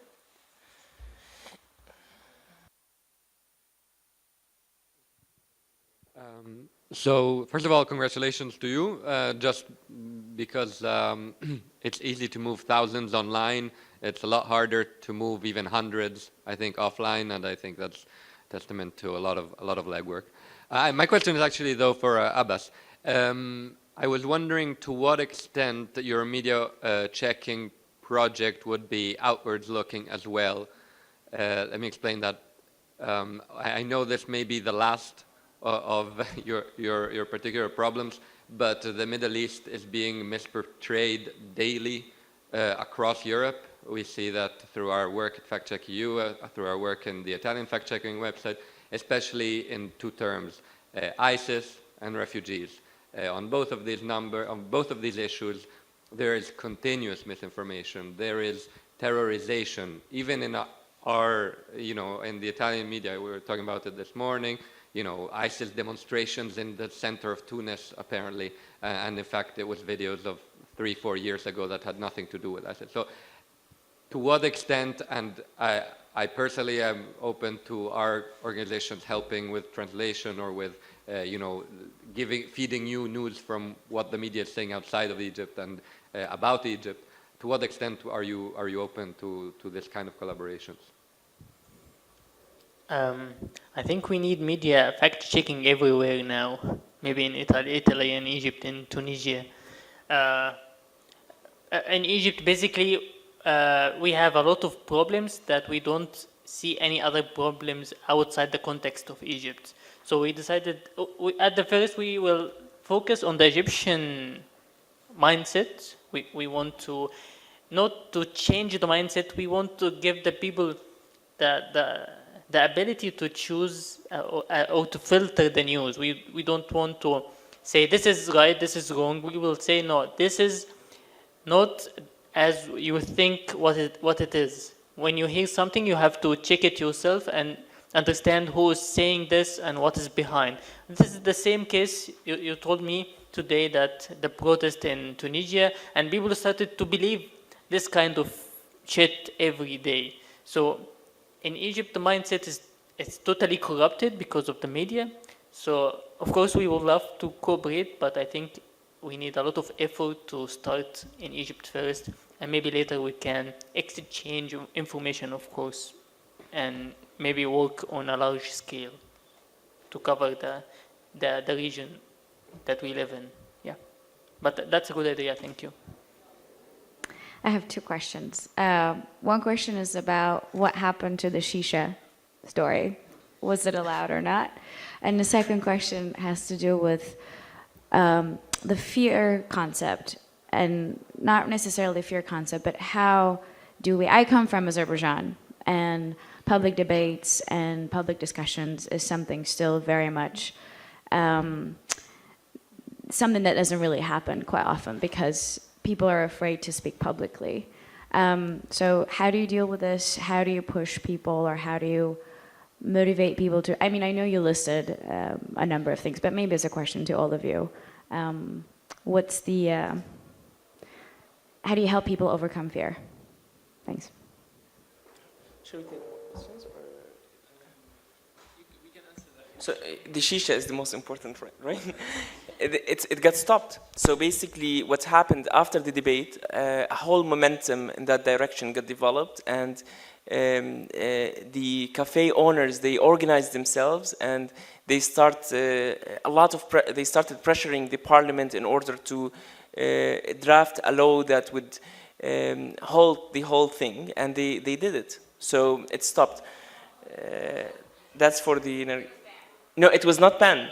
So it's going. So you go to Jordan and you smoke a lot of nargila. Yeah, this like.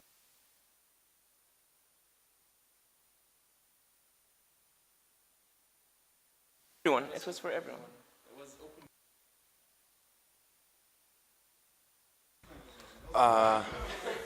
I mean, a couple of days ago I saw a tweet that really excited me. It was something like, the more you know, you are more strong, and the more you believe, you are more encouraged. So I think there is a threshold when fears become irrelevant in the case of violations of human rights. And to that edge, probably what we have been experiencing is that the fear dominates our reactions against probably in the most cases the governments. But when the public, the people has believed in the enough motivation, I think fear becomes irrelevant, and probably the seeds of the fear change, and the suppressor or the oppressor becomes one who carries the fear. I don't know whether there's a formula to calculate how many people should be mobilized in order to overcome the fear, but in some cases, such as in Tunisia, we saw a single guy, a single ordinary citizen who was brave enough to fire himself up. He was probably the most bravest man that we have ever seen, and he was brave enough to overcome the concept of fear and encourage other people to get rid of this feeling. In other cases, it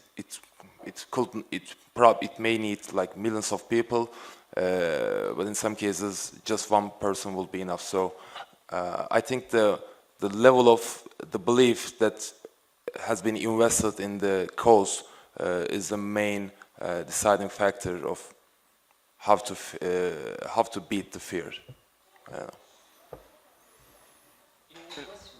I mean, I can just 30 seconds about fear.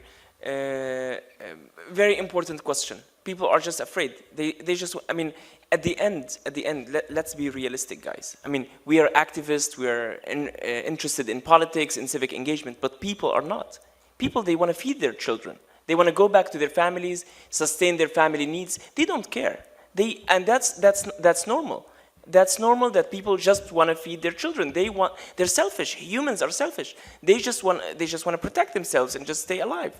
So at the end, we need to come up with ideas that address their needs. So people can participate with you. For example, why the cafe owners participated in that diwaniyah? Because it directly affects them. So think about ways and tools that affects people directly. And this is something that I always get tortured after. Designing projects for donor agencies, for calls for proposals, it doesn't work. You will not find impact. If you have a call for proposal and that you want to design a project to fit and to get the money, yes, you might get the money, but does it really address the need of people? Does it really get people to participate? It might be. But, you know, think about before the proposals, none of these ideas, by the way, were anything that's developed by, for a proposal or for a donor agency. And I mean, right now, even we're questioning the whole thing of just getting money from the donors. Because, you know, credibility is also another thing. And I think it is one of the things that affecting, in Egypt, we know that it has a lot to do, and also in the Balkans. Credibility is a big thing. Once you're labeled, you're labeled. As a person, as an organization, once you lose your credibility, forget about people participating with you. They will be afraid from you, not even from the topic. Thank you.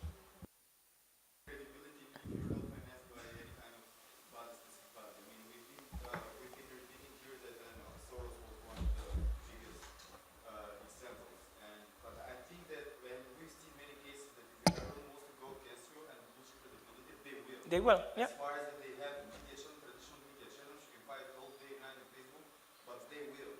What I would suppose that, sorry for intervening. Please do. I mean, we should do it like more of like an open debate. Yeah, I mean, in terms of the fear thing, one thing that we've seen that happened in Albania and it actually worked, and we pretty much had the same thing, that it's not about the fear about how people should get, you know, interested in the budget or in the concession, big concession the government is getting. I don't think that she was talking about that. But constant and daily fear about to react when you see a policeman doing corruption or when you see this nurse doing corruption, that's the constant fear. And that's something that affects the whole society in a way that it brings the whole society to the grip of the distraction. What we try to do, and what I think is very crucial, is to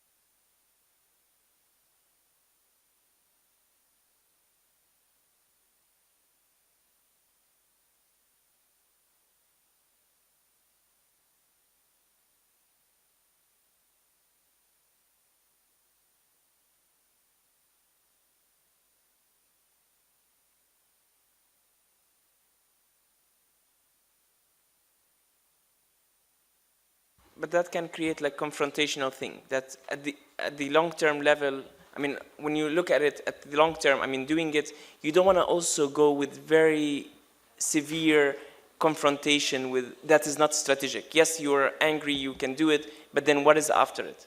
They will, and that's what happened. The governments, they went after all the activists at the end. Look at Egypt. Yeah, you guys, you can tell a lot of stories. Can I have a last sense? Yeah. Yeah.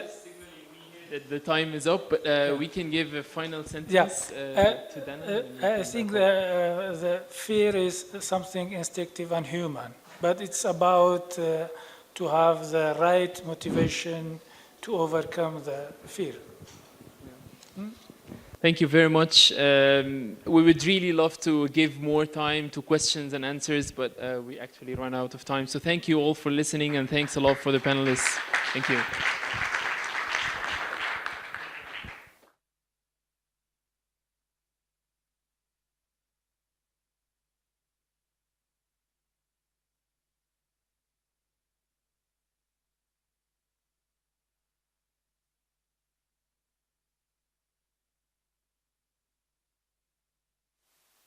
All right, hello everyone. It's nice to see this room still with a reasonable amount of people chugging through the entire session. But we're almost done. We have one more session to promote a travel book that's bound to be very interesting from Urash, our champion data visualizer, and who's wrote a travel book. Worked on it the past 6 years. So. Yes, we're all very tired. So when the MC is also tired, it's kind of... So it'll take us a few minutes to set up. So take a break, stretch your legs, do come back, and it'll be very interesting. And then we'll close the first day of the conference after this session is done.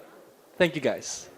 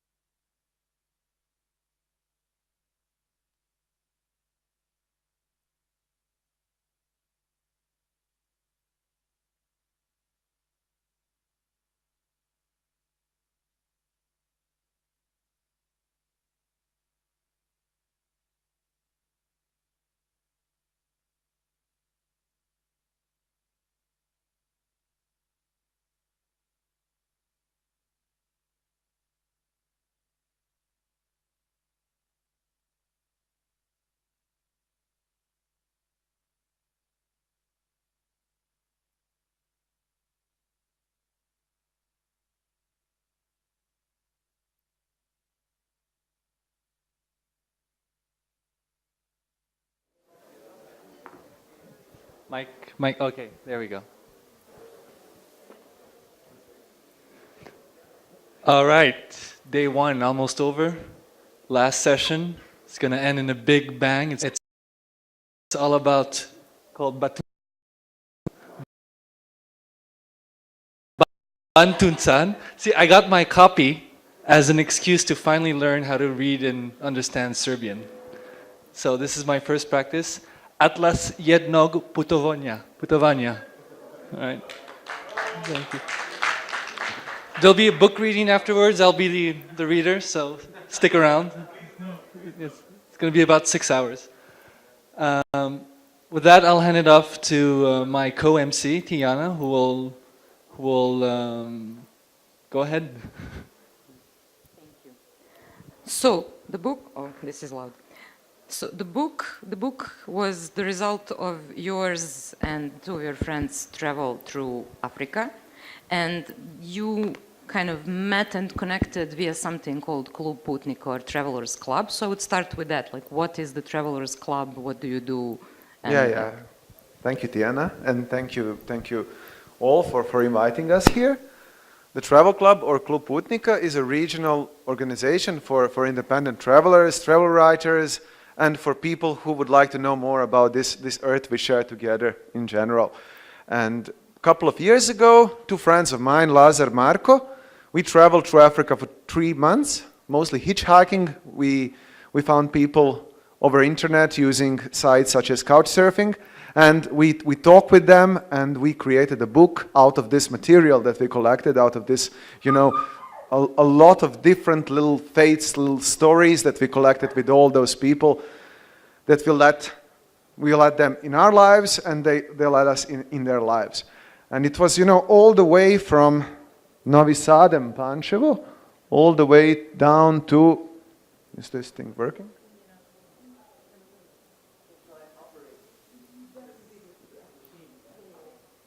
Machine is complicated. Oh yeah, well, this is the front page of the book. It's also an infographic, and it shows the line through which we've traveled. So you can see we started off in the Balkans and then went all the way, Bulgaria, Turkey, Syria, Jordan, Egypt, Sudan, Kenya, Uganda, Rwanda, Congo, Tanzania, Zambia, Namibia, and then we came back via South Africa. And, it was such a strong, the trip had such strong influence on us that we had to write a book about it. And while we were traveling, we also wrote a blog. We were also writing a blog. And then we said, okay, let's write a book, and let's spend a couple of months writing this book. And 6 years later, here we are with the book. So it took us definitely more time to write the book than to travel. So just to answer the question about the Travel Club, I would like to tell a little story. And at the end of the journey, we were at the Johannesburg airport, and we were talking about the journey and all the emotional baggage that the trip left to us. And I had a feeling that I learned more during that trip than during my entire formal education in Pančevo and in Belgrade. And I still have that kind of opinion. Because, formal educational system teaches us how to be obedient citizens and how to, manage ourselves on the job market, but they don't really teach us, crucial things about the world, how to understand the world, how to be skeptical about the world, how to, understand different cultures, how to understand each other. And we believe that traveling is one of the means to achieve that. So basically, we see the Travel Club as a little alternative cultural center, as an educational tool, as a center for guerrilla education, like fooling people into education, because everybody likes traveling, and just a couple of people like education, only nerds. So we try to make, to gather more people, to make people nerds, like travel nerds,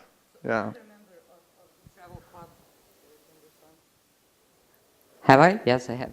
Another member of the Travel Club who is with us tonight is Nina, who is from Šibenik. And Nina, I would like to ask you, you have something that you developed within the Travel Club called travel houses. So what is a travel house? What is this concept? Basically, the Travel House is our annual project. It's our biggest annual project. In the easiest way to explain it, we collect donations from our community, and when we collect enough donations, we go to a certain part of the world and we rent out an apartment and basically open the door to all the travelers that come for free.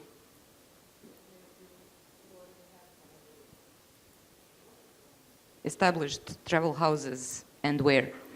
First, every year, mainly in July and August for 2 months. The first one was in Istanbul, the second one was in Granada, Spain, and the third one was in the capital of Georgia, Tbilisi. And this year we're making it in Athens. Thank you. So to go back to the book itself, you already kind of mentioned how did the book come to be, coming from your travel to Africa. You, on your blog, you wrote something that when you were a kid and you were asked, what do you want to do when you grow up? Or what do you want to be when you grow up? And you replied, I'm going to draw my own atlas of everything. So how did this transport into this book? Well, it's hard to define this book in terms of genre. In a way, it is an atlas of everything, an atlas of, like a personal atlas of the world. And we see our website, klubputnika.org, klubputnika.org, as an atlas with personal experiences about the world. And yes, it was started, the whole project was started a couple of years ago, but in a way, it started much, much longer ago. So George, if you could step one slide further. This is a map of my backyard that I've drawn when I was a kid, like 5 or 6 years old. And I've mapped all the things, in my backyard that I liked, all little, bushes and trees and stuff like that. So I was a nerd when I was a kid. I'm a nerd now. Nothing really changed. It's just that, this love for maps turned me into, during my high school, turned me into a lover of, epic fantasy and stuff like that. And then it turned me into a lover of documentary stuff. So the book is full of maps. It's full of illustrations, full of infographics. You can read it linearly. You can also read it by these maps. And also it's full of stories which are not really for children. So you should be careful with giving this book as a gift for children, because it has a lot of swearing and it has some really, hard stories. So it's some sort of a documentary Tolkien in a way. Using this language of maps, you can go further, George. Yes, this is my first map of Africa when I was a kid. And you can go further. And this is a comic book I drew in 1991, when I was just a kid. It's a bizarre year. And you can see that was my, go back. So that was my character in one of the comic books. His name was Kikiriki, and he went to Africa. Which means peanuts. Yeah, but it doesn't have anything to do with it. We just like the sound, kikirik. And then he went to Africa, when I was a kid, I wrote a comic book about that guy going to Africa. He was some sort of a superhero. And I never finished that comic book. So I realized when this came out, and I've put some of the comic books inside, some of the comic panels inside the book, I realized I just finished a comic book I started when I was a kid. How is this, this is a book as a material object in offline world, but it's actually also connected to the online world. So could you elaborate a bit on that? How does this book interact with internet, your blogs, your websites, Travelers Club, etc.? I really like the smell of books. I think that was my primary motivation for writing a book, because I always need to smell a new book. I cannot buy a book without smelling it. And when you want to make text that has a smell, you need to create a book. The blog is not enough. So while we were traveling, we had this blog. And it was an interesting thing, because this blog was not only a collection of our travel stories, it was also some sort of a channel that connected people from the Balkans with the people from Africa. For example, we asked our readers from here, from Serbia, Bosnia, and other countries that belong to our speaking cultural space, to ask us, to give us questions that we could pose to African people. And then we asked the African people what we were asked by our readers. So we were some sort of a, like some sort of a small messengers. And then we, gave our readers their answers. And there were, 2 times which that connection created something really, really beautiful. At the south of Uganda, I met a young boy who told me that he really likes to draw, even though he's really poor. And I put some of his drawings on the internet. The drawings are also in the book. And our readers here were really, that they really liked they really liked those drawings. And he put his email next to the drawings so they could write him. And they wrote some letters to him, and he was glad, and then he answered in drawings. So that thing, started a little conversation between this guy, from a Ugandan village far away from any big city, and some people in the Balkans. And there's another example, even better, how this, digital media created a connection, is when our readers, while reading, they read about a story about a poor woman in Nairobi and decided to give her some money, and we didn't know anything about that. We continued our travels. We were going to Uganda and to Congo and to Tanzania, and on our forum, on Klub Putnika's forum, the travel club's forum, they've organized some sort of thing, and they gave some money, and then we were able to give her that. And here tonight we have a guy who actually started this, but I don't want to point to him because he told me he doesn't want that. But actually he's from here. So that blog itself as a media, as a technology, was used during the trip, and we tried to put some of it inside the book, so the book itself can be read non-linearly using these maps. Let me find a map. For example, this is a map of Uganda, so you could click on it and then find the story and then read it. But we also have these QR codes with places that we visit. So you could, make a photograph of this QR code, and then on your mobile phone or on your tablet or your computer, you could actually travel to that place via satellite images and be there. So the book, in a way, is connected to the entire internet. So we wanted to try that, as a new way of communicating, as a new, let me say, a literary device. Internet was also helpful in other ways in your travel, like connecting to the people who are going to become your hosts in Africa. For example, the Dave that you mentioned on your TEDx presentation, that might be also an interesting thing David to Kuko, hear that's about. right. Yeah. We actually met most of the people that we slept with, and most of the interviews that we made for the book, we made by sleeping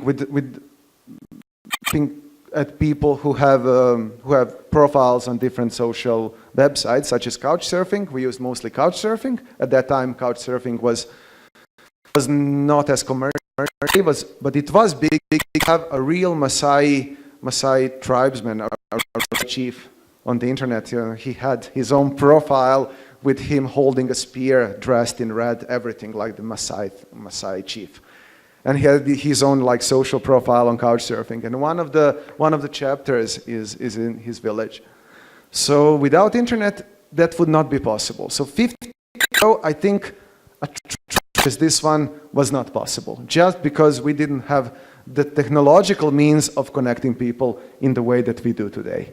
But the sad thing is that the same journey would not be possible today, because some things changed, and geopolitical right now is less in Africa and Middle East than it was 5 years ago. So in these 5 years, the world changed a lot.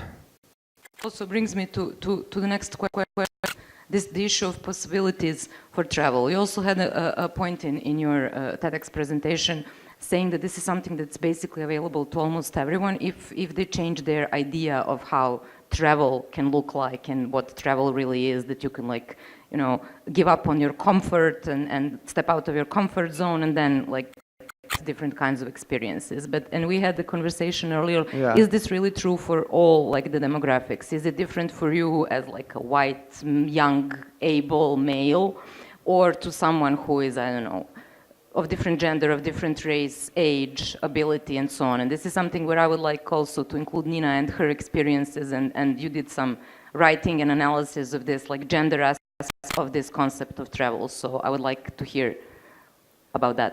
Basically, one girl, Katerina, from the travel club, and I wrote an article on and independent traveling. Basically, whenever you mention independent traveling, everybody says, oh, that's a great idea, but it's dangerous, it's so dangerous, especially if you're a woman. So basically, traveling as a woman is not any more difficult than being a woman in everyday life. You just have to use common sense. And for example, in that article we wrote about how to pack, that you always need to have light luggage. You also need, as a woman, you have certain needs for hygiene that are more delicate than for men, so you should always have extra pads, tampons, wet wipes. Also for protection, for defense, maybe pepper spray is illegal in some countries, but deodorant with alcohol is legal everywhere, and you can use that as a protection in case you need it. I have never needed to use any means of protection. I hitchhiked in Europe mainly, and alone and in company, and basically nothing bad happened. Okay, one guy in Poland asked me if I wanted to have sex, and then I said no, and then I pretended to be extremely offended, and then he apologized in bad Polish/English, like, sorry, I only ask. And basically that's the worst thing that ever happened, and I have like 5 years of active hitchhiking experience.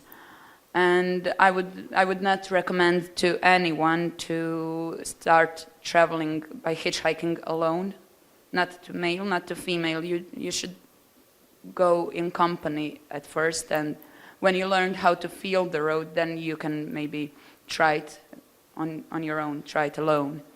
We have some girls in the club who travel the world on a bike, for example, and one of them, she's traveling, I think, entire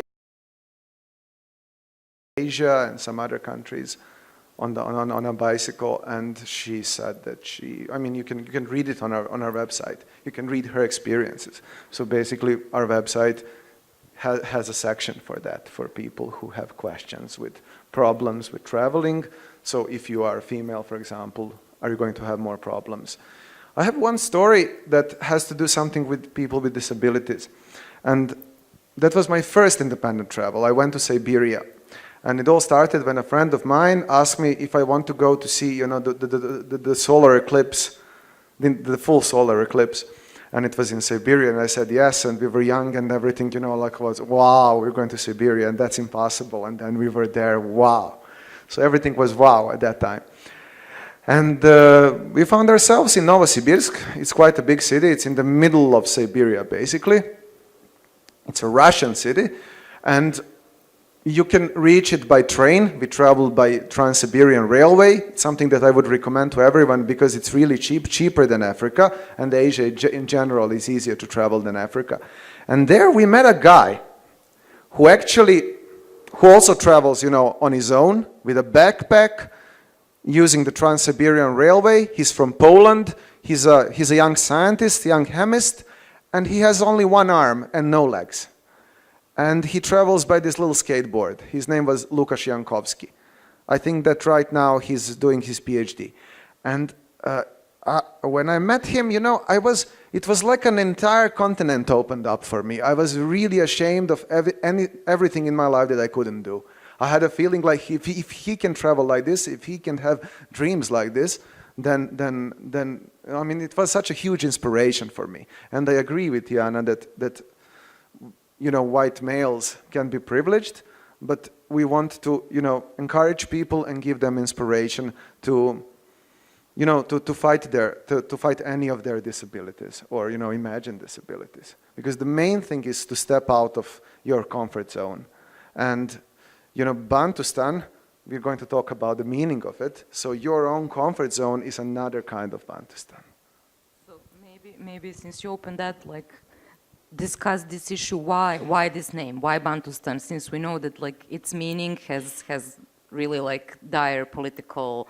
And yes, it has like, really like a dangerous connotations Yes. because Bantustans were these little, let me say, states for black people in South Africa during apartheid. So it has this meaning of segregation. So the idea was to name this book after something that's negative in order to fight that, and in order to show people that the book is not like a like only a travelogue. It's also, it has a lot of stuff inside, a lot of dark stories, a lot of political things, a lot of stuff like that, tales from Rwanda, Congo, these countries which have a dark history, and it has a lot of connections between the Balkans. Africa and Balkans are much more similar than we tend to perceive, because we don't know anything about Africa.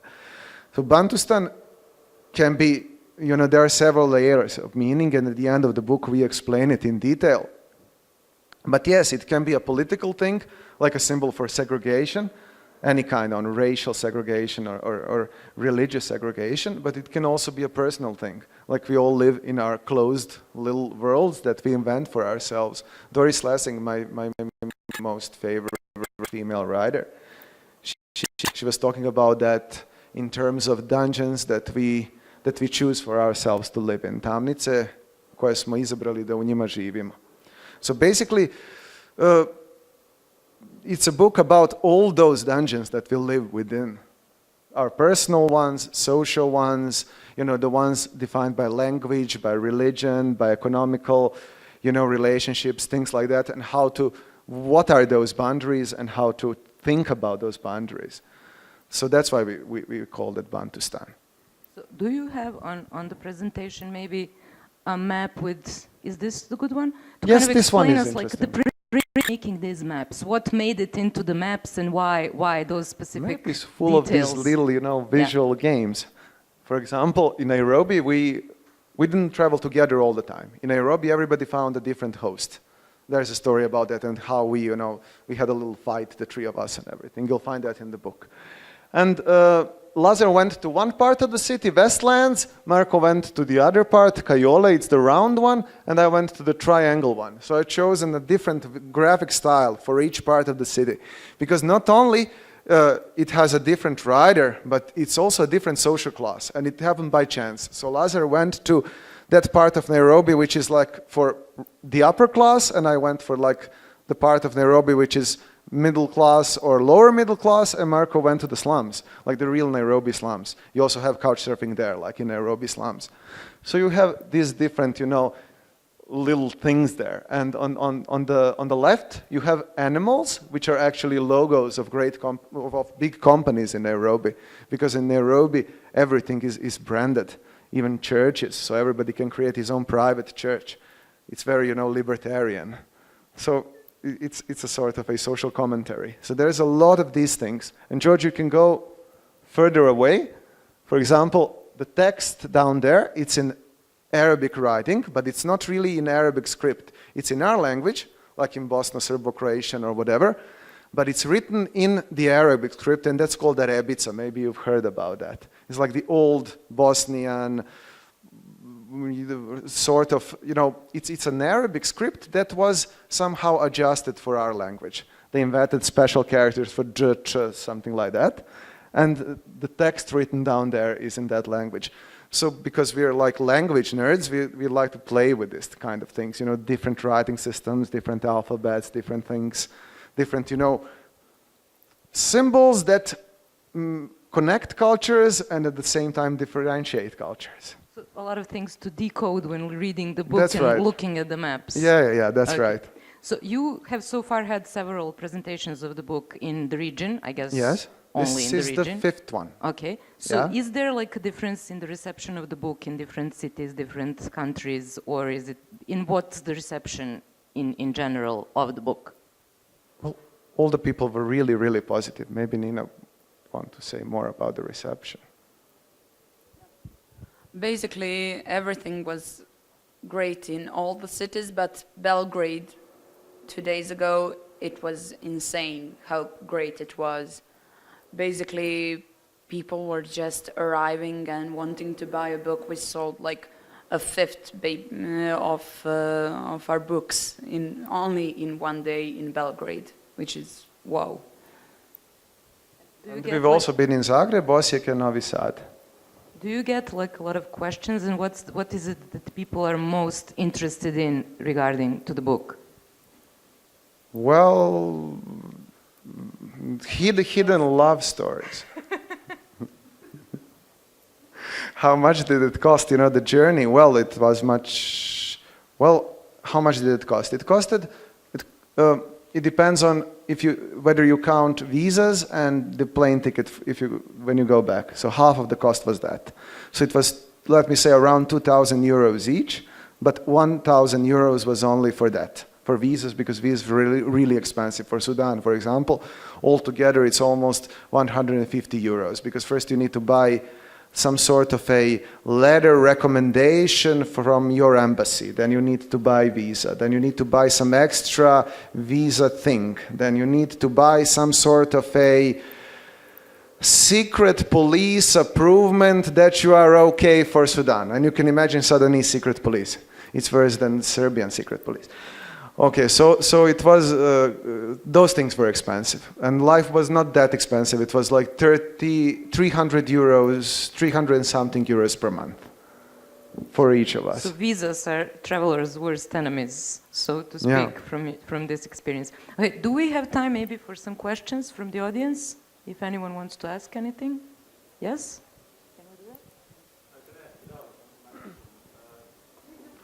No, because it's recorded.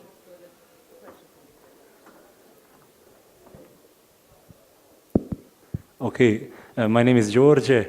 I'm from Bosnia, and I want to ask you, when I hitchhike for almost 5 years or so, once in a month. I've never been driven by a woman, which I don't know. And what is your comment on that, since you've done the research about women in hitchhiking? Thank you. Basically, I believe that it's all media influence, that it encourages the fear that women feel. And basically, there are lots of horror movies when you pick her and then he wants to kill you or something. And women feel especially vulnerable when taking someone unknown in their car, because basically people, when they hear about hitchhiking, when I tell them I hitchhike, they think that I'm in great danger by doing so. But actually, the driver, the person who is driving, has to keep an eye on the road, has to hold the steering wheel, and cannot actually do much. So basically, if a woman is driving and she gets some strange person in their car, she cannot defend herself. So I believe that's the core problem, but we are trying to fight that prejudice about hitchhiking and that people are evil and there is some psycho on the road trying to kill you. There is no psychos. There are as many psychos on the road that are also in supermarkets, but we still go to the supermarket. So yeah, that's my word. I would like to add just a couple of lines. First, we need more solidarity in the Balkans in general, so this culture of sharing. And second, we need more female emancipation in order for women to feel more empowered in general to do things in life. So that would be my answer. Now I would like to take the opportunity just to share a few hitchhiking tips that are mainly for women, but everybody can use them, of course, because men face same dangers as women. So basically, as I pointed out earlier, it's important to feel the road and to learn how to hitchhike before you start traveling on your own. It's also important, like if you succeed to end up in a car with someone who is a bit strange and you feel not very comfortable with that person, then you try to aim at their feelings, at their empathy, by talking about your family and comparing that person with your mother or father, and like drawing a parallel as if you were their child. So their compassion will start working, and then you can feel more comfortable. Also, you can try to talk about your life, about your hopes and fears and dreams and things you live for. And when a person starts perceiving you as a human being, then they will not have an urge to hurt you in a way. Also, it's important that you always have your cell phone charged and with credit. And also, it's important to learn at least basic phrases of local language, and especially the phrase, "I texted my friend with your with your plates." Yeah, and about our travel vocabulary. yeah, we also have tiny travel dictionaries on our website. So basically, if you want, you can print that out. And when you print it out, you can cut it and fold it in a tiny book with all the important travel. With 100 most important travel tips. Are there any more questions? Well, okay. Just for the sake of asking a question. So I'm drawing on your other background as a data visualizer. And on this whole discussion of hitchhiking that people seem very interested about. If you had to visualize a map on receptiveness towards hitchhikers throughout your journey. That's a good question, What George. would it look Thank like? you for that question. Because I only tried to hitchhike once in my life. And when I was trying to go to Niš, because someone just had to go to a meeting and was late and dropped me off at the highway. And I was trying to hitchhike, and I hitchhiked for like 30 minutes and no one grabbed me. But then it was okay, because it turned out it was a 10-minute walk to Niš. Yeah. But I was very surprised that no one picked me up, because I had my bow tie on and I looked charming. And it didn't work. That would be interesting. Well, in terms of countries that I visited, I've noticed that the most hitchhiking friendly countries were, I think, Turkey and Morocco. Yeah. And Europe, like this more developed Europe, you know, France, Spain, Germany, countries like that, they're not that hitchhikers friendly. I beg to differ. Germany is very, very receptive, but as Uroš pointed out, Turkey is like hitchhiking paradise, but also Poland is amazing for hitchhiking. For example, I don't know till when, but they had this award for drivers who pick up hitchhikers, and they had an annual award for the driver who picked up the most hitchhikers in that year. How did they get that record? And some stamp. They were using some stamps, and whenever they pick up a hitchhiker, they collect a stamp. And yeah, it was back in the times of communism, but still, as hitchhiking was encouraged, it's still a part of Polish culture. And whenever I hitchhiked in Poland, it was amazing. Like, I just stand on the road for 2 minutes and somebody picks me up. And Germany is okay. Spain and Italy are difficult. I believe it's because mainly Spanish and Italian people speak bad English, so they cannot feel connected to you when you ask them for a ride. But yeah. Felt like they need to give something to you. And the Balkans in general is okay for hitchhiking. Bosnia is better than Croatia. Yeah. And also, whenever I hitchhiked and a Turkish person or a person of Muslim origin picked me up, I was never hungry or thirsty. So, yeah. So maybe this stamp for hitchhikers would be a good thing.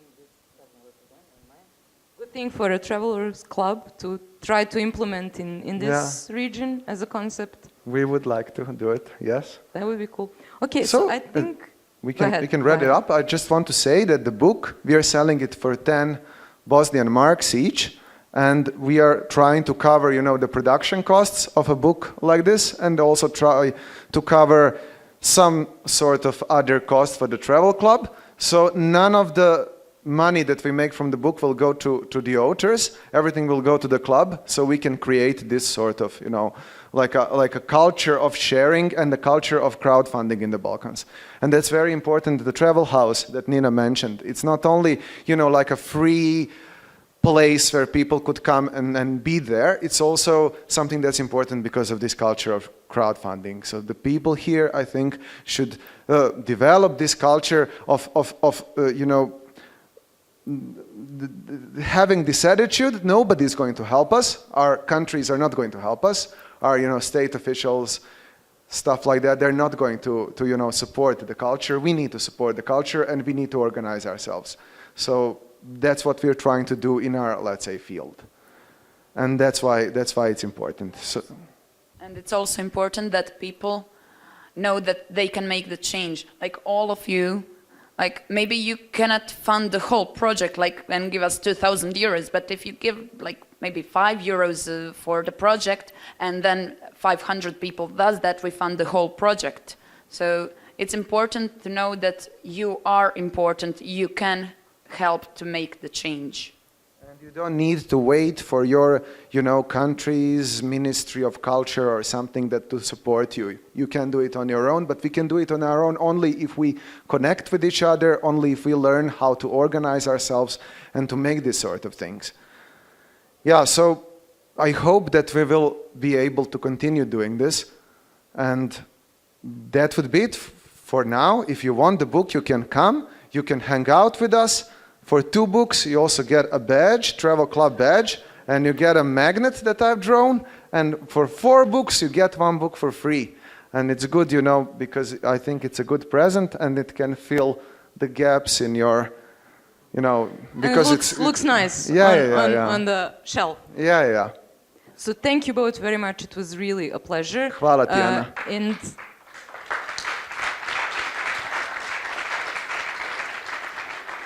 I would like to invite everyone to check out the Travelers Club website. Uroš said it already.